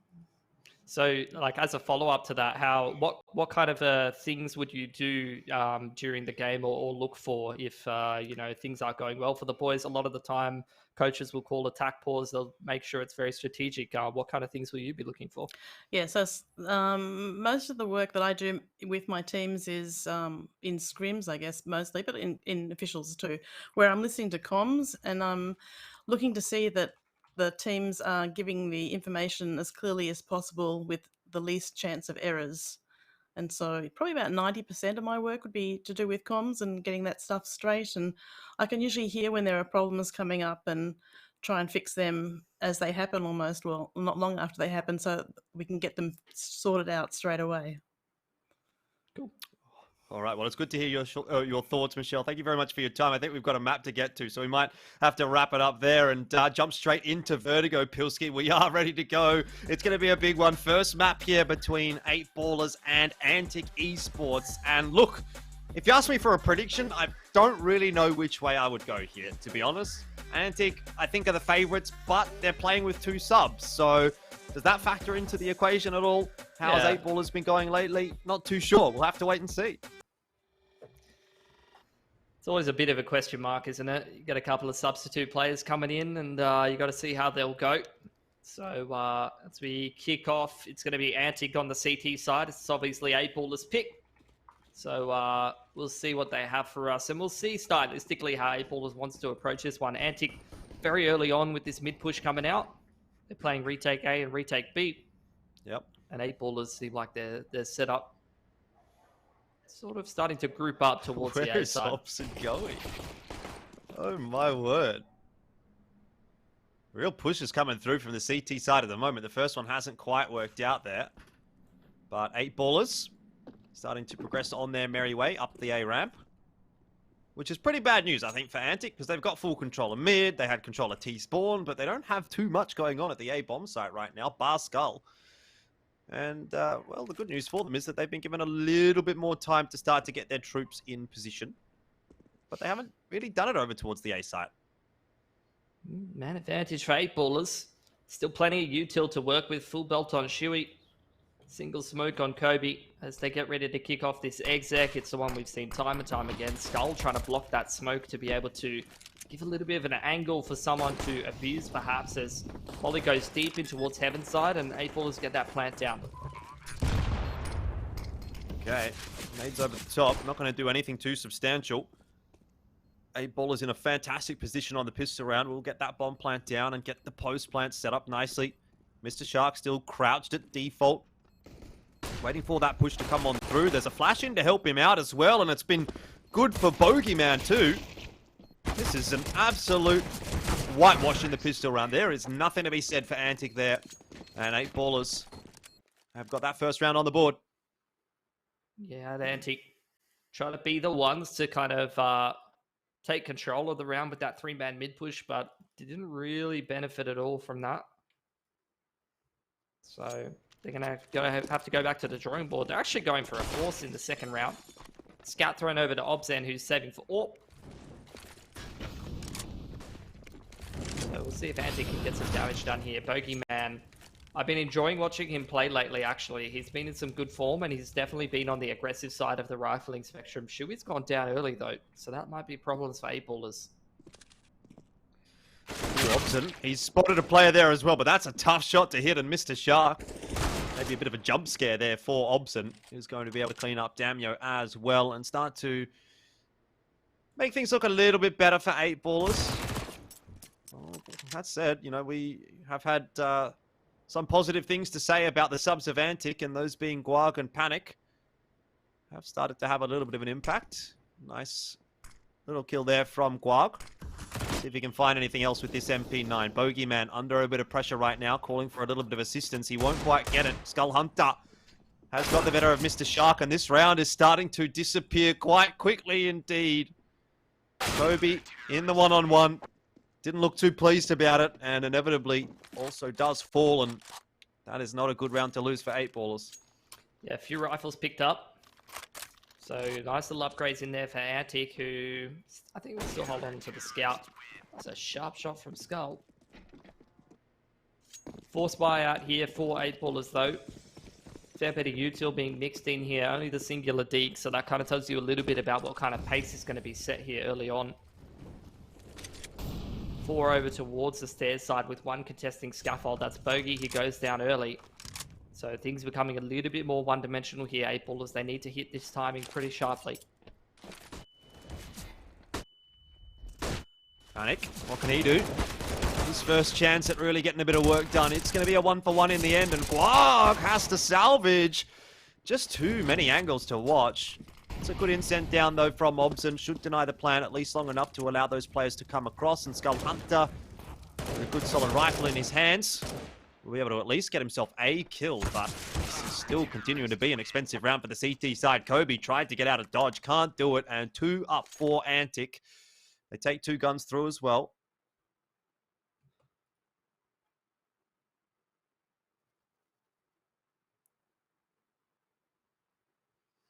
Put themselves in pole position on this CT side. Money's not quite there yet, but if they get a clean anti-eco here, go up 3-1, then they're going to be in an excellent spot. Ballers looking for a couple of kills if they can get it. Not too many upgraded pistols there, though. Just Kobe with the P2.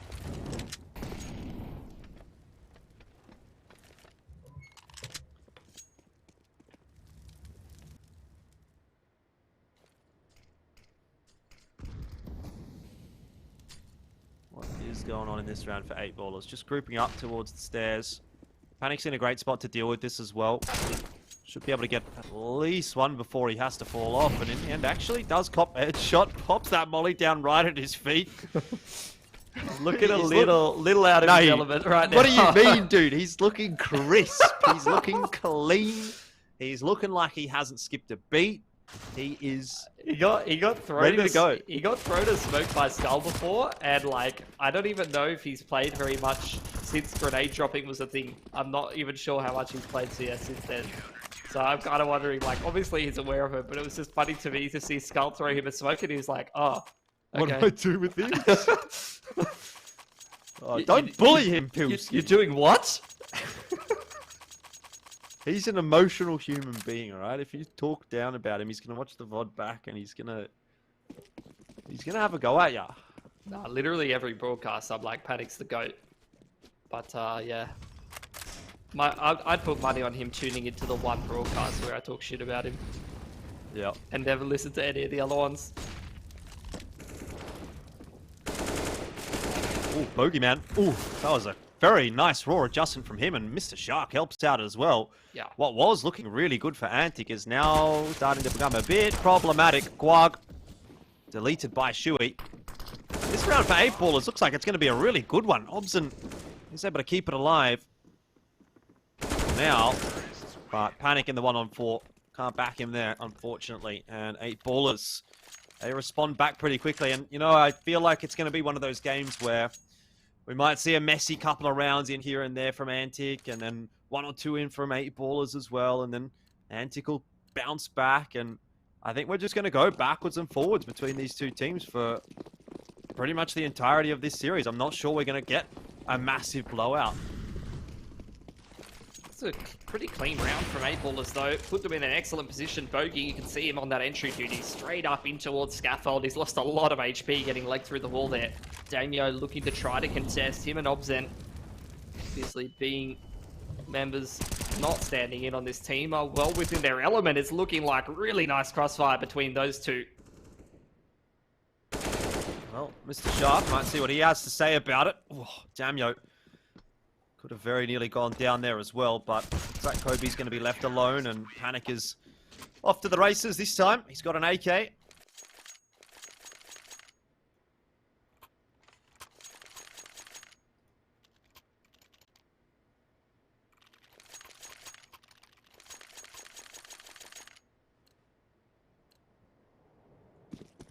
Well, half buy in here for 8ballers.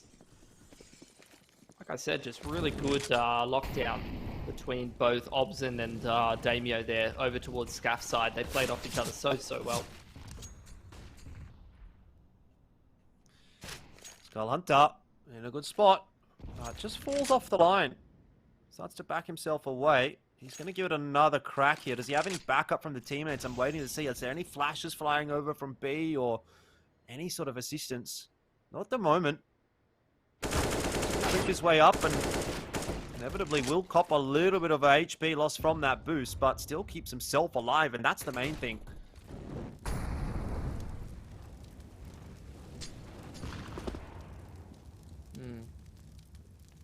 Still slow and steady for 8ballers. Bit of pressure on mid. Bogey's been able to get deep up ramp. So That's going to create enough space for 8ballers to just walk straight up. They've still got enough util to go for a mini exit here, just a wall of smoke across the site, a couple flashes over the top. There's not really too many HEs or mollies left around. Damio's got one, and he is actually over here towards Heaven's side, so he could delay plant. Damio. Work from him to start things off. Obson not able to land the shot with the AWP, and plant is going down. That will not be denied, and Kobe has hit a nice headshot from downtown with that deagle. Still it rests well and truly in the favor of Antic here, but I guess let's test their retake ability with these two subs. Whether or not that's going to be a problem, we'll start to see over the next 20 or 30 seconds. Shuey inside of that smoke has not been dealt with just yet. Panic won't spot him as the smoke fades, but Skull Hunter's able to trade, and Guag comes through from the back for the double. And to get another one on the board. And to be honest, they're putting together a pretty decent CT side now, Pilski. Money's building up reasonably. And they've gotten a 5-2 scoreline, but I don't really want to see them take their foot off the gas at all. I think it's really important that they get as many out of this CT side as possible, because T side, when you got two subs on a map like Vertigo, I can see that going downhill pretty fast. For sure. Got to make the most of it. I would probably tend to agree. T side might be a little bit more difficult, especially a map like Vertigo where if you're a little bit inactive, you might not be as on top of the protocols. It kind of reminds me of Inferno. You have your like base level of util that you need to throw to contest map control.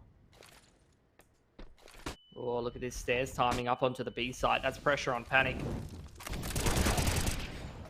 Oh, seems to have answered it pretty well. That's clean indeed. The raw aim at least translates. And he's gotten another one there onto Mr. Shark as well. Huge round from Panic. Massive. It didn't throw any, like, he was thinking about whether to throw grenades, and then he just kind of, like, shot them all. No, mate. Who needs to do that? Util overrated. Panic at the disco. Let's see. Bogeyman. Oh no, he really is going to be panicking. Come back. That's huge. Come back, Panic. I want to say, by the way, Panic was the only one to beat the team that qualified for the overseas event in Valorant in the playoffs. Panic's team. Yeah. So, there you go. Pretty good at Valorant. Then comes back to CS. 4K in the gun round. No big deal. Yeah, solid stuff. 8ballers have a lot of thinking to do, because it's not going to be a good look for them if they don't win this series, I think. No, definitely not. You'd be kicking yourself. This is a... I don't want to say free, but like 2 subs. This is free qualification to the playoffs, mate. It's as free as it gets. But it's turning out not to be that free. You tried to leave the store with it, and you got arrested. Yeah, 6-2.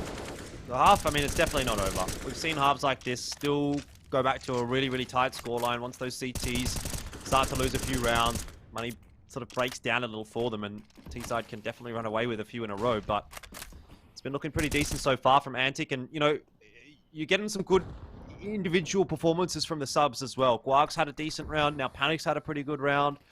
They're not sort of dragging behind or lagging behind and making it more difficult for the 3 core members of Antic to win these rounds.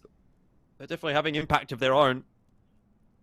So across all facets, it's looking quite decent here for Antic at the moment. Mr. Shark's been spotted, and that'll be pretty easy for Damio to deal with. Skull Hunter looking for the timing. Can only grab himself one, but Damio's still there looking to defend. He'll swing with the Tech 9. Ballsy, but he gets it.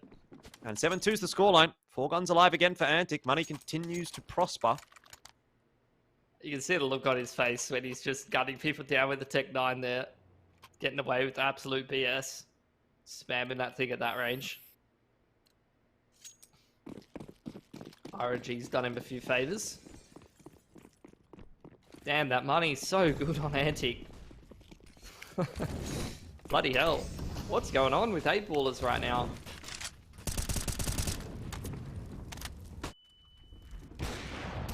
Yeah, might have to call attack pause or 2, but I don't know. Will it make much of a difference? This nade, ooh, could be big. It's caught Shuey. and it's done a little bit of damage to the rest as well. So you'll take it. Rod down to 60 HP. Numbers advantage for Antic. Just seems like they can't get anything rolling on this T side right now on Vertigo. You want to hear a dad joke, Jordan? Sure.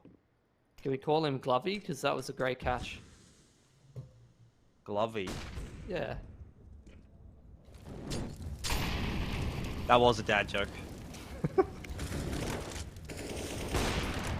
You know what else rhymes with dad joke? What? Bad joke. Bad joke. True.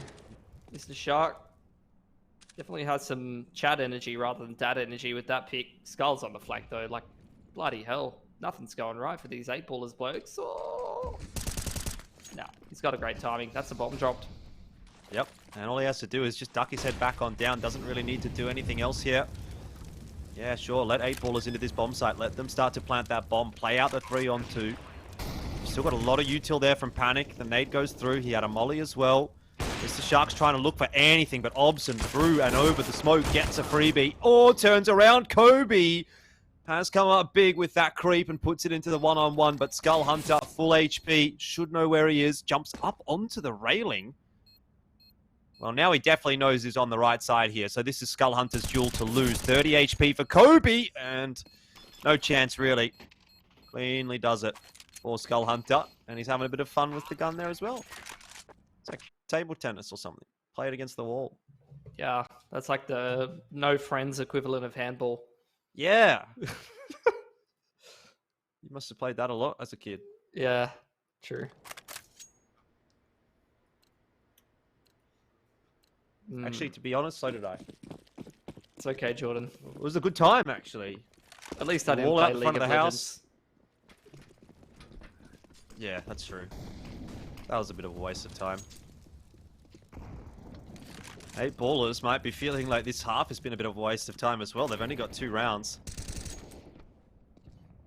At least they've got a good buy through here, Pilski. But again, just scraping the bottom of the barrel, and you always feel the sense that 8-ballers is teetering on the precipice of another economic reset. Not so the case for Antic just yet. Prod, opening pick onto Panic on that B site.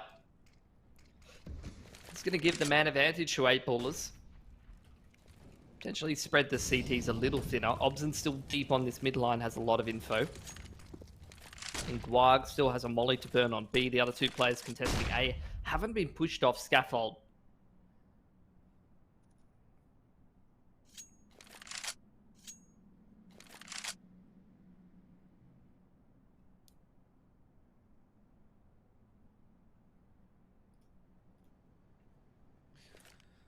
What does 8-ballers do from here? This is their best chance. Have rarely had the numbers advantage on this map.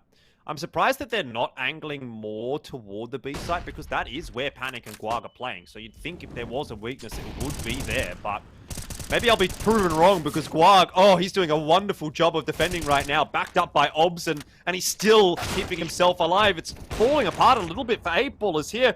Obson is kind of the last line of defense, but he's got Damio across now as well. And if he does manage to cross, I mean, 7 seconds left. They've got to plant the bomb. Obson could just send it here and deny that plant. He won't. He's a little scared. Shui's on 14 HP. Shark is on 7. The orb's not really necessary. Just get the pistols out, lad. This could be... The pistol is a fast-firing orb in this situation that doesn't need to be scoped in, but they don't know it. Maybe now that's getting commed across. P250 tapping away. No success for Damio. And 8-ballers, I think they might just have clinched around. Oh, man. If Antic go back and look at that one, they'll be thinking, geez, how did we lose it? That was big defense from Guag. He almost got it done, mate. Both him and Panic just stepping up to the plate. No problems. No questions asked.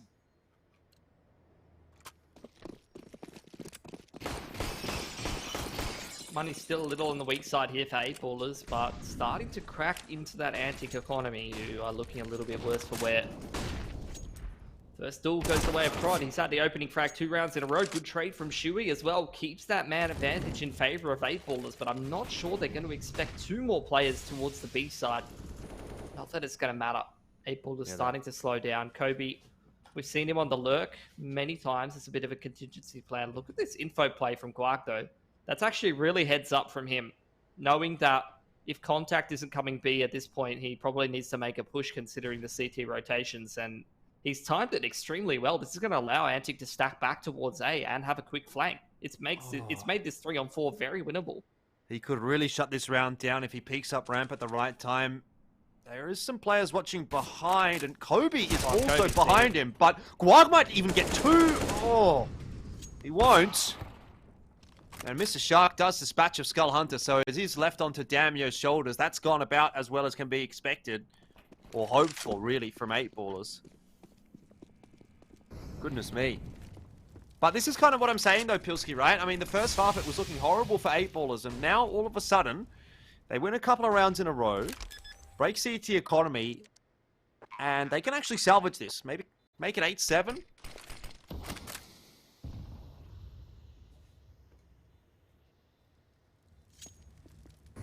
Save comes out from Damio. Their money is pretty cooked at this point. Not really a whole lot of loss bonus to play with. 8ballers. Good couple of early trades in the round. That round could have definitely gone pear-shaped, but Kobe keeps it under control. You know, we highlighted him as an important player for 8ballers, especially with Vertigo being in the pool. This seems to be a good map for him.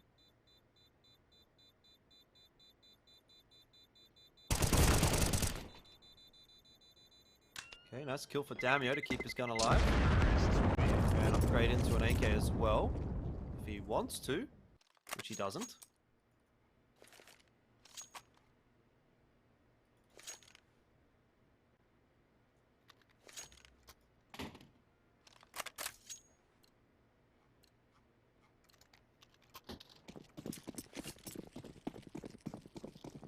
Hero rifle here for Damio, and pretty big save here. Obson just with the dig, trying to get some damage done, but already that hero rifle going down the middle, going to be retrieved. They're going to keep trying to contest Kobe here, Jordan.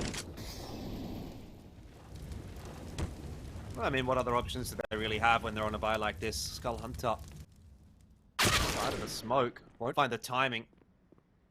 Don't think it matters too largely how this round actually plays out, but the next one is a big difference maker. 9-6 versus 8-7. Obviously makes a massive difference for Antic when they move on to their T side, particularly if this is not a map that they're too familiar with, especially with a couple of subs. Well, last two players here looking for some damage, but it's going pretty well for 8ballers. Pretty nice anti-eco, going to stabilize their money, and you're right. I mean, it was a very, very one-sided start to the half. But 8ballers, they're starting to get rolling now. They've reset that money once, and they have a decent chance here at an 8-7 or a 9-6, and then that's going to force Antic as a bit of a mixed team to come up with some nice T-side strats that don't require too much coordination. Yep. Easier said than done. Alright, what have we got? No warp in the hands of Obson, so already maybe a strike against the mark of Antic. But definitely enough to get a pretty good round put together. Boogeyman's going to go so fast into scaffolding. There's also an engagement over at mid. And Obson doesn't seem like he really cares whether he's got an AWP or not. Can't get that instant down in time. Go back to 4-on-4, and Skull Hunter and Bogeyman are challenging one another here.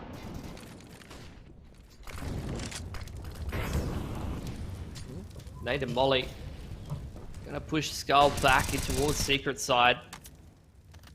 The T's still regrouping towards this A side of the map, with Bogey probably going to be on the entry. Not a whole lot of util left here. Damio just with a smoke. Skull's got absolutely nothing, so no nuance here. It's just going to be these rifles to multi-frag, or this is a sight for 8ballers. Skull Hunter does a good job to start things off. Ducks back behind that smoke. Not expecting a push through it, and he is proven correct. 8ballers won't be ballsy enough to go back on through it. Now we've only got 3 players left remaining for the T side, and util is going to have to start being invested. Molotov smokes over the top. It's going to push Damio out of his position on the boost. He actually burns alive. That's not good news at all. Kobe coming up absolutely huge right now for 8ballers. Can get another one as well. That's going to allow the bomb plant to go down. Kobe might have single-handedly won this round. Does need Prod and Bogeyman to finish it off, and Panic, he knows exactly where Prod is. That's a freebie for him. Expects Bogeyman close, but can't win the duel. And 6 is on the board for 8ballers.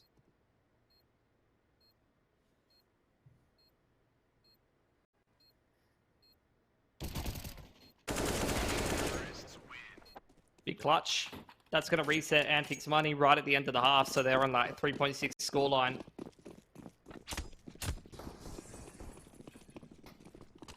Down to MP9's Famous Deagle. Very quick push straight through mid from 3 players on Antic, and that's probably just the round there and then.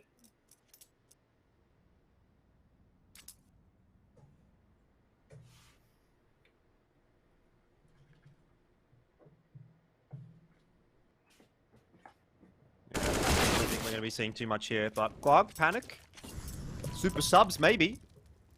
Panic's going to need to hit a couple of quick ones here and can't quite find that timing and drop off. Prodigy, very nicely done. 8-7 at the end of the half and a very good resurgence from 8ballers. I started to get a bit worried, I'll be honest, Pilski, but they have done quite a good job to bring things back into what can be considered actually quite a good T-side. I think the rounds that you saw from Antic were like individuals multi-fragging or like a couple of players playing well off of each other, but the overall team cohesion was still leaving a little bit to be desired for. Let's see what we're going to get out of this T side. Very quick one straight into the middle to challenge Kobe here, and he just gets his head completely demolished by Obsent. Shuey now under pressure. There's still 2 players on B here to defend this split. Shark and Prodigy starting to put it together right now. Prod's got another opportunity. Swings around to the right. Mr. Shark falls and Guag eventually overwhelms both. But Bogeyman is close and he's close fast, but doesn't matter. Guag is a bit too sharp in the pistol, and just when 8ballers is starting to make a bit of a resurgence, the pistol round will go back the way of Antic and throw another curveball in. For like mixed teams that are a little less organized on T-side, T-side pistols are actual gold. You have to play so few less gun rounds. So winning that one is a massive momentum swing for Antic, given that the force buy does come in here for 8ballers. It's not the full committal. They're holding a little bit of extra cash, just so they can buy nicely into round number 19 should this round not go well. But it's not a round that Antic can take for granted. They're taking their time moving through the map. Going out middle, having a poke around ramp, holding stairs, which pretty defensive kind of hold across the map before they decide what they want to do. Already seeing some shifting come here at 1:15. Bit of a group up.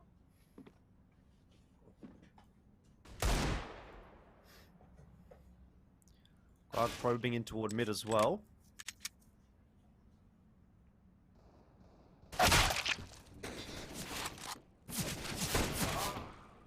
Not a bad start to the round for Antic Esports. Starting to creep their way forward. Getting their way up ramp. Bogeyman close with the Deagle in hand. Smoke's going to actually bump into him, and I wonder if that gives Antic a bit of a heads up as to where he is. Certainly seemed like they were aware of the fact.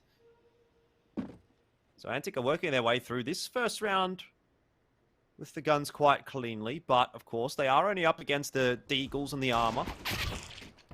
Oh, it's rough. Fair bit of investment and just no damage being done at all to that Antic economy.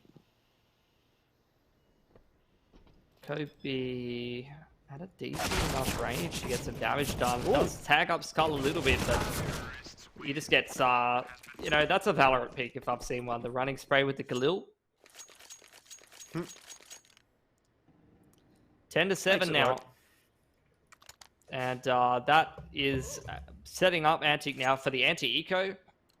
They'll be up 11-7, and if they don't lose any guns here, they'll have like 4 to 5k in the bank. That's like as good of a start to the T side as you could possibly want, and they're going to keep pressuring that CT economy. So like, in the grand scheme of things, you know, for a for a team playing with subs, this is like the perfect start to a T side that makes a close game much more winnable than if they had to work for it a little bit more, you know?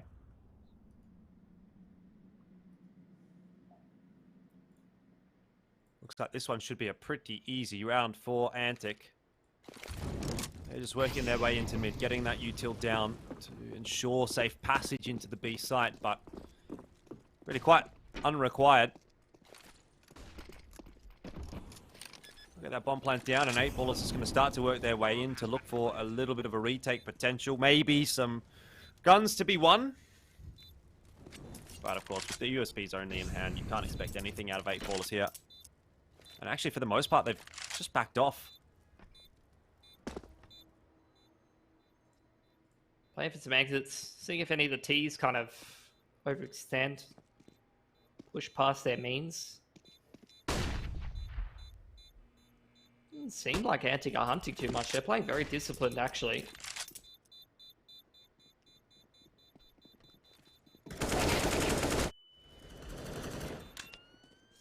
That's a very good anti-eco.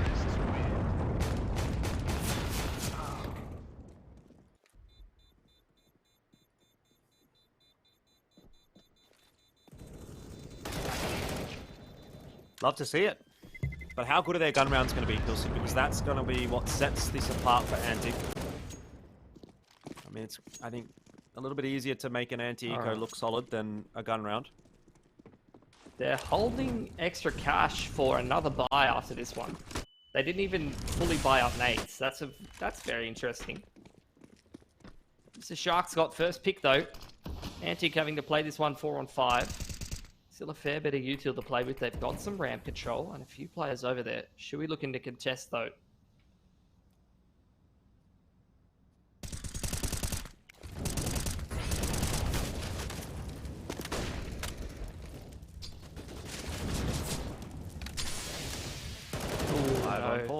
That's not ideal.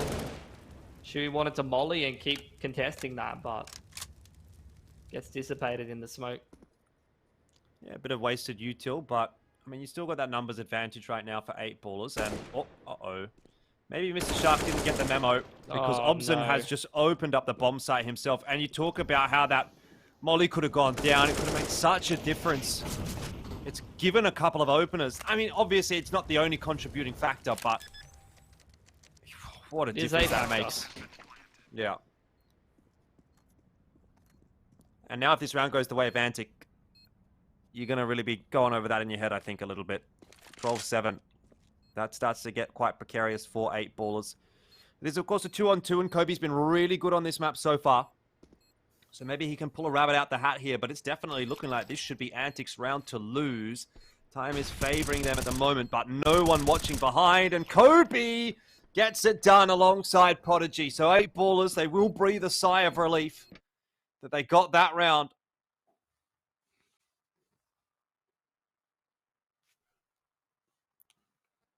Had the guys on Antic there. They had the 2 flashes. They were trying to just win the post plant with good flashes and just deal with the tap that way. But they actually kind of played themselves a little bit with that timing coming through secret from Kobe.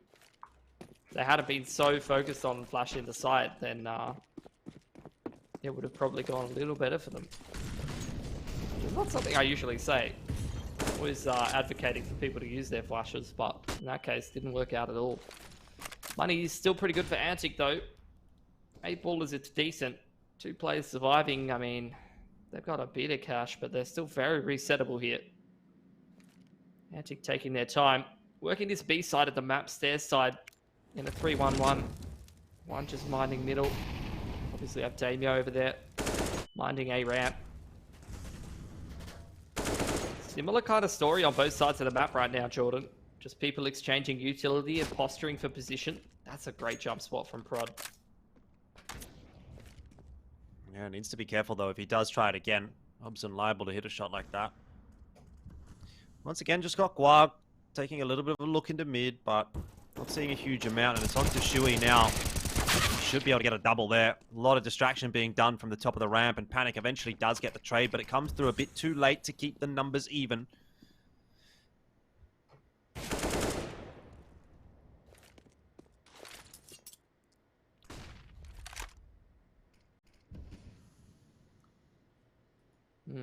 4 on 3.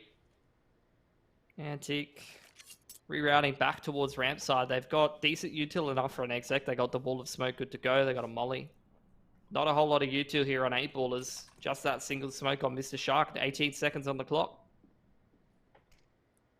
Don't see this one going particularly well for Antic Esports unless they hit some absolute banger entries. Bogeyman not going to be able to see over the top of that smoke, and nor will Kobe, so never mind, I might have lied. Should be able to see Quag, at least on our screens he can. Sometimes it's a bit different. Uh-oh, bad news for Obson.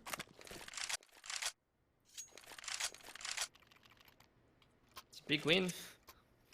Antic timing themselves out a little bit, running down the clock way too long. They have enough to continue to buy in here, Jordan, but Obson has to go down to a scout, and they're out of cash now, so here's a good chance for 8ballers to swing the momentum in their favour. Ooh, that HG. Very well timed. Good damage onto Obson. Oh, no. Tried to nade stack into mid there.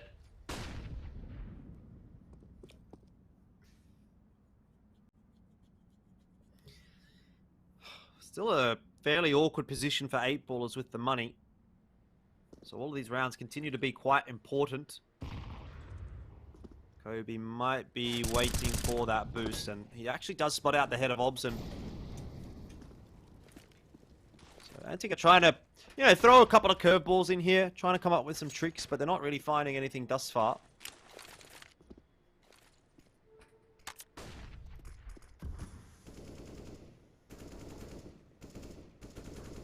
Still probing middle. Obson posted up on this line. It's going to be an exec towards stairs. But they're being kept at bay by the util. Kobe's got a refresh for that smoke and a molly for the exit. Antic getting hard contested. Obson scout versus off. Apparently the scout's a little bit better. And Prodigy in a good spot to shut it down. We'll be able to just get the one. He does have the backup of Kobe, who has been really very reliable. Bogeyman as well. And so it is quite comfortable in the end for 8ballers, which is what you'd want to be seeing. Money starts to build up nicely.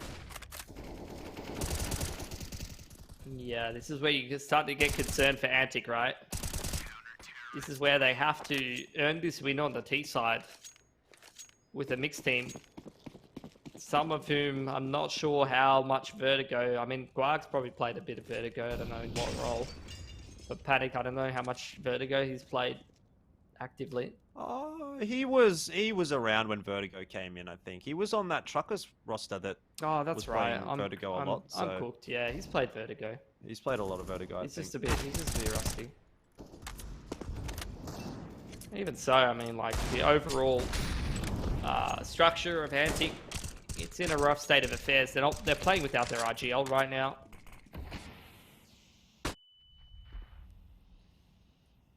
Yeah, and I mean, I think that's definitely a contributing factor here in the first half. Or in the second half, rather more so. On the T side. That's kind of what I'm trying to get at.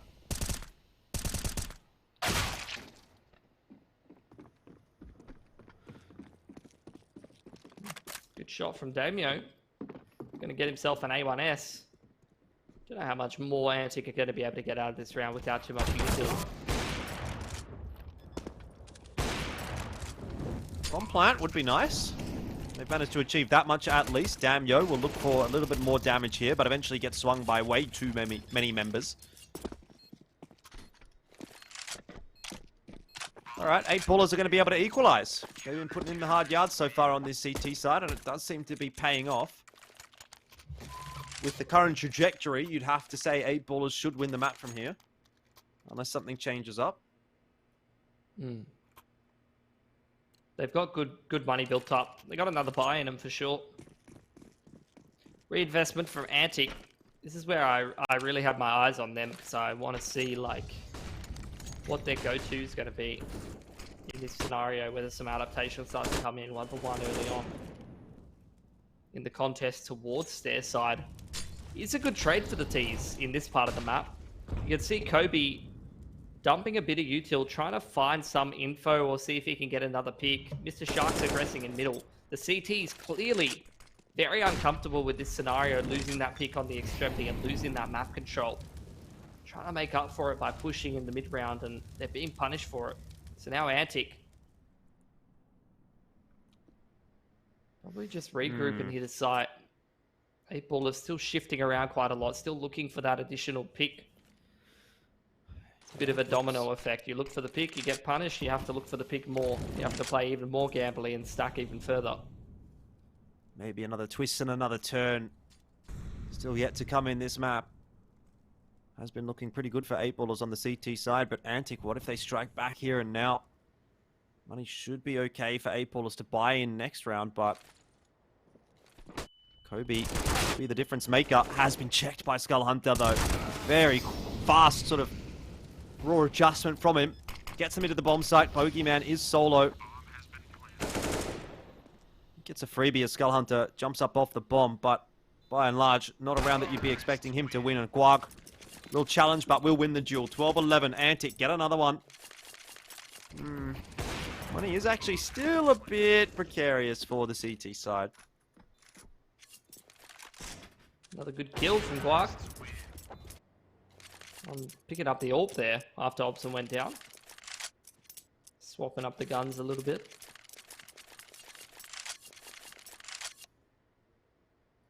Ballers taking a pause now. Not in the best of positions. It's a tactical pause. Gonna have a bit of a chat about what to do. Their money situation is a bit cooked right now.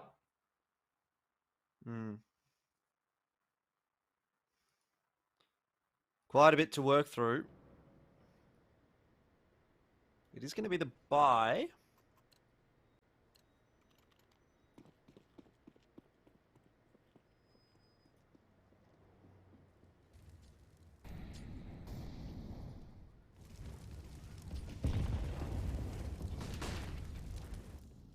Well, this could go very wrong for 8ballers if it starts to swing the other way. Antic get up to 13, probably 14. It's not going to be money there for 8ballers next round. And 14-11, that really is teetering on the precipice of Antic picking up a victory on 8ballers map. I honestly thought 8ballers had been doing enough on that CT side to win this map from here, but seems like Antic have another trick or two up their sleeve. Obson looks mighty close to finding a pick here as well if Shui sets 1 foot wrong. It's the same situation, Jordan. Man disadvantage. Util's absolutely terrible for 8ballers. They're at such a big disadvantage in terms of personnel and utility right now that they have to make a play.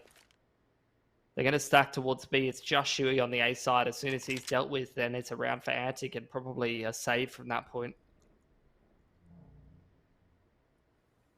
Surely Shui can't do enough here with an MP9 on his own to save this round. Like, I'll give him one, but more than that would be pretty egregious for Antic to let fall by the wayside, and Panic is going to start to head in his direction. Flash will come through. He's got that on lockdown. No worries at all. Antic will win this round, but 8ballers will save 3 guns. Or at least they'll try to. We'll see what Antic can do about it.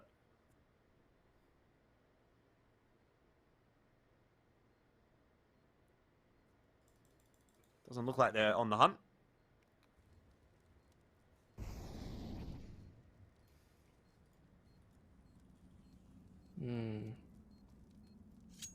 Full save out here for 8ballers. I don't know what their loss bonus is, whether this is like one of those saves they've got 3.4 already and they could drop. But I think it's been a bit back and forth, so we'll see what they end up with. If it's 2.9, I don't know if you do the drop because you can't afford the kill. Yeah, it's not even close. What am I talking about? 2k across the board, full save here.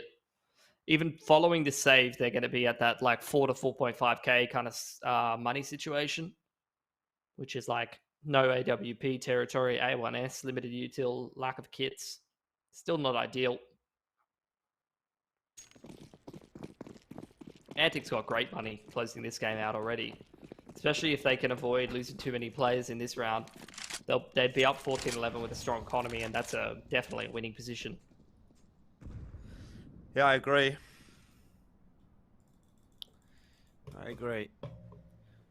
but stranger things have happened. 8-ballers definitely have some guns to work with.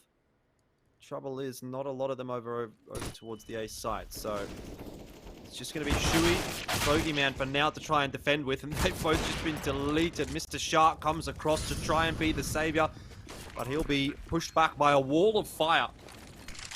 And Damio's able to get the bomb plant down. So, number is favorable for Antic. And it's going to continue to head in that direction as well with the pick from Obson. Prod and Mr. Shark might just think better of it and try to save their guns, but this is indeed going to be 14 up for Antic.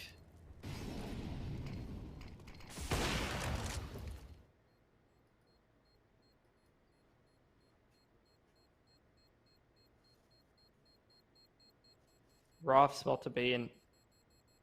You're going to look at this money on Antic. They got plenty of buys in the back pocket.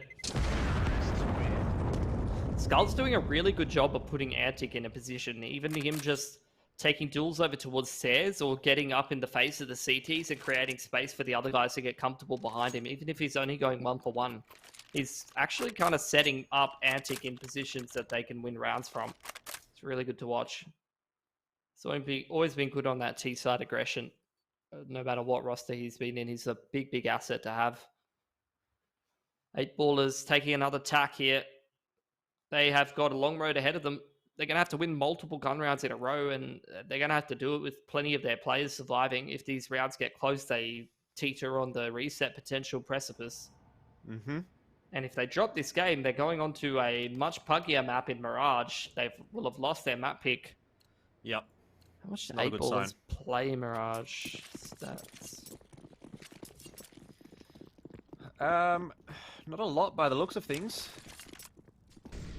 They're definitely more toward the Vertigos, the Ancients, Dust 2's nukes a little bit, but we'll see. We'll see. May still get there with 8-ballers having the lead. A lot comes down to how this round actually ends up playing out. And Skull Hunter looks like he's going to take a fairly inopportune peek onto Mr. Shark.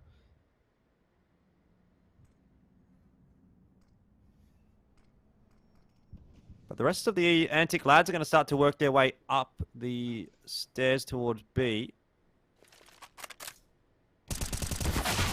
Oh, Prodigy. I almost thought that was an off timing for him, but Panic can't land any shots, and now Quag in through mid has a real good chance to shut this rotate down. A 1-for-1 against Pokemon is not too bad. Panic's position, though, a very, very aggressive one.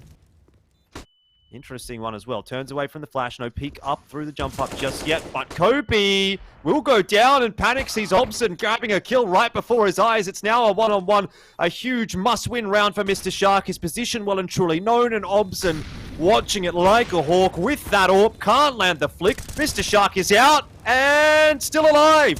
Obson a second crack at it. Another. And eventually, Mr. Shark goes down. Third time lucky for Obson, but 15 up on the board for Antic. And, well, I don't know how 8-ballers is going to... Oh! I don't know how 8-ballers is going to get themselves out of this hole. And it is a very nice spray there from Obson, in my opinion. That's good dance. I rate that. Yeah, money's not looking great for 8-ballers this buy. A couple of MP9s, Famis's. They're going to contest middle. It's 2-for-0 in favor of 8-ballers. 2-man advantage now for them to work with. See Panic as well as Damio both starting to push the extremities. Trying to find a pick. Damio finds one on towards ramp side. Should probably get traded by Shui, all things considered. Oh, he's actually... I was going to say, he's done the right thing. He's got himself in the smoke, and Shui would have had no idea. But in the end, just pops his head up a little bit too high. So now it's on to Panic and Obson, and Panic has lost half of his HP. Obson's lost his life and the bomb. Well, it's not going to be so easy for Antic to finish the map off, it seems. But similarly, for 8-ballers, making this comeback happen is not going to be an easy task either, because there is a lot of cash still to burn through for Antic. And they saved 3 rifles and an AWP, though, 8-ballers. So that was a very well won round, considering what they had coming into it. That trade-off in middle was very, very nice. Just that little crossfire that they had. As you mentioned, good money for Antic. They're straight back into it with another buy. It's going to make this game difficult to contest for 8-ballers, but if they win this round, they definitely pressure the money quite a lot. Antic now looking to contest mid. Panic's down there in towards stairs side. Damio just minding A as usual. Keeping an eye on things. Now that they've got Prodigy on this info line down towards stairs, you get the rotation from Mr. Shark over towards A. He's going to see if he can post up on one of these lines. This leaves the mid and B side of the map a little weaker.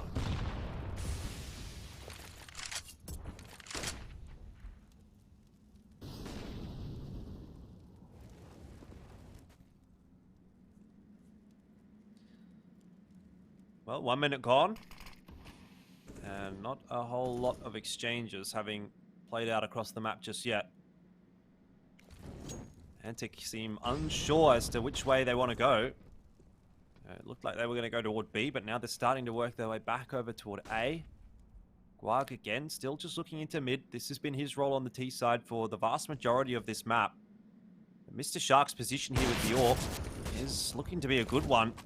Spotted out the two T's walking their way up. Bogeyman's crossed over toward the sandbags. That has not been checked just yet, and it might not be either. No one's really looking. If Bogeyman finds the timing here onto Obson, he might actually double down. They've got no mollies. Oh, what? Obson with a no-scope keeps himself alive somehow, and the bomb plant is going down. It's defended well. Kobe drops, and Prodigy's in a 1-burst-5. That could not have gone worse for 8-ballers in the round, and the map go the way of Antic. Obson gives the customary fist pumps. You love to see that at 10 frames a second. And 8-ballers drop map 1. There is some real work to do for them in the rest of this series now.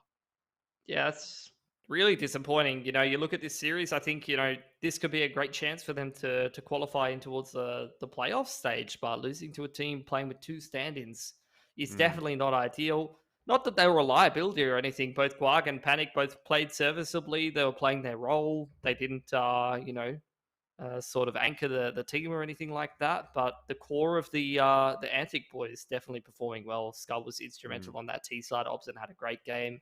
Damio had a couple of impactful rounds as well. So, wow, that's big for Antic. They pick up their opponent's map pick, and now Mirage up next, a bit more of a puggy map. And I'm sure the other two can even activate a little bit more if they're still in the server. Should be a good one. It should be a very interesting map. And I, again, want to reiterate that this is, I almost feel like a must-win for 8-ballers. Definitely some questions to be asked if they can't get this series over the line. But Antic up 1-0 as we head into a short break. Don't go too far away. Mirage will be on the other side.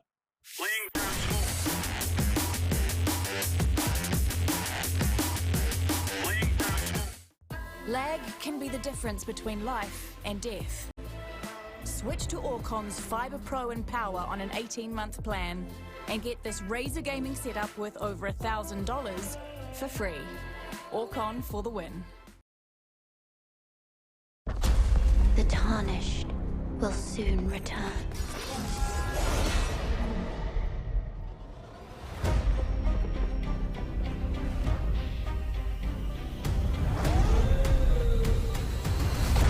Someone must extinguish thy flame.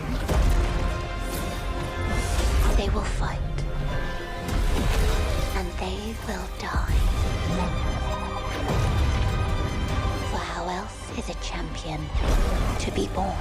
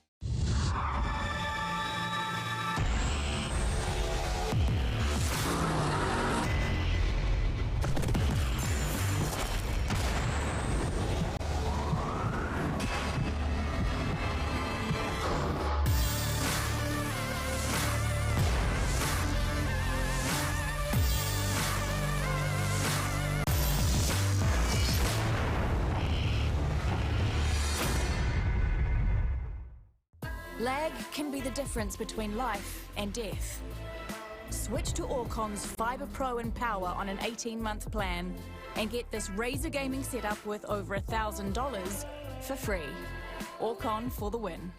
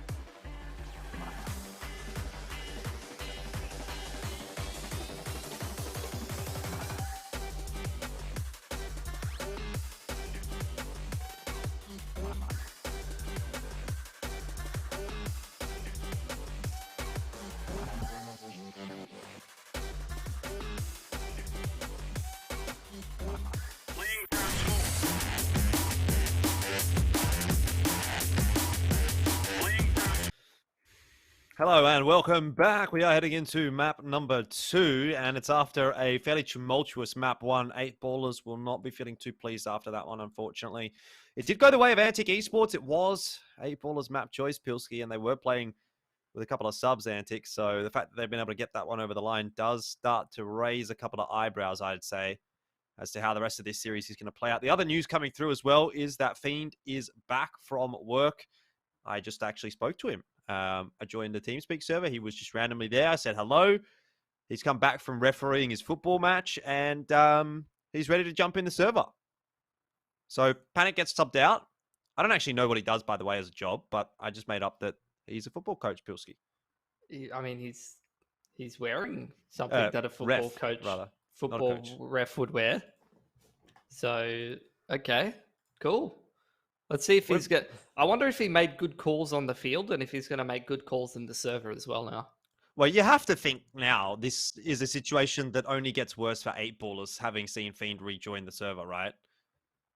Yeah, I would say so. I mean, now that they're going on to Mirage, like, the impact of having your IGL is like a little bit less than some other maps where you need to be a bit more organized, a bit more tactical, perhaps. But still, it's good to have him. And I think Guag is more than a serviceable replacement for Reckons. I think Panic, he had a good round or two, but he seemed like he was like a little bit rusty on the CS. So in terms of like-for-like replacement, having Guag still in the server is not even really a downgrade at all, to be honest. Like outside of like certain player playing a certain role or something like that, it's a reasonable substitute. So I think Antic just got a couple of extra boost points, or however you want to put it, and they even were still able to win Vertigo. So I mean, it is, I guess, in a sense, interesting that they've gone on to Mirage then as their choice, because I think we've seen a lot from them on the likes of Nuke in particular. That would have probably been the one that I would have liked to have seen them go towards if they could have gotten it.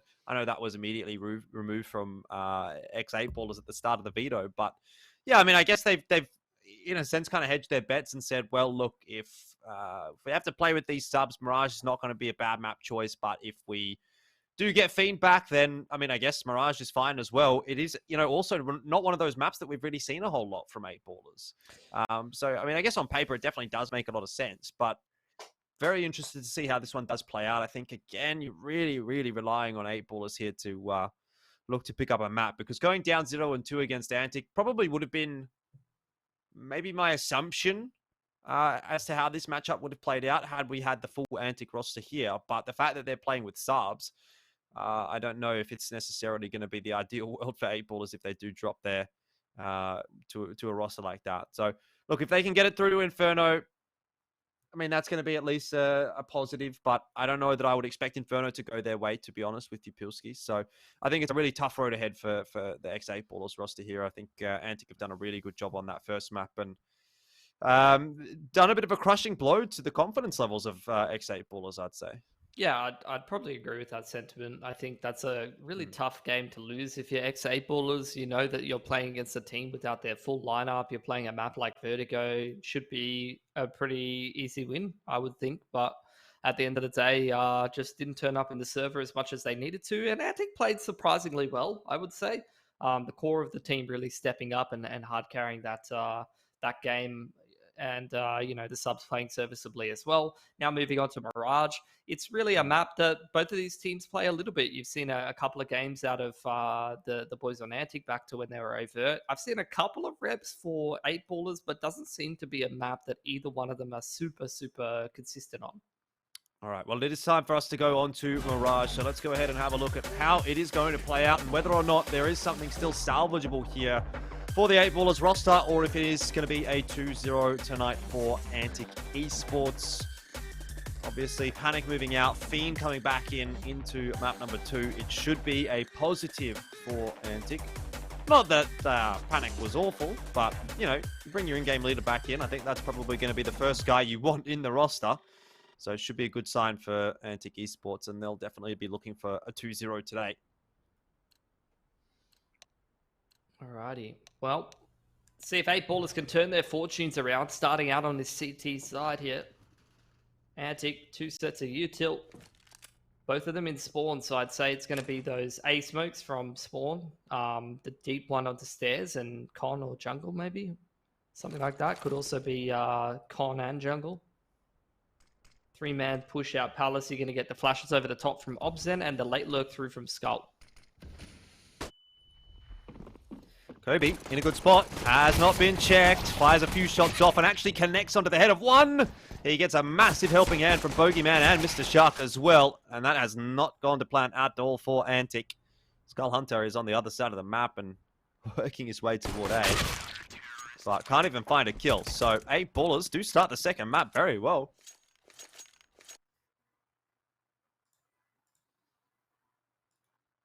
It's a good pistol. Going to get them off onto the right start, the right momentum that they need to start turning this series around. It's still a very winnable game for them. Just need to make sure that they can put Vertigo behind them as much as possible and just try to recover and play their best game. Very light on the util here. Maybe expecting a force even though there was no bomb plant for our 8 Ballers. Mostly leaning on rifles across the board. Org and 2 A1Ss. Bogeyman contesting middle quite heavily, getting a lot of info, but footsteps will have been heard by Prodigy. They're trying to bait out. It's a decoy nade. Oh, that's funny. The spam through. They're trying to bait the rotations off of A out and then sneak that bomb plant. They're going to throw a couple of decoy nades over the top as well. That's funny to me. But anyway, let's see how it works out. Doesn't seem to have really mounted into a whole lot. What it does do, though, is almost allow Pete to get that bomb plant down on A. I think he was almost about to finish it off, but Shui did end up checking. Oh, a couple of nice shots there from Damio, but he's not going to be rewarded for it, unfortunately. 2-0, decent round there for 8 Ballers. Don't lose a single gun. That's what you want to be seeing, but full gun round to come through here for Antic Esports. That's a cute little strat. Small little details to try to get yourself some extra money from the bomb plant. Really nice anti-eco for 8 Ballers. Not that they had too much to deal with, but they've got good cash across the board, so a great start to Mirage for them. First gun round here for Antic. 2-1-2 setup. Probably going to see that player work towards underpass and start working middle. First duel towards A ramp. Goes the way of Antic. So again, similar to what I was saying on Vertigo, this is where you need to see the CTs. Go get some info. Go find a pick somewhere to try to even up the game. When you lose that anchor player on the extremity, it can cause you some issues.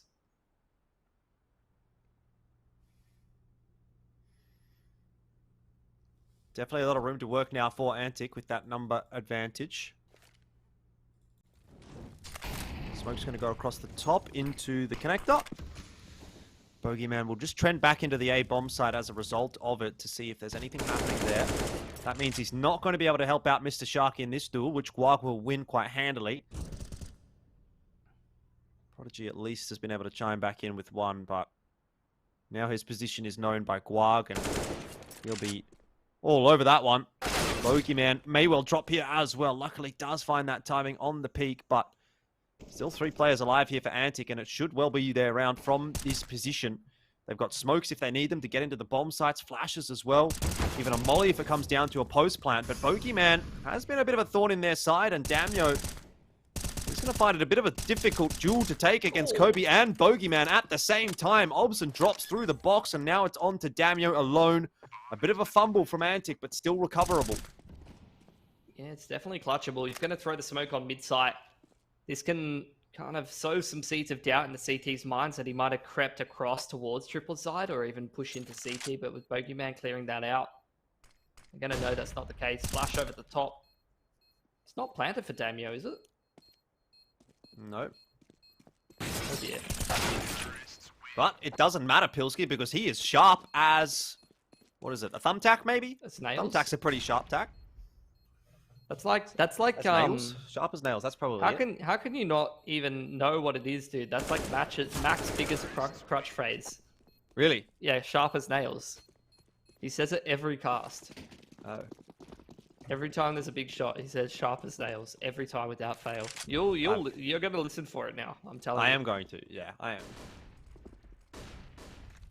I like sharp as a thumbtack. They're pretty sharp. Sharp as a recently sharpened butter knife. Damn.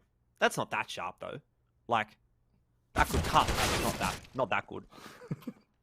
That's like maybe Skull Hunter in that round. Like, he hit a few shots, but he was definitely not sharp as a thumbtack there. Damio, though. Headshots. That is sharp as a thumbtack. Smoke's going to go in. Bomb plant's going to go down. Guag's going to get one through the smoke. And it's looking pretty easy for Antic in this round. They are not having any issues at all. They have lost a player, and they have some low members. Issues could arise. They just need to be very careful not to get their bells rung.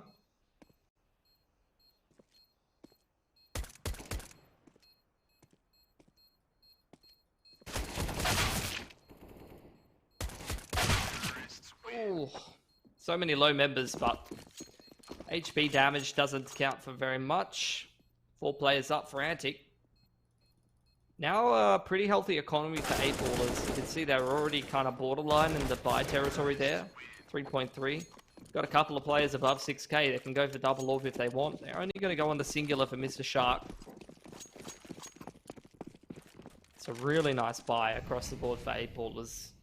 And the money's not too built up for Antic, so 1 or 2 gun rounds in a row. This could be a good recovery for 8 ballers. Quick smokes into middle, both top mid and short smoke. Make it look like there might be a B split on the cards early on, but not to be the case. Might have been actually, yeah. Oh, I forgot about the prog smoke. That's a prog smoke from Prod onto Cat. So he's just used that beautifully as a one-way.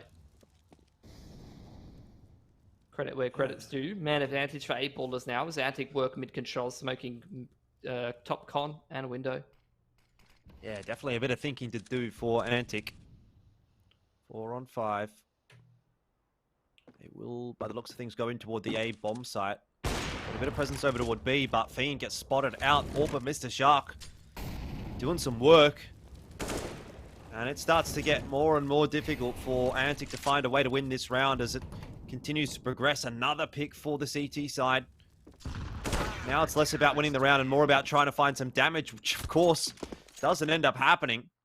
And Antic now are back to pretty awkward territory. A couple of members can definitely buy, but 2 of them were on about 2.1.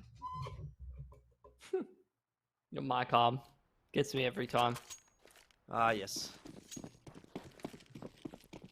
Skull Hunt wasn't going to have a weapon for a sec, but he gets himself a D.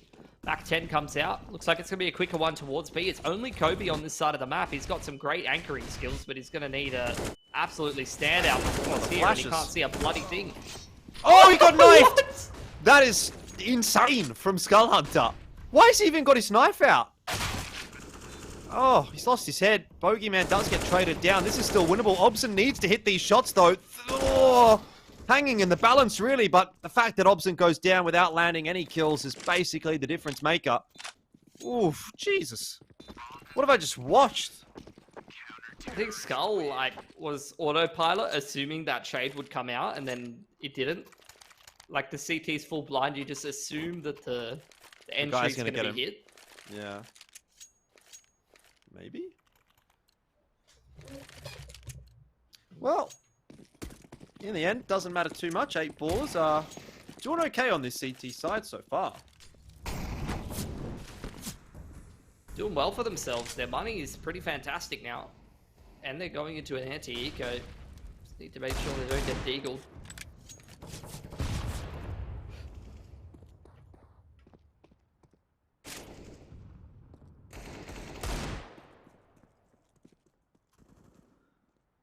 Don't know that they're in danger of being anti-ecoed, but definitely in danger of losing a gun or two.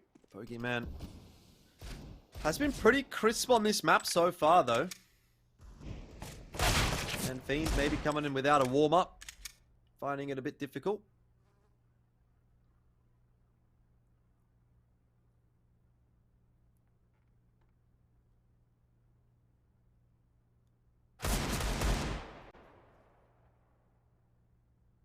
Trying to have a crack at Kobe.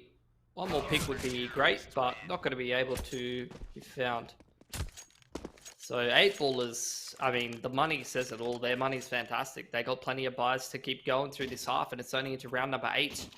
Antique really stacking up the loss bonus now, up at 2.9. So bomb plants mean more gun rounds for them. Maybe a half buy, but 3.4 is definitely more gun rounds.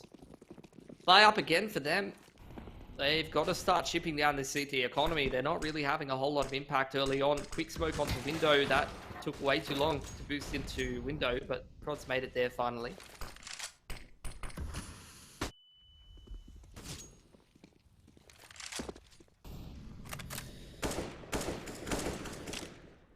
Well, just trying to tap away a connector, but there's no one there. So Antic do get control on mid. Hasn't taken them a lot to get it. Just a couple of smokes. What are they going to do with it, though? Big entry from Fiend.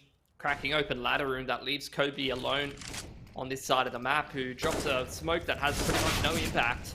It's too deep in apps. Danio's already in front of it. Only other players are in towards market side, and the bomb's dropped in the open. But that's still not going to stop Antic. A lot of good shots being hit by Antic in this round. And there's another one. That's not even close. What a screamer of a round from Antic. Money's heaps good though for 8 ballers, and they'll be able to get another buy-in. Yeah, it's all stems from Fiend's entry, I think. Entry on the player in towards ladder is the big impact one. Leaves that B anchor all alone. Only other players that can contest are on market side. Quick mid smokes again to window and top middle. Gonna get this ladder boost. Flashes over middle here for Antic. They're gonna 1-4 into B. It's just Skull on the lurk in towards middle. The rest of the players trying to hit this sharp timing in towards B. Onto Kobe yet again. Looks like a good nade. Molly's going to be the response, and Antic are going to go straight through. Kobe jumping through the air, gets a kill. Prod also chiming in. No trades as of yet from Antic, and this is where it starts to come unstuck. Obson, he will eventually get a kill, but it is way too late for Antic. Can he get a little more? Not expecting Bogeyman from short, to be fair. Why would you? Third player there. Maybe not what he was expecting. Still, it's a really nice round from 8 ballers. It's just great anchor work for Kobe, even though he's been left alone on that B side of the map. Until those ladder players can rotate in, he's either buying enough time for them to have impact or multi-fragging. And in that case, both. Exactly what you want your B side anchor to be doing. I'd probably like to see a little more than just a B push from Antic on this T side. I want to see something coming out on A. Obson has actually gone down to that nade, so it's a decent trade in the end there for 8 ballers. The HP lead is definitely there for the CT side as well. I'm starting to see that get wrapped up pretty comfortably. Another default back over to B, though, for Antic, and this has not been a successful part of the map for them so far on this T side.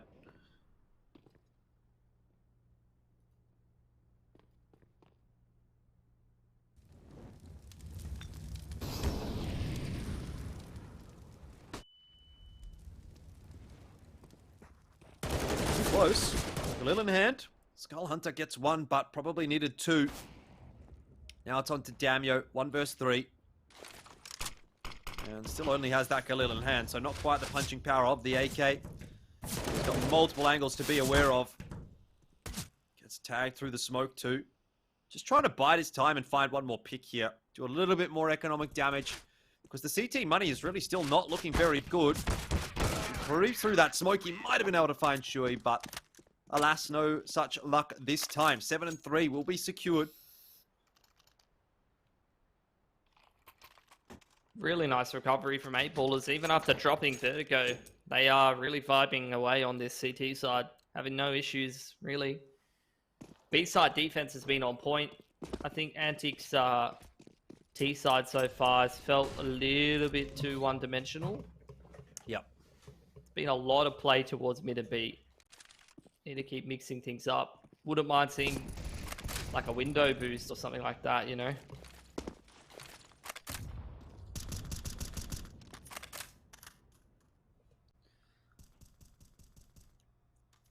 Yeah, look, I mean, the half is definitely still in a position that can be salvageable for Antic. Especially if some more shots come through from this Deagle.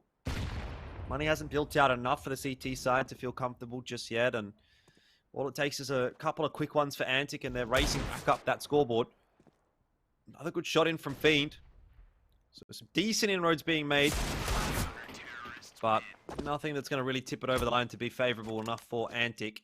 8-3. Reinvestment comes through. It's going to take a couple of good gun rounds here from Antic to break the CT economy, but if they do, obviously then they can still get a pretty good T-half here. Money has just never really been threatened for 8ballers. They've just been continuing to buy and buy and buy, even if rounds get close or they lose a round here and there. They just reinvest, no issues at all. Now swapping things up, Mr. Shark on this B apps line. Gonna get smoked off. Antic doing a pretty reasonable job of just mixing in how they play off of this apps pressure from Daimyo. Excellent spam. And the fact that he's killed the AWPer there is good info for Antic. They know that they're not going to have to contest the AWPer on that ticket line. They're not going to head in the direction of the A bomb site, though, Pilski. They've got the bomb over toward B, and it seems like they're kind of rotating their forces in that direction. Damn, waiting patiently for a push from Kobe. Does receive a free kill, but there's a push going on the other side of the map as well. We did just see Shui and Bogeyman working their way down A ramp and now into T spawn, which could definitely be a factor in this round. You know, let's say Bogeyman finds... or rather, Prod finds the time to get 1 or 2 kills on this B bomb site, and Antic continued to play slowly.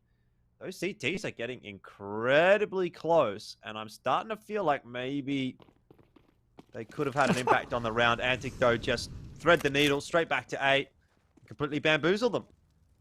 Yeah, that was definitely a timing round. That could have gone the way of the CTs for sure. You're 100% correct.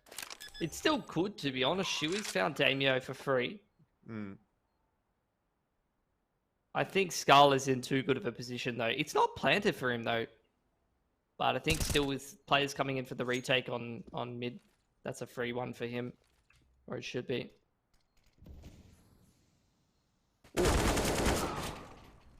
Not quite going to end up being a free kill there for Skull Hunter. But the round is going to be won by Antic. So that is step 1 of their job done. They're going to need to win at least another one. And the fact that actually 3 guns have been saved through means a little bit more health toward that CT economy. Might require still another 2 rounds on the board here from Antic.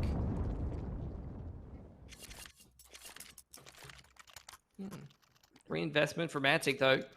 They're making something of this half, Jordan. You know, this has not felt like a close half at all. 8-ballers have done a pretty good job of shutting down a lot of these rounds. And let's be real, their money's still good. But at the end of the day, if Antic can just win enough of these gun rounds, they could make this a respectable half.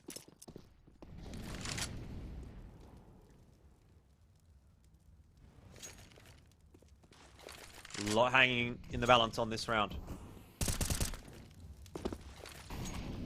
No info just yet there for Bogeyman, but seems to have a bit of a spider sense tingling that Skull Hunter might be peeking in that direction.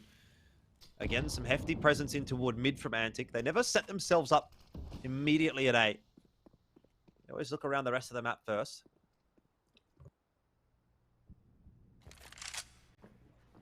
Antic baiting out a lot of util from 8-ballers right now.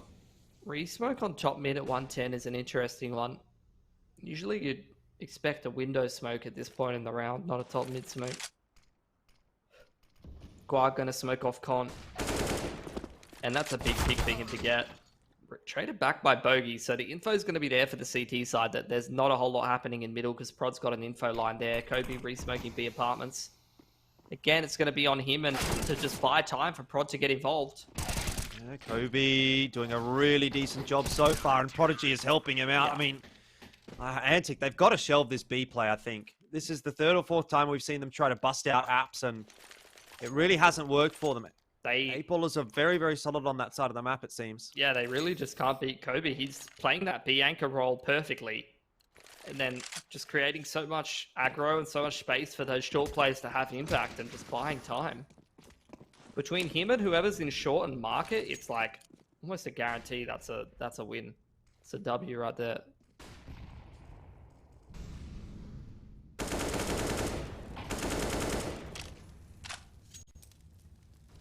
So 8-ballers won't have their money reset at all this half. That's actually kind of insane. Yep. Don't see that too often.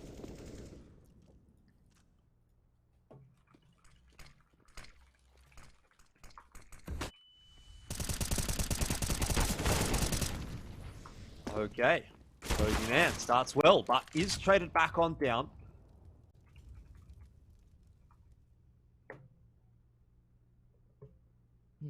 One for one in middle is not too bad for Antic. They just don't have any util to do other stuff in this round. Molly dump, bottom con and under window as well with the pop flash into middle. 50 seconds on the clock. Antic are waiting for 8-ballers to make a mistake before they split B. Smoke onto top con. Kobe on a very progressed angle into apps though. Oh, and he can't win that duel against Damu. That could be a critical one for the round. Still, though, Bomb is progressing through short, and that's where Prodigy is waiting. Fiend can't win the duel. Obson does get the trade, though, so it's okay for Antic, as long as Mr. Shark can't hit this shot on the cross, but of course, he can. And now they have to retrieve the bomb with no util at all. Pilsky, a player walking up short, and surely now Antic is going to drop this round. Skull Hunter has a bit too much to do. 10 seconds left, has to get into that site. Mr. Shark is watching.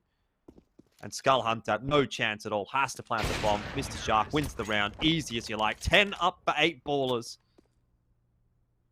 That was a blinder of a shot from Market onto the player crossing with the bomb. The single scope as well on that line. Bloody hell. It's very sharp. No bomb plant means this buy is a bit more miserable for Antic as well. Skull Hunter's got a P90.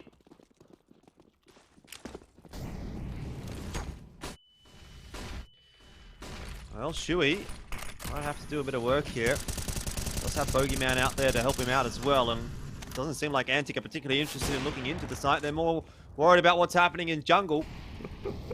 What is this round, Jordan? The CTs have thrown more smokes on the site than Antic have. I'm not too sure. But I think it might be an 11 for 8-ballers. And there it is. So, not a particularly impressive T side from Antic, all things considered. And after winning their opponent's map choice, they have now handed 8-ballers a very real possibility of pushing this through to map 3. They got their IGL back and somehow look less structured than on Vertigo. What does that say? Well, there's still a CT side to play out. And Antic better hope that they've got a good CT side here. I'm going to have a quick look. I'm afraid it doesn't look too promising based on the stats. Statsman Maze. Still, that is the way to start things off. Need to have a couple extra numbers over toward B, though, to feel confident about this one. Damio now starts to work his way into the site, but he needs the backup, and he should get it. At least Fiend was a bit of a distraction that allowed that shot to come through, but Prodigy is farming with that pistol. Shui's in a great spot as well. Skull Hunter drops. And what was a good start to the round, no longer. Quag, a 1-on-3 required. Does get the headshot onto Prodigy, who's been the danger man, but he's got no idea where these T's are anyway, Pilsky. I'm not sure he's going to really get the time to use the kit. He's running around the site, thought someone was benched. There's no one there. He's checked it out now, but time's run away from him. You've got a player still up in the apps. I mean, this is not a winnable scenario at all by any stretch of the imagination for Quag, unless some massive mistakes are made by 8 ballers. So that'll be 12. And we might be headed toward map 3. That's something you didn't see too much of on Vertigo from 8 ballers. Smiles per minute are definitely up. More smiles equals more frags. That's how it works. 12 for Anti. So D-side economy should build up quite nicely. It's a borderline unlosable game for 8 ballers. Is that a caster curse I heard? It's unlosable. They can't lose. Impossible to lose. Impossible lose challenge. What's the thumbnail? No, I think you've got it wrong there, Pilsky.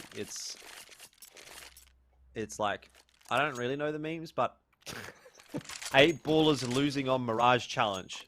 Level impossible. That's how it goes. Okay. What do you mean you don't know the memes? Literally every podcast we do, you just have some cook thing, some clickbait title. Yeah, that's clickbait. I know clickbait. The clickbait for this one would be 8 ballers, best CT side in ANZ, question mark?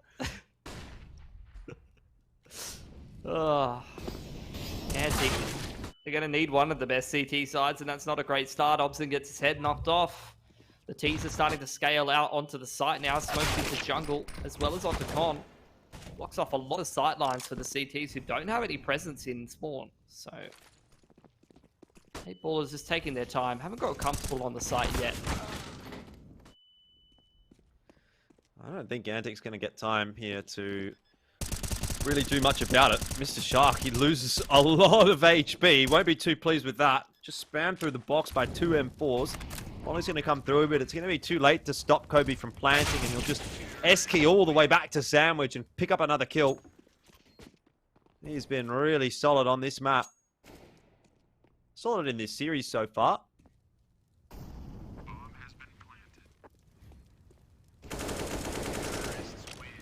Well done, 14-4.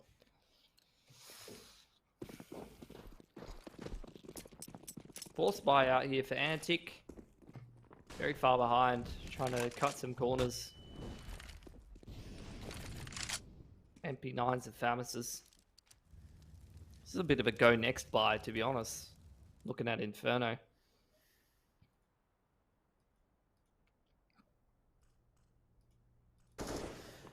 Yeah, I think this is definitely a go next kind of a map for Antic, to be honest. They haven't really gotten anything rolling on it. 8 ballers looking to close it out cleanly. Their B take going about as well as Antics have. That is not good. That is not good.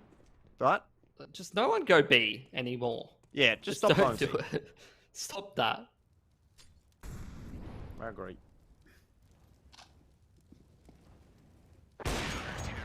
That's actually huge for Antic.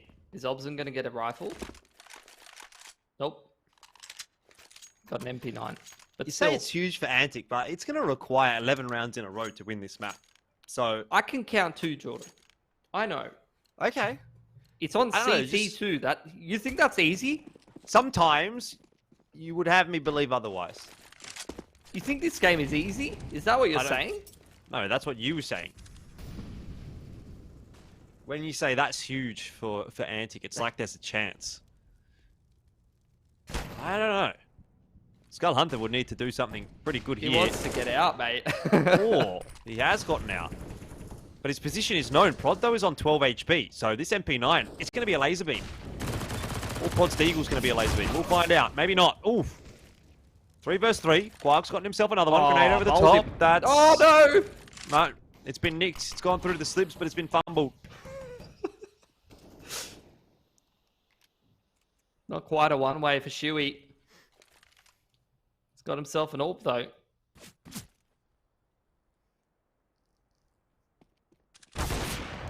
Oh, how is Opson alive? He's smoking himself off. He's trying to buy time. Quark's pushing top mid, trying to make sure they don't go back to mid or B. That it's a 2v2 on the site, but that's still losable.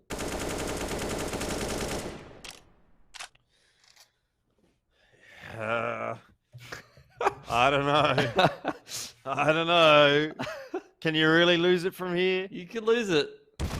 Oh. What about now? Come on, surely not anymore. Nah, probably not. I do love Shuey, but I've never seen him AWP before, so that's probably an issue. He's got a KD of 2.67 on the map, mate. How can you doubt him? Ah, it's got absolutely domed. Okay, Quark's got a 14-6. second AWP. It's an anti-eco, double AWPs. It's only going to take 10 more rounds here for Antic. Yeah. So I think that's doable, Pilsky. One at a time, mate. The old mantra. One round at a time. Can you anti-eco? This is the first test. Okay. Against they've Glocks. literally only got Glocks. You can't lose this round. It's impossible. Losing to Glocks on Mirage Challenge B Rush, impossible. Impossible to get into B. That's what it is. Impossible tier. It's double volley into an HE nade back outs. They really don't want to lose this round, do they? No. I think they're trying to fake what Antic were doing to them by pressuring apps and acting like they're going to fake plant A, but then they go B. They're trying to be like big brain all the way back to smooth brain. Like they became an advanced civilization and then a meteor hit and now they're cavemen again.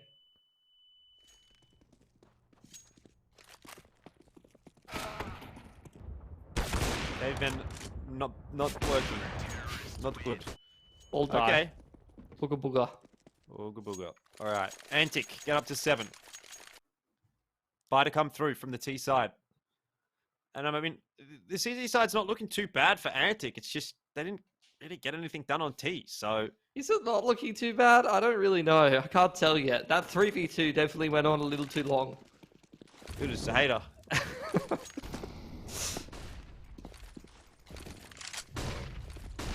Oh, mid flashes. Oh, what a flash. Shuey's copped 50 HP through the smoke as well. Double HE nade. That's gorgeous from Antic. Good chip Didn't do too much damage though. Like it was good, but I would have liked a bit more damage there. And Shuey cleans up Skull Hunter. And now has to be on Fiend. Misses the shot. Where's He's he out off through to? the murder hole. Whoa! Fiend ballsy. He will finish him off. We're back to 3-on-4. Prods in connector. You got Bogeyman out onto the site alongside Kobe. This round is losable, Pilsky. It's losable. It's winnable and losable simultaneously. No! Oh, what is that shot gone from Opson? Okay. 3-on-3 for the retake. Prod has spotted one out. Guac can't land the shots he needs. Prod down to 9 HP, but starting to see CTs dropping like flies. Bomb is planted well for pretty much everyone. Damio's going to just have to get on that defuse or Fiend. One of the two. Fiend's hit himself a nice shot. The molly won't matter, but Damio sits the defuse. Can he win the round? No. 15's up for 8 ballers. I think the bomb went off. Yeah, I think they both died at the end there. I wasn't watching closely enough as to what their economy looks like right now.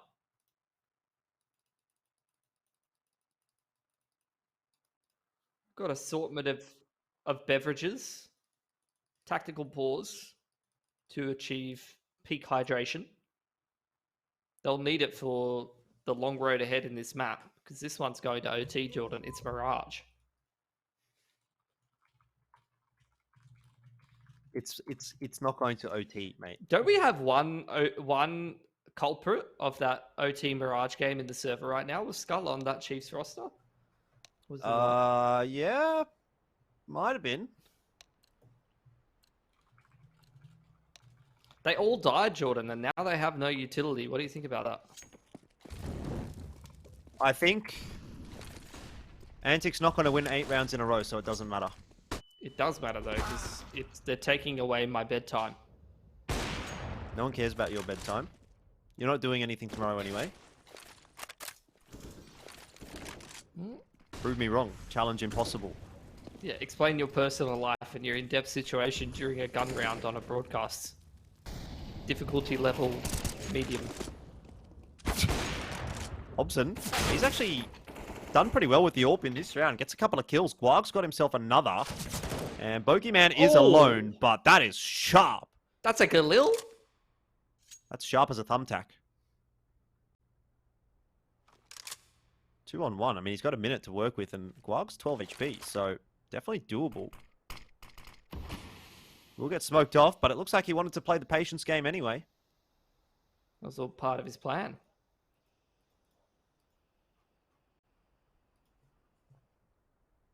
Do you check Valk? When you're coming out apps? Palace at this point in the round, do you check Valk? I don't think you do. I don't know if you do. Not going to matter. Ooh, he didn't check it. Yeah. Well, that's another round on the board for Antic. Just 7 more to go. It'll be an eco for 8 ballers. That's not a great round for Antic in terms of the old cash, you know. Skull's going to have to buy an MP9. But that's good in this round because it's an anti-eco. Could get a bit of a farm on. Jordan, if you could start a farm, what would you farm? I'm a cloth farmer, mate. I farm cloth and rust. You should have seen it. Me and MC, we built 3 cloth farms. We had a car. We took the cloth to Bandit Camp. We built a base at Bandit Camp, which had a shop. We sold the cloth at the shop for scrap, and we got rich. That's what I would farm. Or pumpkins. Pumpkins are pretty good. I'm feeding the horses, and the horses get a lot of stamina off that. Just in case you needed to know. Noted. 8 ballers haven't been farming enough, clearly. Did not follow the rust strat because they still don't have peak util. Aggression to top mid. The counter flash is pretty good. Shuey under pressure now, but they've been able to recover. 2-man advantage for 8 ballers. Surely this is it. Quark's going to pitch one back though. That's the bomb in apps. Damion's dropped it. This can still fall apart. We're going to OT, boys. That ain't it. You know, I'm really not sure. Maybe we are going to OT. Hobson's on the line. They've got 2 incendiaries, Antic. Yep. It's hard to run through fire. They can just buy a lot of time. I mean, Guag's got one of them, so he's not really in a position to use it, but how do you get this bomb? That's how you get flash. it. Hot flash on the line. Gorgeous. But Guag, he is still in a position to win this round. It's almost like they're expecting the push. They haven't gone and retrieved the bomb just yet. Guag, unfortunately, that's going to be how it ends for Antic. 16-9, the scoreline for 8 ballers. And they force us through to map number 3. Prod is celebrating. Yeah, Prod was a little bit too polite in the last interview. So that's a bit more Prod-like. You know, yep. You had the sweat patches as well there for Shuey. You can tell I wasn't going to do it. Can't believe you've done him like that. It's a very intense series. It's very intense. We all saw it, Pilsky. Gaming God series. Okay, so sometimes you're that guy. Sometimes, you know, the PC's been going for a little bit too long. It's getting a little bit hot in your room. It happens to the best of us, you know? Look, after that, all I'm thinking is maybe Antic shouldn't have subbed Panic out. Maybe he should have still been in the server. I'm feeling that as well. Panic is the GOAT. But look, Inferno, both of these two teams do kind of play a fair bit of Inferno. It's a very, very well-known and well-played map. They might have even played it against each other at some point. It's really hard, though. Like, I try to find these series, and they've all changed orgs a million times, so I can't really tell you. But we'll find out over the break. I'll do a little bit of research. All right, sounds good, Pilsky. We're going to head to a short one. Don't go too far away, though. Inferno is on the other side of this.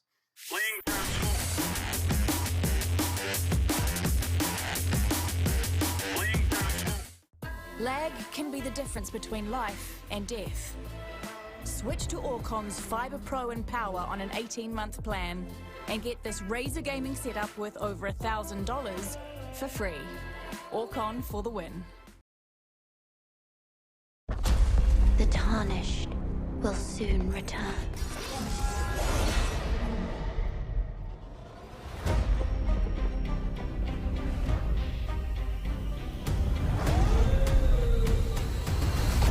Someone must extinguish thy flame.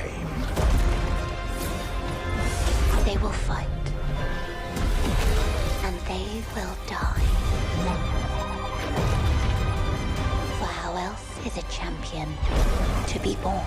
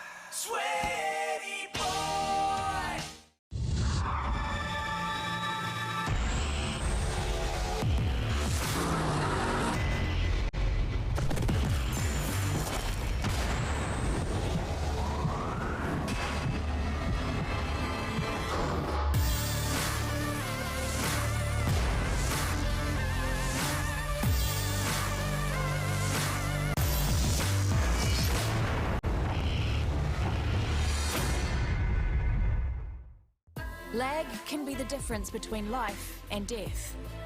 Switch to Orcon's Fiber Pro and Power on an 18-month plan and get this Razer gaming setup worth over $1,000 for free. Orcon for the win.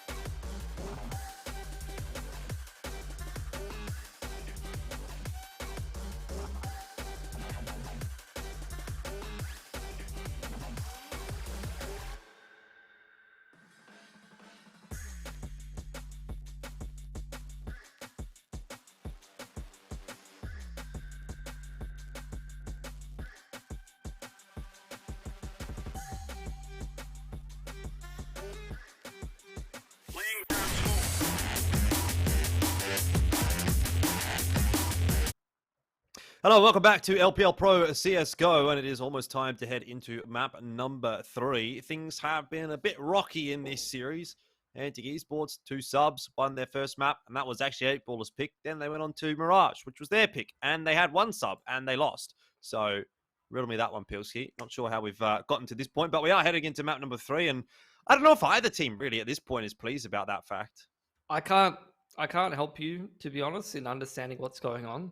All I can say is it would be really funny if 8ballers subbed in someone else, like in the 3rd map, and then won. That would be fantastic. What like are the chances of them doing that? The full Cinderella story, full circle. Antic wins the knife round, so I'd imagine they're going to start CT, most likely. This is a map. This is a map they often do like to play. Some series they even pick it from time to time, I think, Antic. So Inferno's definitely within their wheelhouse. Same thing for 8ballers. I could have sworn with the series they played against each other in the past that they would have played it against each other in any of those series. Both of them, I think, looking like they were last year. But there was no Inferno in any of those map pools. Yeah.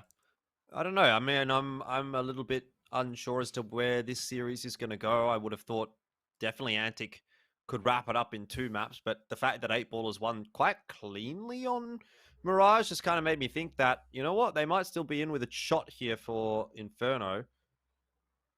I do think Antic has been playing a little bit of Inferno lately, a little bit more so than 8ballers, so that's kind of making me trend toward them as a as a prediction per se. And again, for Antic on this map, it's kind of been a situation where they've beaten teams they should beat and lost to teams they should lose to. So I don't feel like really tell you a whole lot. You can't go in and say, oh, they look really good on this map because they got 11 rounds off of Vertex. I mean, that's okay, I guess, but you still lost the map. So I don't think that it's screaming out and saying this is going to be a great one for either team necessarily. Yeah, I'm seeing a lot of Inferno from Antic, even going back into their last organization. I'm seeing it in almost every series, if not like every second series, pretty much. And as for 8ballers, it's like every other series. It's a little bit less frequent, I think. So, Inferno is kind of the ultimate 3rd map decider. I feel like that's been a little bit less frequent, a little bit less common. Even some teams like Renegades, for example, they love picking a bit of Inferno, and you've seen that from a couple of other teams as well. But to see it as the 3rd map decider, I feel like it is for the longest time just been that ultimate 3rd map. Just everyone's comfortable on it. Everyone can kind of play it. Okay, well, if everyone can play it, we can watch it. It's time for Inferno. Let's see how it does play out. It is, of course, the 3rd map, the decider in this series between Antic Esports and 8ballers. It'll be a map which sends one of these 2 teams through to playoffs and the other one down into the lower bracket.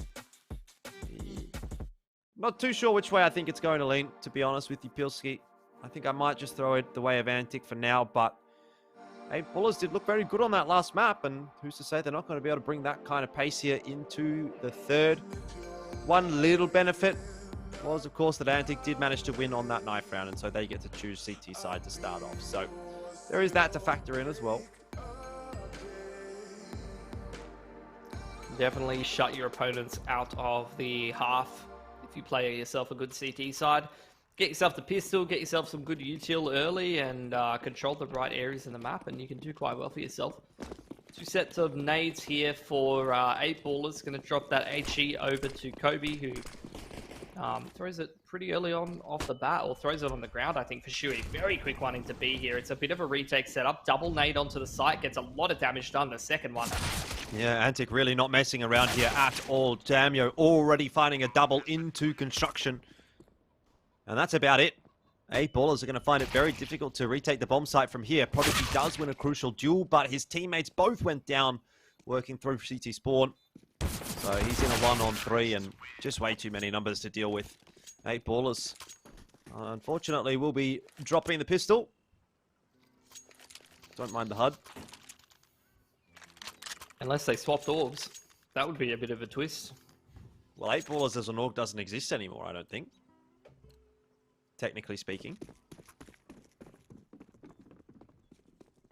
What do you reckon about their name? Good name or bad name? 8ballers? Yeah. Yeah, I think that's cool. I don't know, I'm undecided. I don't know, I'm undecided. 8 ballers as an org doesn't exist anymore, I don't think. Technically speaking. What do you reckon about their name? Good name or bad name? 8 ballers. Yeah. Yeah, I think that's cool. I don't know, I'm undecided. 8 ballers as an org doesn't exist anymore, I don't think. Technically speaking. Not going to have to think about it too much anyway. 2-man spray down from Fiend in Nana. Bogeyman gives him a quick love tap and throws a deeper smoke so he can lurk through the side of it. I don't mind this play when you're a man down. Trying to get away with something a little cheeky. Solo on that side of the map.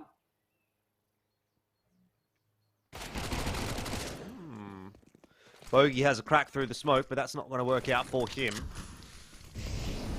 Wait, was that a double smoke? That was a double smoke, I think. That's a very Tyloo-esque.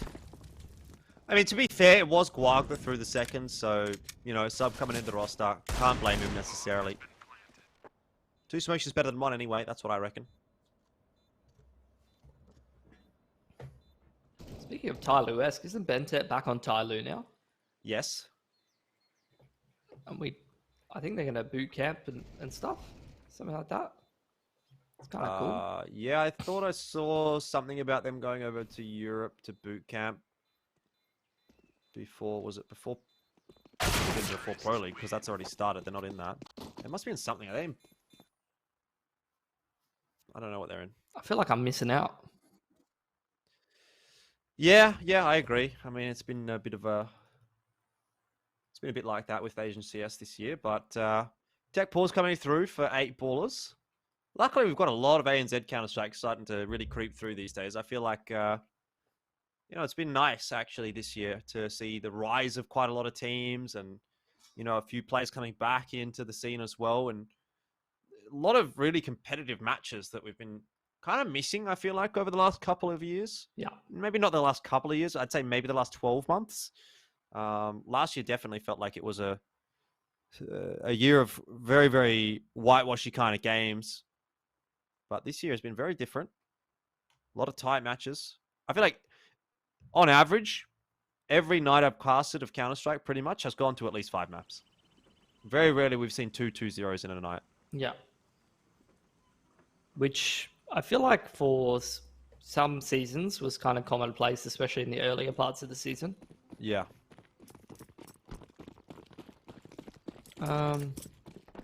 It's in his Aftershock roster as well. That's kind of cool.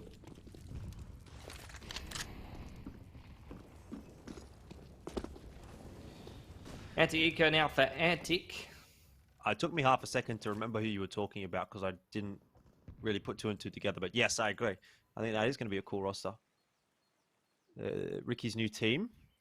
Another one to add to the list. Got some Valorant returners. Yeah, I think that could actually be another team that might be able to pressure in towards the top 5 if they really get going. Not much in this round so far for 8 ballers, just the 1 pick, but that's been handled pretty comfortably by Antic. But yeah, let me have a look at that roster again.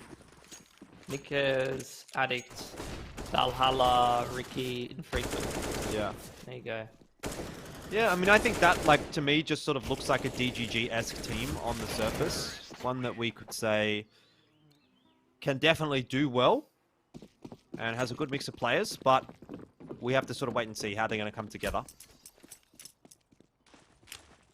Well, first gun round here between Antic 8 ballers. Good money built up on Antic, so going to take a couple of rounds. Same thing, same kind of investment for 8 ballers. They're trying to keep 1k in the bank so that they can keep their economy together, I guess. It's an interesting approach. Double nade onto Guak. There's a lot of chip damage. He's very, very low at this point. 2-man setup nice and close.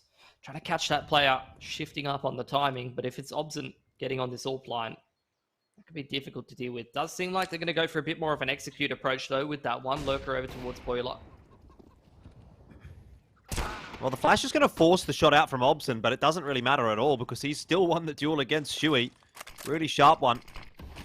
Kobe's got a smoke down on the bomb site to work around and maybe even inside of.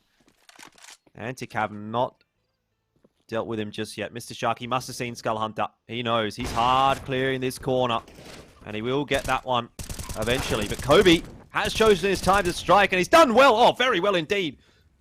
Now it's just Damio and Obson. Obson has no HP, which leaves it on to Damio, who is in Banana.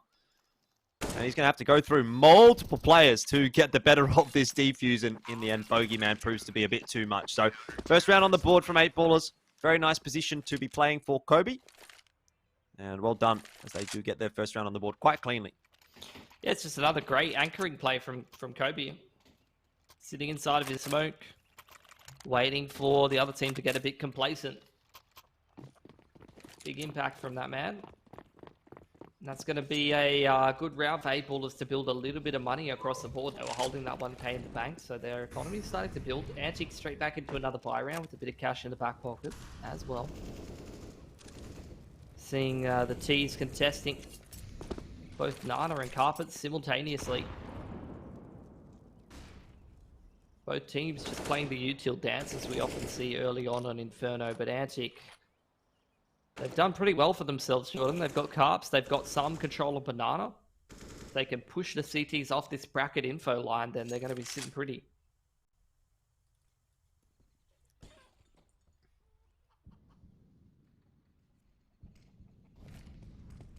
Fair bit of util being exchanged in Banana.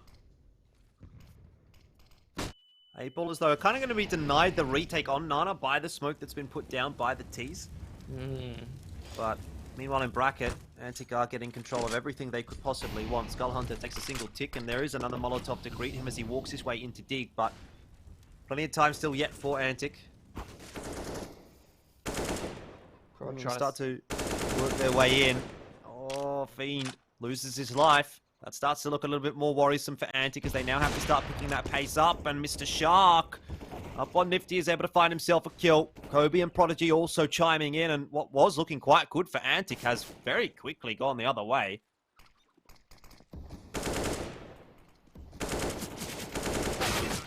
Such an unfavorable fight for the T's. Trying to force up Dig there. You don't see that almost ever work unless the flashes are really tight, but those like slower contacts up Dig, or even just like extended fights up Dig, if you're not like straight into that site, or you don't have a really good entry out of Carps, or some really, like I said, good util that's hitting some really sharp timings, you just can't force up Dig. Like, it just doesn't work, even if you pick that player. The site pick crossfire with the util company is just too good most of the time. Reactive utility out here from 8ballers, just an excellent shutdown. HE nade on that half wall choke point, followed up by Molly and another HE nade. Smoke onto the line. This is just a really nice shutdown. Getting some real Vertigo vibes out of this map so far. Just swinging back and forth. No semblance of a massive streak to come just yet, but 8ballers would be the team to do it, I guess, if anyone at the moment. They get through this one okay. Their money's really going to build up nicely. And then they'll have everything they need to set up a good CT side. Don't think Obson's going to be getting too much from that line, so inevitably we'll start to walk his way forward, and Kobe behind the fountain. He's able to clean up the easy initial frag and the second as well. Shui continues to take that challenge and will win it in the end, so very good stuff in the end for the CT side. 5 guns alive. Underrated line.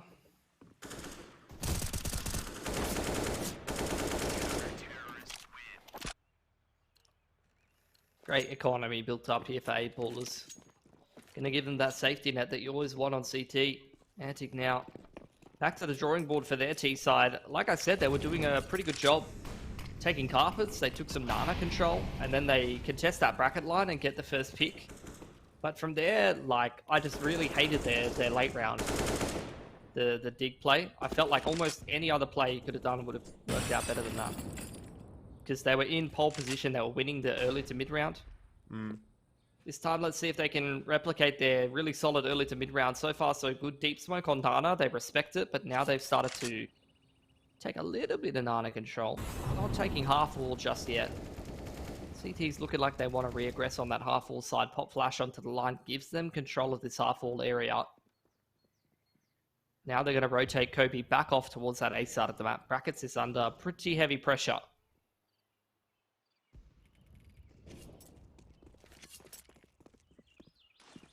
Yeah, they're taking a good amount of control of brackets here, Antic, but they do not have control of Banana at all, and that should be signaling to 8ballers that something's heading in the direction of 8. I think they're cottoning onto that one pretty quick smart, but Shui, is he going to be there quickly enough to assist? And Kobe Able to get the incend down. Oh, Fiend's gone through it with the bomb. So Antic is really committed to this now. They have to back him up. They have to follow him. 8 Ballers don't quite have the numbers in the site just yet. Good util usage from Antic is keeping a couple locked away. Prodigy from Pit has already struck with one, and Kobe and Bogeyman. What happened to that round? It just disappeared. I think it was a little fortunate for Kobe. Did he have a line there? As the smoke faded? I think he was, yeah, he's just spamming. Yeah, that's really unlucky actually for Antic. Not that running into that pit site crossfire would have probably worked anyway, because Kobe probably would have had timing to push through the backside of that smoke. Yeah, Antic are looking a little unsure of themselves. I didn't mind the util and the approach, honestly. I think maybe the B pressure was a little one-dimensional. Well, with the Shark, he's going to get pushed off the line, but Bogeyman at least keeps the AWP alive, if not himself. Let's give Mr. Shark the opportunity to do a little bit more. Still, Antic is getting some good damage out of this round. You wouldn't think they can win it from here. And I suppose it doesn't matter hugely if a couple of guns do drop in this one for 8 Ballers, as long as they do convert the round. Hobson has managed to find his way into Library. It looks like Mr. Shark's all over that, though. 5-3 the scoreline. Starting to look pretty good on this CT side for 8 Ballers. Yeah, they're not really resettable anymore. Which is going to make Antic's life harder, right? They got to deal with those util setups. 8 Ballers have a lot more options available to them. They're going to have that AWP full time now. Antic, they just got to kind of chip in a couple gun rounds here and there and keep this scoreline competitive and try to lock things down on CT, I think, from here. We're only into round number 9, but, you know, CT economy has just built up so much. Great double nade onto Guark and Fiend. Really well timed. 8 Ballers, credit where credit's due. They're getting great value out of these HEs.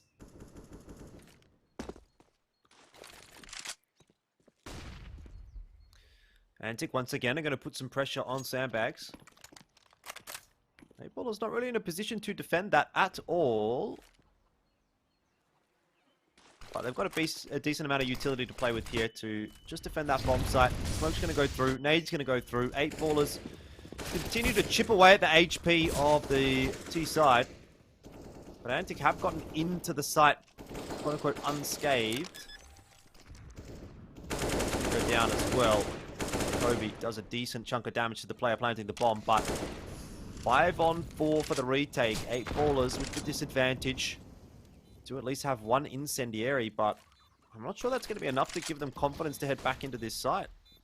They've got a lot of money though, so maybe it's worth giving it a crack. Even if they do take a lot of guns away from Antic, can still be quite a valuable round for them. Prodigy opens nicely. Skull Hunter up on the boost, does get himself one, but that's not enough right now. Antic, the floor is getting wiped, and Obson drops. He can't hit the shots, and that is a 4-on-5 retake secured by 8 Ballers. And perhaps a nail in the coffin for Antic. That's incredible. That was actually an incredible retake. Holy. Lost for words, Pilski. I haven't seen that work, like, very often at all, especially from a man disadvantage. I feel like Antic are just not hitting their shots at all right now. Like, pound for pound, 8 Ballers is kind of out-fragging them a little bit. Because that looked like an Antic round every day of the week. Don't get me wrong, it was good util as well for 8 Ballers. Molly to Evo corner and the flashes were really nicely spaced over the top and probably caused some of those Ts. But definitely should be winning some of those duels. Especially from a man advantage situation, you just want to trade down and make it hard for the CTs to get back into the site. How's this Carp's timing? Oh, keeping an eye on it, but he gets fully flashed, and Bogeyman also white inside of the site. He's going to get that incend down quite nicely, and that actually does net him a frag. So it is going to be 3-on-3. But the bomb plant's going to go down. Interesting plant. Open for Library, not so much for Pit. Oh, that's a nice nade from Guag. Shui, though, is going to be the big difference maker here, isn't he? Oh, Skull might have spotted him. Definitely has. Not going to be peeking that one at all. And I think 8 Ballers is going to have to give this one up. So, good news for Antic is they're not out of it just yet. Yeah, definitely not. Like, this game is far from over. 8ballers are looking good in the early stages, and they have built themselves up a really nice CT economy, don't get me wrong, but this game is far, far from over. Because just the nature of the economy gives Antic more and more of these gun rounds, and as long as they can win, you know, 5, 6, 7, something like that, it's still anyone's game. You still got a whole nother half to play at that point. They just need a couple good calls, a couple good reads, and they're good for it. We know this team.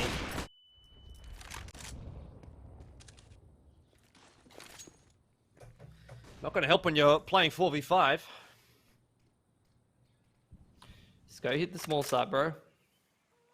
Against Kobe, though, that might not be so easy.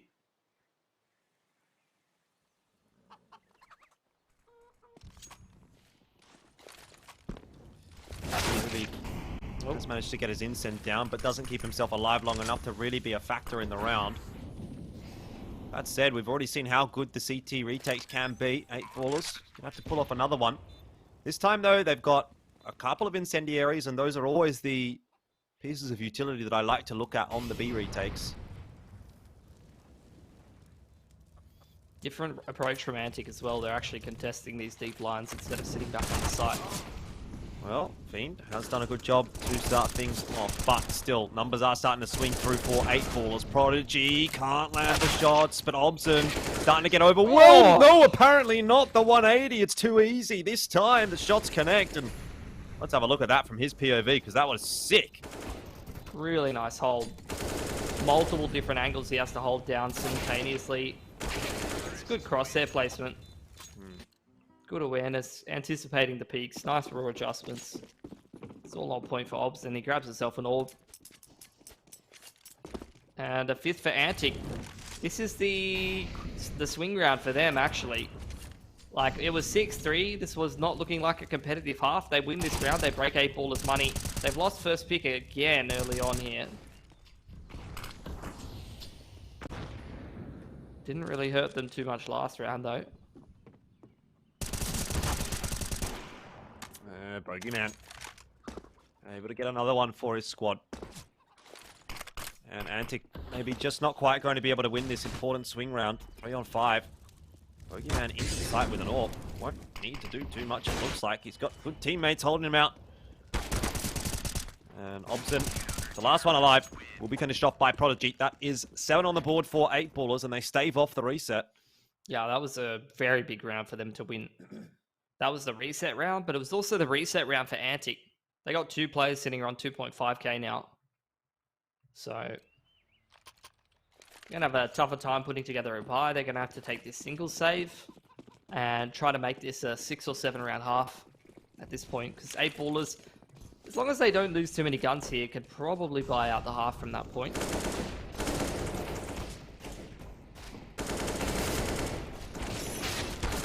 Pretty solid anti-eco so far from 8ballers. Almost gets wrapped up nicely, but Quark's still alive.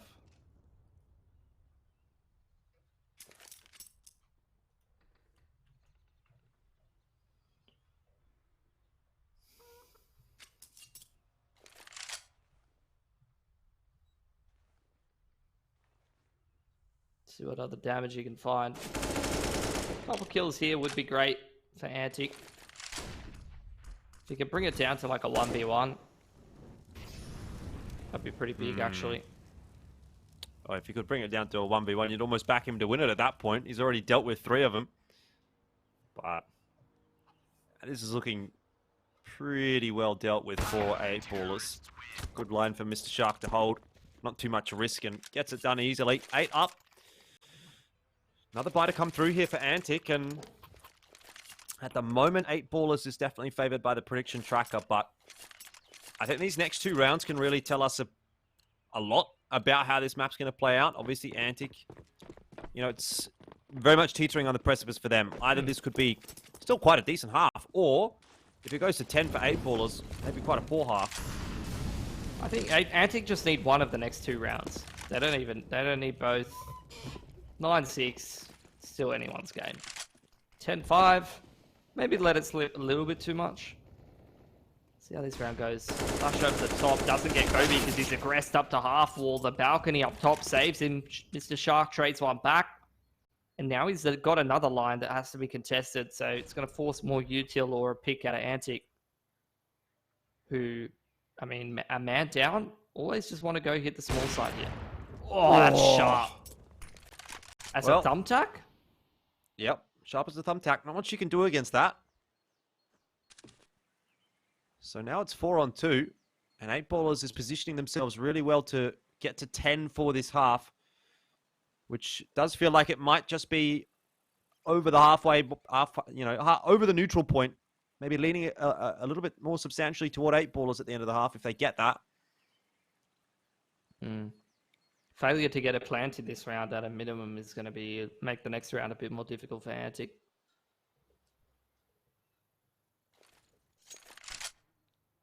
Front side smoke. He's going to block Mr. Shark's vision. Pulls back towards dark corner.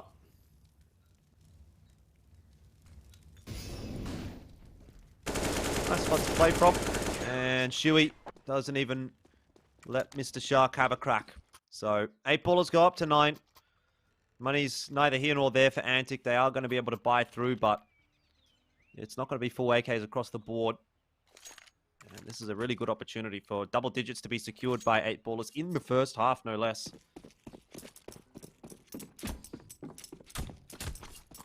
Yeah, a bit of a lack of util on Damio and no head armor for him. You've got to go down to a Mac 10 for Skull. Not ideal.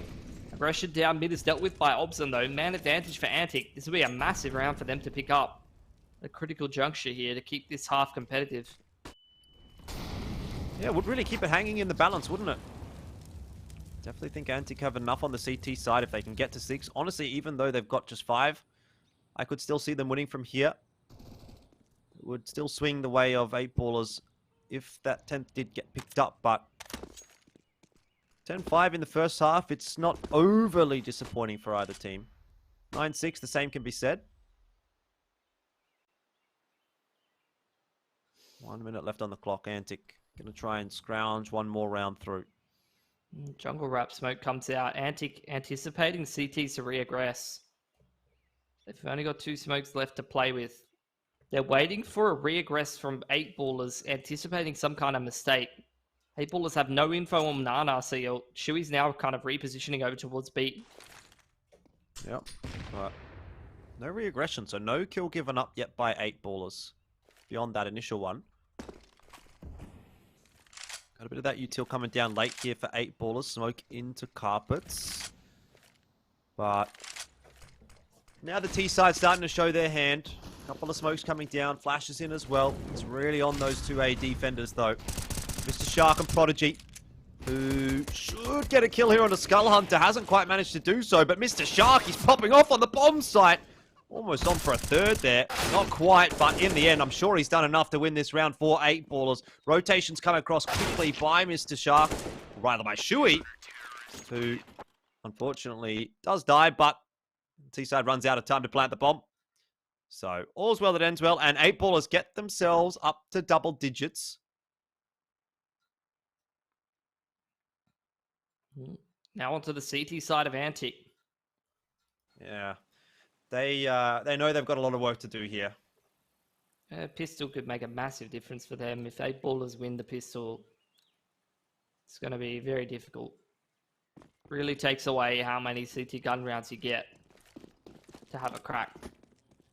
At that point, a few mistakes, a few nice shots can be the difference between you having a chance to come back into the game and not.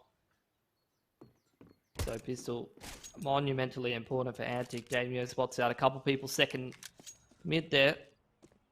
It's going to pull the rotation over through Speedway. Beamed on his way over with a bit of util.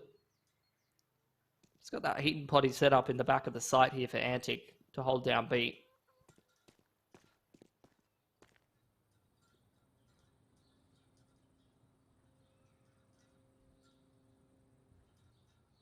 Wow, very passive pistol. Yeah, from 8ballers. That's just what I was thinking. Far cry for Antic as well. Very passive. Yeah, but like it's a far cry from what we saw in that first pistol, wasn't it? Antic just charged into B. Very different approach from 8ballers here. But Kobe's going to be able to walk out onto B and maybe even into CT spawn as well. He should know there's a player here, courtesy of that smoke. And, oh, he's heard that rotate off as well. This could be massive. 8Ballers already looking good, and Kobe's denying the rotates. That's huge. That's round over. Kobe is actually big brain. Like, I'm actually enjoying this guy play so much. I wanted to give him benefit of the doubt for a sec, but I'm just going to keep fanboying. Like, that smoke play was phenomenal. Similar thing on that CT gun round, where he sat in his own smoke. He did prog from Coffin side and sat inside of him and won the round that way. Gorgeous. You never see that. You never see that. Tell me, when do you see that, Jordan? Never.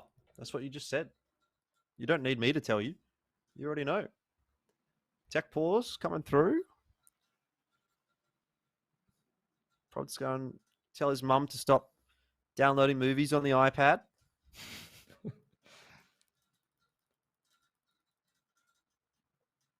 My money's on Prods either taking a piss or having a dart. I don't know which. Maybe both at the same time.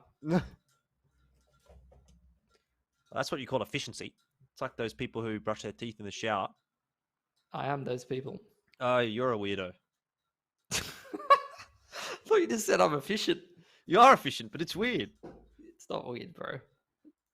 How did your toothbrush gets all wet? I'm just saving water. No, you're not. You're spending an extra 2 minutes in the shower brushing your teeth. How's that saving water? I don't have an answer for you. How long are you brushing your teeth for? I don't know. 2 minutes. That's how long you're supposed to do it. Is it? Yeah. I've never timed it. You don't have an electric toothbrush? No.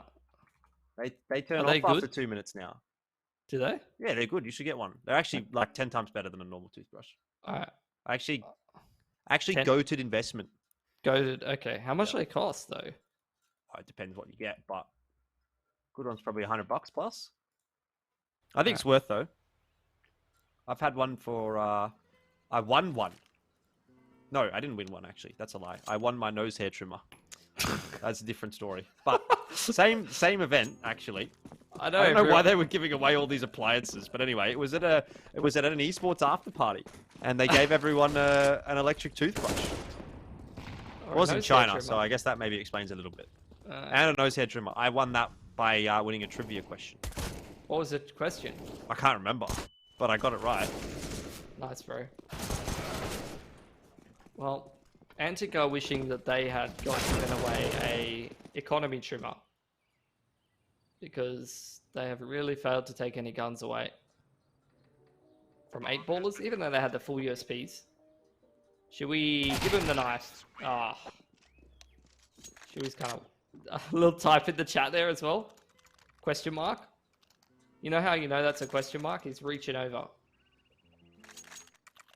Reaching over for the question mark from the mouse hand. 12-5. Can you come back from that antic? Yeah, you can. They got to win 2 gun rounds in a row though, Jordan, so this one's better be a bloody good one. They got no kits as well, so just make sure they don't get on the site and we'll be alright. That rhymed. Sounded like a rule for life.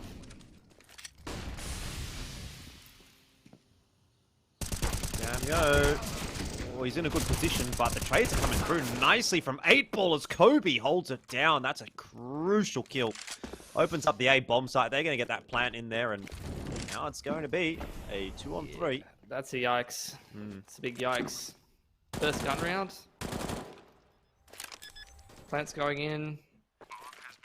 No kit for the retake.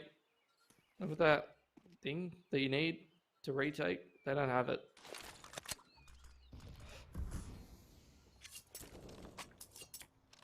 Yeah, cool.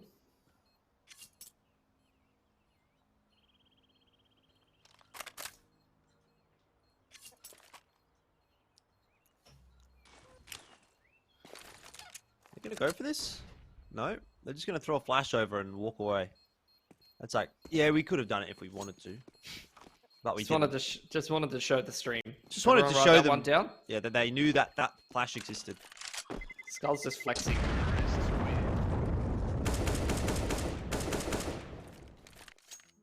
What do you think? Does he look like the kind of guy to be like, hey, look at my flash. It's pretty cool. It's not a big deal, though. It's not a big deal. Yeah.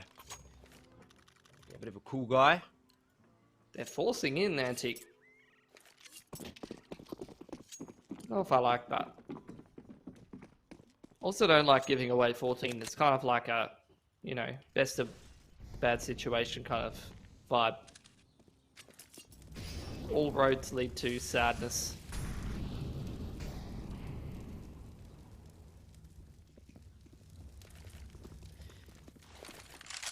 I think most of them are definitely leading in that direction if you're Antic at the moment. 13-5, a scoreline that's going to be really tough to come back from, and they're starting to work their way nicely into brackets here, but they haven't cleared out Boiler just yet. He's going to kind of leave Obson high and dry, Famis in hand. He's going to duck himself back into the side, so it's all on the Fiend, who gets a nice timing off a flash from Damio. But Prodigy will be able to put him to rest, and now the rest of the 8-ballers, lads, start to work their way back in the direction of that bomb. Pick it back up. 1 minute still. Lots of time to work with. Re-aggression from the CT side, but can they pick up 3 kills? Obson helped out by Damio. Not enough, apparently, and now it's just Obson left on that bomb site. And the T side, they recognize their opportunity. Rotation coming through fast, but not fast enough to save Obson. Plant's going to go down again, and once again, it's another 3-on-2 post-plant. Antic didn't want to go for it last round, but now they're starting to run out of options. They could have used the flash, Jordan. They're not using it. Skull's coming up dig. Guag's got a flash. HE nade chips a lot of damage. Actually, Skull's got the timing there. This could work out. The route from Boiler side is a little mistimed. I don't know if it's planned for Kobe. He's got a molly, though. Molly's not going to matter, though. There's still heaps of time in the round. That's big. That's a big one. One for Antic. 2-on-3. 8-ballers will be a bit disappointed with that, because that really was their opportunity to just win the map here and now, basically. They win that, money's gone, Antic's done, so you win the map, in theory. But they will have to work a little harder at it. Luckily, they've got a buy still.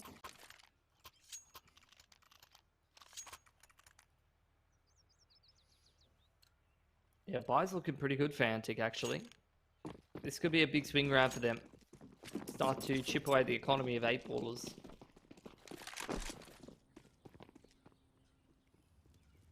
Quick smoke to half wall there for 8-ballers, and they're contesting Nana pretty hard with this util. Oh, that's a good nade. That's another good nade. Back and forth they go. Through the smoke they go, I wonder. Looks like it. 8-ballers. Gonna put that molly down. Sandbags will be cleared out. Ooh, retake util. Yeah, oh, this is going to be way. so messy. But they're not going to be retaking anything, because 8-ballers is going to be taking the side, or at least attempting to. Fiend is there, though. It is a 3-pronged defense. Oh, no. Which is maybe a little bit too much to deal with for 8-ballers. Smoke's going down. We've got Guag backing away. Antic happy with the numbers advantage that they've gotten. And they'll allow 8-ballers to plant that bomb on the floor in just a second. Not sure what the intention was behind that molly. Don't think he knew the smoke was... There was another smoke deep, perhaps. Re-smoke on main. Yeah, there's been a bit of a fiesta of weird util this round. Mr. Shark's going to tap it. 8-ballers not feeling comfortable enough to get this plant down. Got to reel it this time. Plant goes down. Retake in from the CTs, who are just swarming our coffin side. Yeah, 8-ballers are just completely stuck, and this is going to have to be something massive from Mr. Shark. And a huge throw, to be honest, from Antic to lose the round from there. Can't just say that, bro. What do you mean? You can't say throw. People are probably betting on this game. Don't say that. Oh. Sorry. Sorry, everybody. 13-7. 8-ballers feeling a little bit sorry after the last couple of rounds. Hero AK? For Prodigy. He's feeling confident, I guess. What's he got for us?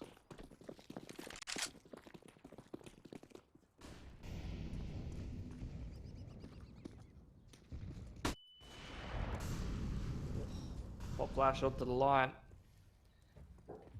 Let's get some flashes going for Prodigy. Shuey's about to set old mate up into bracket.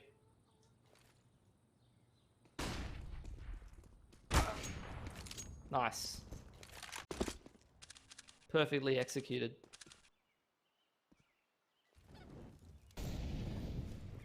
What can Bogeyman do now? He's got that AK in hand, and he's found a timing onto Fiend. Start to undo the defense a little bit. Damn, yo, he's not in a great position here at all. Pops his head back up. Easy fade for Bogeyman, who has got a third. That's another big one. And Bomb Plant is now secured. 3-on-2 again. Guag and Skull Hunter. They must be so sick of this. Smoke goes onto Moto's side. Same situation again. They just won. But even less HP for the T's this time. You'd have to say this one looks okay for Antic, but all it takes is a couple of quick shots in through from 8ballers. Molly is going to push players out of position. Bogeyman got one, and Shuey in the back gets Skull Hunter. Very nicely done from 8ballers, and that does make amends for things that occurred a couple of rounds ago. Really nicely timed peek here from Shuey. You're going to see it. All he has to do, shoot a guy in the back, and he wins the round. 14 is up. And tactical timeout for 8ballers. Now they know this is their chance.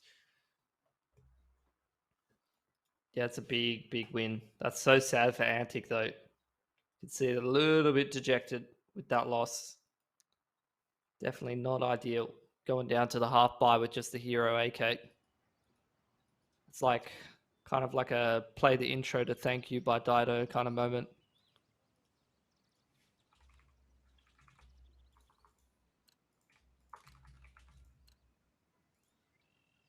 Down to the MP9s with you, Tilt. Damio's again got no grenades. And 8ballers are exactly that. They're kind of balling out of control now. 14-7. Decent money on a couple of their players, but nothing crazy. As we go into another gun round. Guag ready with the flash. Skull Hunter in a good spot, but if that smoke fades favorably for Kobe, which it has, his position is now given away, and he's really under that pressure. Pops up on top of the sandbags. Flashes going in all directions. Util being tossed back and forth as well, and somehow no one dies. That's actually pretty bad for the CTs. Now both Skull and Guag have almost no grenades. This smoke's the last one. And if they drop that at 1 minute, then it's really not ideal. You've got another player over here, though. Fiend is actually... Is that Fiend rotating in, or is it Obson? I think it's Obson. Obson, yeah. Yeah, so he doesn't have a smoke. If it was Fiend, we'd be Gucci. I mean, 3 players over toward the B site, though, does definitely bolster the defenses. Skull Hunter boosted up. MP9, definitely not too shabby.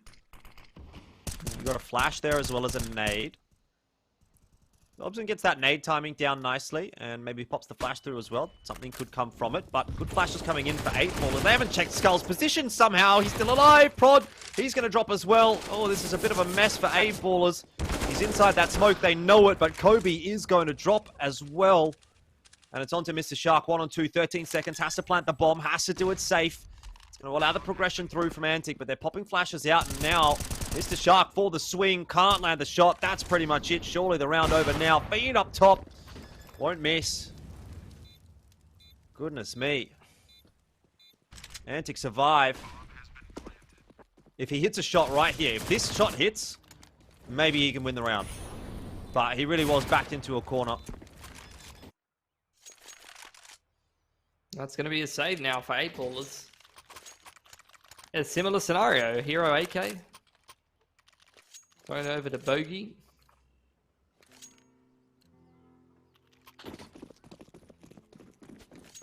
Bit of util, couple pistols. Money's really bad for Antic here, so as long as 8ballers can keep taking guns out of their hands, they are setting themselves up for a bit of a reset. That's the idea. When you're this far ahead, even if you're not winning rounds, just make them competitive. If you're Antic, that's exactly what you wanted to see. First pick, now you chill. Just try to trust those crossfires. This could be a good timing though. How's the flash from Shuey? Not amazing. Prod actually did get Damio in the end there, but that's alright. Antic only losing the one gun. They'll be happy with that. Keeps the money healthy. But will come back on through straight away from 8ballers though. They still have a very good chance of closing this map out. Hasn't got into danger territory just yet. Antic are not in a terrible spot though. Two of them are a bit poorer than I would like, but it is what it is. They just need another solid gun round. If they can get another solid gun round, 4 players up, then they're cooking with gas. Just want to avoid that potential to get reset right on match point and series point. Bit of a different look this time for Antic. Full Nana control that they've taken early on. Nice little carpet setup as well. This round's going to get weird real fast. Straight out through the smoke, and Fiend lines up 3. Can't quite get enough damage out before he falls, but he's done enough to make good value out of his life, and Shui starting to progress toward that hay cart. Can he spot the head of Obson? Yes. Oh. And is he aware there's a player in carps? He certainly seems to know. Okay. Molly's going to go up. Bomb plant's going to go down. Super winnable. How's Shui going to use his util here? Smoke to Moto side. Going to flash himself onto dig line. Ooh, he sees one. It's really going to have to be Shui to do a lot of the work here. He's going to pop a smoke down for himself. Bogey Man can't get anything done. So now it's on to Shui solo. And this is a really rough spot to play from. Bomb's not planted for him at all. Defuse will be secured. Oh, he's doing damage though. Took another gun with him, which is pretty good. Because now he's got an AK he can drop. I don't know if they should buy here A-Ballers. I think another like hero AK kind of situation is probably the way to go. But they are still keeping the money on Antic, honest, you know. Still taking rounds. This is it for Antic, right? 1,400 loss bonus is where they're at right now. All it's going to take is just that one slip up, that one round, and their money is in a cook spot. That's why these CT side comebacks absolutely stink.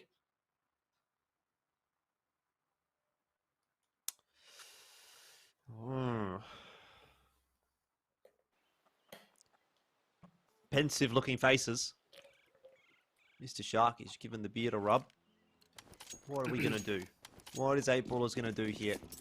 Another hero AK. This one, Shui was able to save through. Chance to do some more damage. I just want to say, while we have a half buy, Slowly is currently 22-4 against IHC. Thought you'd enjoy that, Jordan. Oh, funnily enough, I actually have that up on HLTV. We're the same person, bro. Yeah, I don't know. I don't know what's going on with Mongolian CS at the moment, but doesn't seem to be doing too good. Anyway, Damio, Fiend losing their lives. Well, Fiend hasn't quite yet, but he might be soon. He's going to allow the bomb plant to go into the A bomb site, but has to be retrieved here by Kobe. So it's taken a little longer than they'd have liked. Come on. Process of elimination. There we go. Checked everywhere but there. Yeah. In the meanwhile, though, one extra kill went over to 8Ballers. So again, it's a 3-on-2 retake on A. Guag and Fiend this time, as opposed to Guag and Skull Hunter. But Fiend doesn't have much HP. Nor does Mr. Shark, apparently. But 2 players on the site now. Should we boost it up? Kobe just watching that smoke, but Guag, oh, he's in a good spot. But he hasn't pushed forward. Time is of the essence now on 8Ballers. I think they might get it done. Kobe on Graveyard. Oh. Can't lock it down. Fiend somehow on 8 HP makes the difference, and Antic win another round. Fiend is actually kind of stepping up, dude. I think he was at like a 12-20 scoreline or something like that. He's actually multi-fragged in all of these comeback rounds. A lot of action he's seen over towards that A site, and he's been having some pretty big multi-frags on the A1S. That's a nice little 2-man on the retake to avoid a really scuffed situation. Still, it's just one gun up. 1,400 loss bonus for Antic. Look at these broke players. Damio, Guag, even Obson and Fiend would be 3k if they lose this round.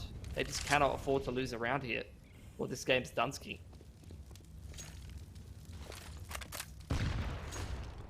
They're not losing rounds though, Pilski. Yeah, just don't lose, bro. They've been winning.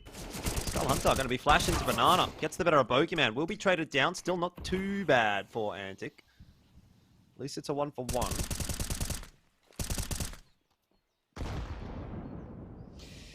Nana control for 8-ballers, which means less info for the CTs. At least they've still got that info line on jungle. Exactly this. Obscene on the AWP right now, getting so much info, but that's right when 8-ballers do exactly what they should be doing. They smoke him off the line, progression molly into dig, flash onto the site. So now, Antic have absolutely no info. They're effectively playing to a site. Oh, the molly's perfect. That's actually big for Antic. They clear out that lurker on that site. They know contact's being made on mid side. Great shot from Obscene. Damio's got the smoke to delay in pit side. Obscene, he's a bit of a threat right now, and Mr. Shark, he's got way too many angles to watch. Sooner or later, he's going to drop an Antic up to 12. That's gorgeous. That's a bit more like it. That's a big round. They're on the verge of reset, and then they just do all of the right things. In fact, both of those teams actually playing the macro pretty well that round in the 4-on-4. I enjoyed that. 8-ballers buying in. Mr. Shark's gone for the AWP with no util. They have 3 flashes, Jordan. And that AWP, remember that AWP I mentioned?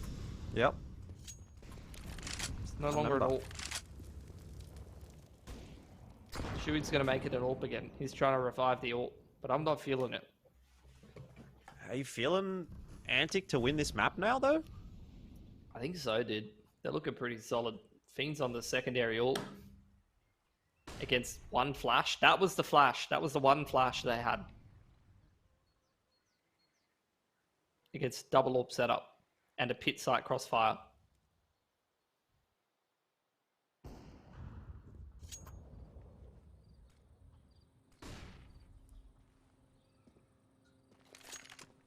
Dude, Antic still have 5 smokes. They just haven't been pushed off the AWP lines, so they have no reason to bird their util. They're just chilling. They're max chilling right now. There's a smoke into the site from 8-ballers, but not into CT, which is going to mean the Fiend has a pretty easy line held. Oh, that's a triple kill, one of which, or 2 of which, were collapse. Even Fiend is not sure what's happened there. Is he playing Pro Mod again? Was that a Pro Mod-esque performance? I swear I've seen him do that on District. I have no idea what you're talking about because I didn't play COD. It's okay, bro. I was playing the Elite competitive shooter, Star Wars Battlefront 2. Don't need any of this COD stuff. Yeah, whatever, Obi-Wan. No, mate. Heroes were turned off in comp. Obviously. Obviously. I was an NG main. Engineer. TF2? Yeah, actually, I played a bit of NG in TF2 as well. But I was a medic main in TF2. But you have a film degree. That's right. I'm confused. Why is that related? I don't know. Half by here for 8-ballers. They have missed their window, Jordan. They've missed the reset potential. Antic is max chilling, dude. Double AWPs.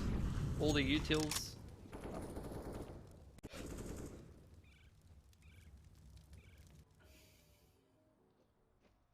I actually like the approach here for 8-ballers. I think this is the right strat to do against double AWPs.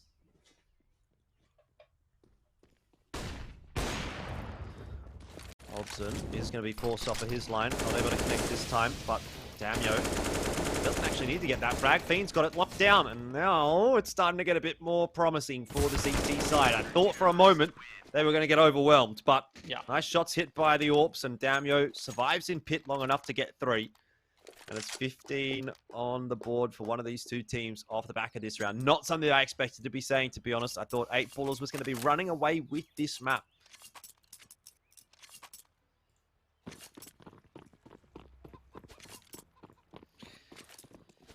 Well, 8-ballers now probably absolutely sweating. I think Bogeyman's face kind of says it all. This was so many good opportunities for them. And now they got to do it the hard way. 2 gun rounds on the trot or off to OT where you go. Half full smoke comes out. Gonna boost over it, but don't see anything. It's the AWP on Mr. Shark. Gets flashed off the line. 8-ballers a little timid moving through the map. Kobe's gonna apply some util pressure from second mid. He smokes off jungle side and pop flashes big. I don't think that's really pushed Obson off the line, though. He's still deep dig and he still has info. Re-smoke on half wall here. From Antic. I'm not sure who's got the better read here. I think it's about even, to be honest. You've got that player over in Speedway as Fiend. There's another half smoke. They just keep throwing the retake utility over and over, Antic. It's kind of working. Oh, it is funneling 8-ballers back in the direction of the A side, isn't it? But in that time, you know, you also have Fiend just trending towards the A side a little. 30 seconds left here. 8-ballers, have they kind of timed themselves out of the round a bit? This is going to have to be a perfect hit on the bomb site. They're progressing up Carps just as that smoke fades. Obson, he really needs to get out of dodge, and he can't. Fifth player, though, Damio has been solid. Not going to get much done there at all, and now it's Fiend trying to salvage. Okay.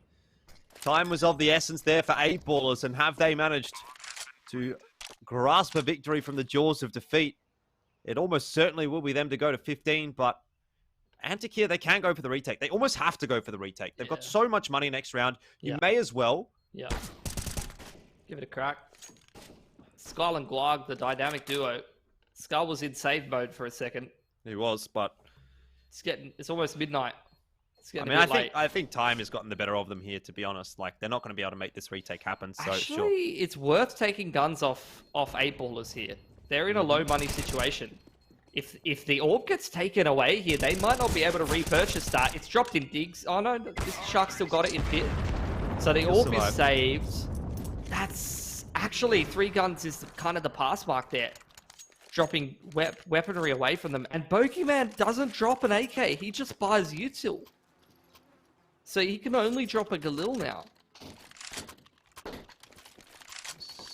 So actually that forces them down to a Galil, and it takes util out of Prodigy's hands. Those exits were actually pretty instrumental. Well, 1 round is all it requires for 8-ballers to win the map. They've really been struggling for T-sided rounds. But they might have gotten it just at the 11th hour. Kobe eats a huge nade. Bit hard to jump up onto the ledge when you've got no legs. You're telling me. I don't know why I said that. You gotta smoke onto jungle side. I'm telling you. I'm not talking to anyone else. Molly into main on B. You got some nano control. You got some dig control. Yes, Jordan? Are we going to get those retake smokes again? Or retake util? No, Smoke and the molly. They're playing double new box. So that's a negatory. Did just have Fiend in there to toss his smoke down. Yeah, this was the issue last round. Fiend trending towards B too much, and then it's effectively, if Obson like misses this shot again, or you get a sharp entry, and Damio's forced to multi-frag on the site, it's actually not very favorable for CT. So Fiend needs to make sure he's able to get into a good spot. He might be there too late. Oh, shots do come through in the end for 8-ballers. It was a bit awkward. Shuey bailed out of trouble a bit by Mr. Shark there, but the nade is going to ring true, and now Obson on the site has to come up big. Damio in the pit as well.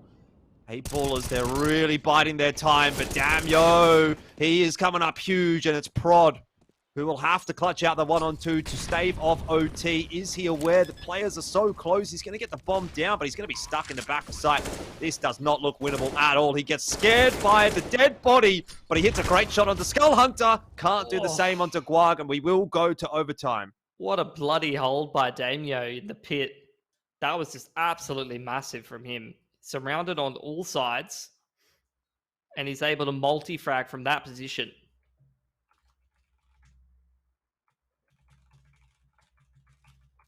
Yeah, Damio's been a real solid pit anchor. Very impressed with him on the CT side. Antic, they do pull off a pretty decent comeback in the end. Oh, it's 10k? We do 10k OT here? Yeah, I believe so. Technical timeout coming through from Antic. I think it was 10k yesterday as well. Do many other comps do that? Well, isn't that the major rule set still? Is it? 10K. Or did they go back to 16? I don't remember.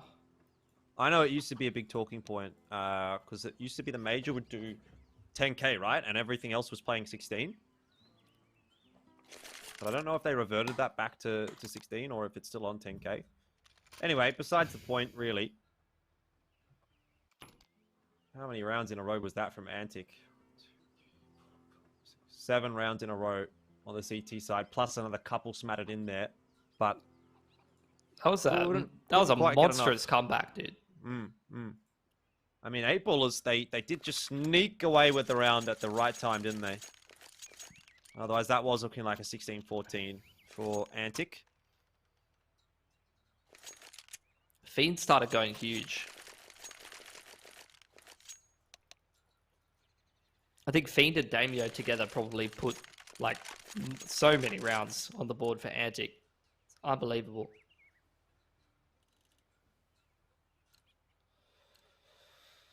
Okay, well, 10K OT, and they're going to double AWP into the first round. This can be quite costly for the CT side. It's kind of a double-edged sword in this rule set. So if you lose this first round, you could be really screwing yourself over for round number 3 of OT. Molly push. Ooh, he won't get pushed too far, but we'll just have to fall back. It's actually going to watch the Carpets line into Diggity as well, rather than keep a bit of an eye on what's happening on Arch side. Do have Fiend with the AWP there. Yeah, but he's getting smoked off. Like, he's useless here, pretty much. Yeah, won't be able to go into Library either. Same sort of setup for Antic. Damio again needs to go huge. The flashes were great onto Obson. But Damio has, I was going to say, somehow taken control of Dig. That's a sharp shot from Fiend. In fact, he's got a second there. He's gotten 2 kills. Bomb's out in no man's land, but the grenade will kill Fiend. Molly on the bomb. Bogey's going to eat some of that damage, but he's fine. Into the site. Down through the smoke, but they're not aware of Prodigy's position. Oh, that was big from Prodigy. That's a chaotic round. That was a massive round from him. Those flashes, those players getting blind on the A site was Prod in Carpets. Just streaming flashes out as that A-Rap came in. And then he gets the 2K in the late round as well. Big impact from that man that round. Support util and closes it as well. Yeah, 8ballers got to be feeling like... yeah, this is the problem with MR10. With 10K, sorry. Not MR10. Yep. This is the problem with 10K. If Antic loses this round, they are broke in OT, which is ludicrous. Already, they're a little bit light on the grenades. Are you a 16K fan? Yeah, I don't like 10K OT. Personally. But some people like it, you know, we're all entitled to our opinion. Except for Elfish Guy. He likes weird things like frozen fruit. Frozen fruit is actually goated. Bogeyman. Ooh, he's well on his way to breaking that CT economy, isn't he? Skull Hunter goes down. Guag in a decent position to find a couple, though. Oh, Shui cops a headshot, too. He's down low. Never mind, it might not have been a headshot, but it doesn't matter. Still not sure which way this one's going to go. It's really backwards and forwards. Oh, where's Kobe? I think he might have watched that video that Vertex put out about lurking on he's doing a Malta. Inferno. Thanks, Malta. Yeah.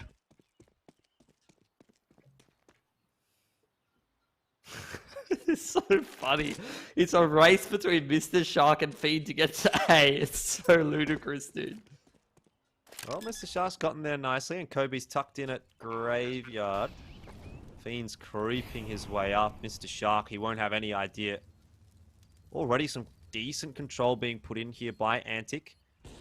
When does Kobe opt to swing? He's not going to have to. Mr. Shark gotten that kill, and Mr. Shark's got that one too.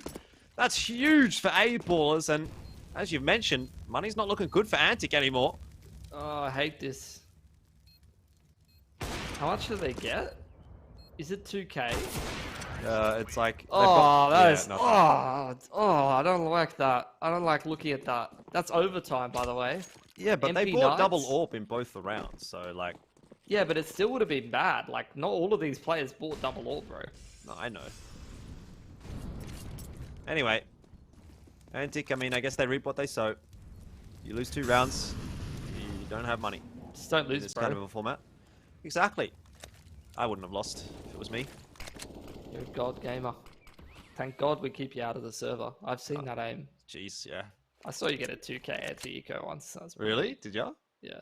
What map was it on? Nuke. Yeah, I think I remember it actually. Yeah. That was pretty good. Look at this triple push in OT on Dig because you've got no guns or util. You're so mad. Just relax. It's okay. It's a minute, bro. They got nothing. They've got a smoke and 3 flashes, 2 smokes. But pardon me, 2 smokes, of course. Yeah, so it's not that bad. 8ball is well aware of this, though. They just keep themselves quite passive in the early stages of the round, and now that a bit of that util has been tossed through for Antic, they'll start to work their way into the site. Contact play, and I don't mind it from 8ballers. When you have the superior weaponry, you can really bank on something like this. You know you're not going to be walking into an AWP. Trades come through pretty comfortably, and that's a very nice round from 8ballers. This is literally like the SpongeBob meme format of like 8ballers T-side rounds in regulation was like the little SpongeBob, and then in OT their T-side rounds have just been the jacked SpongeBob. Jacked SpongeBob's my favorite SpongeBob. That's going to be you soon.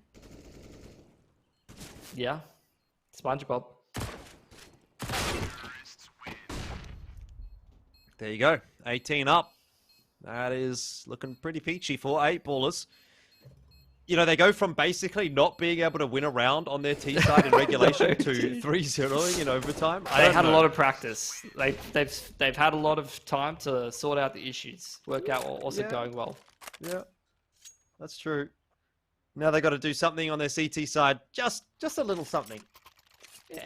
Nothing too difficult. Just tap it in. Just tap it in. Yeah, literally. Okay? It's The right in ball front of the is net. right in front of the line. All they have to do is fall over and knock it in. We don't want like a golf ball around the hole kind of situation here. No way. Get your putt out. Want a birdie. Or a par, even. A par's fine. Par's, yeah, we're all comfortable with a par. That's all good. Antic gonna go towards B now. We've already got control up to the half wall. 8ballers, their whole setup revolves around this orb contact. Then Kobe's gonna let that flash fly and Shui's gonna be sent in. Good line to be held for Mr. Shark here. Oh, he's going to get aggressive. He's going to look for some more. That has been his undoing. Oh, the timing was not good at all, but at least Kobe's there to grab one. Now, he wanted this is to do it again. He so, wanted to go walk in the smoke. This is where 10K actually starts to get a little bit interesting because does 8ballers just save here? Yeah, I think so. I remember that used to be a thing.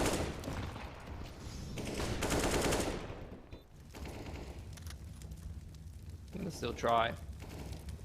Still got a molly here for Bogey. That's gonna go into dark corner and force Skull onto the pillar side. They're gonna go for the retake though. Skull's still able to get a kill from his position. Fiend. Ooh, he does go down. Bogeyman and Kobe, they might get this done. They've got to start defusing that bomb. Players in Banana. He's 1 HP. Damio keeping it alive again and again for Antic, and I don't think Kobe can win it from here. He hasn't even tapped the bomb. In the end, Damio will go down. 8ballers will not win the round, and they will lose all their guns. Oh, that was so close. How many times has Damio bailed Antic out of trouble? Yeah, he's been having a pretty fantastic game, actually. A lot of big impact plays from Damio.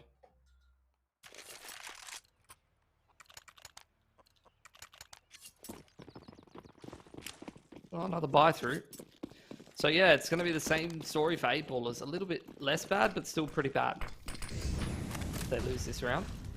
Oh, hello. Little kiss. Yeah. Before the round starts. Get the boys' morale nice and high. Not going to go that way. It's a little bit too spicy over there. Antique setting up for a quick A play of some kind. Mr. Shark's still on that line. Towards jungle side. He's going to drop a smoke on bracket. Retake util goes on to Nana for 8ballers uncontested. There's no one there. Right, Bogeyman. Oh, he's got a good start to the round here for 8ballers. Prodigy waiting for that drop into pit. Bomb is going to be found as well. This is horrible news for Antic. Rotators are coming across really quickly for 8ballers, and you've still got 2 players defending the bomb site. Util gets chucked in by the CT side. Hobson, Guag, Fiend, what can they do to salvage this one again for Antic? It's down to just the remaining 2, and Kobe ballsy stays up high, and that is going to be that 19 up for 8 ballers, and they will finish the series off with a victory. Oh, it was a long series and a hard-fought one as well, but they're very pleased with the win. Oh, all the way to OT. Almost let that game fall out of their hands. So many rounds on the T side where they couldn't quite get it across the line, and then they just roll out with a flawless T side on overtime. So that was interesting. I like the overtime strats on the T side though. They were really, really nice. And then that was a nice lay hold to finish things off. So up and down, a little shaky for X8 ballers, but they made it into the playoffs.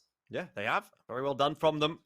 Look, again, against Antic Esports that's playing with a sub, 2 subs on the first map. They did have some struggles. They lost their own map choice. So that's still definitely going to be a cause for concern for them. But the fact that they've been able to get the series over the line, obviously that's what you've set out to do tonight. So you can give them some credit for that one. For Antic Esports, I guess a little bit disappointing the way this had to play out. They unfortunately couldn't play with their full roster and didn't get to play with Fiend on the first map, although that didn't seem to make a difference. Overall, I got to say, I think Antic, they're going to go through down into that lower bracket and probably still feel quite confident about how things are going to play out. They're quite a quality squad, so they should be able to still make that run through, I'd say. Yeah, I'd agree with that. I think, these promotion games, although important, would be nice to take a load off your mind and just get through nice and early on. Still, I think most of the teams that are falling down into that lower bracket should be favored to go through. At the same time, though, 16-20 Kings have been looking all right. So I'll give them an outside shot against TGG. Nutty could actually beat Antic. It's not outside the realm of the possibilities. You'd still probably favor Antic, but that's a game that could have some degree of upset potential. So both of those best of threes, those last 2 advancement in the lower semifinals, they could still be a little bit spicy. All right, well, let's jump into the interview. We've got Shui on the line to have a chat. And how are you feeling after that series? Because that was a bit of a marathon. That must have been one where you really had to grind.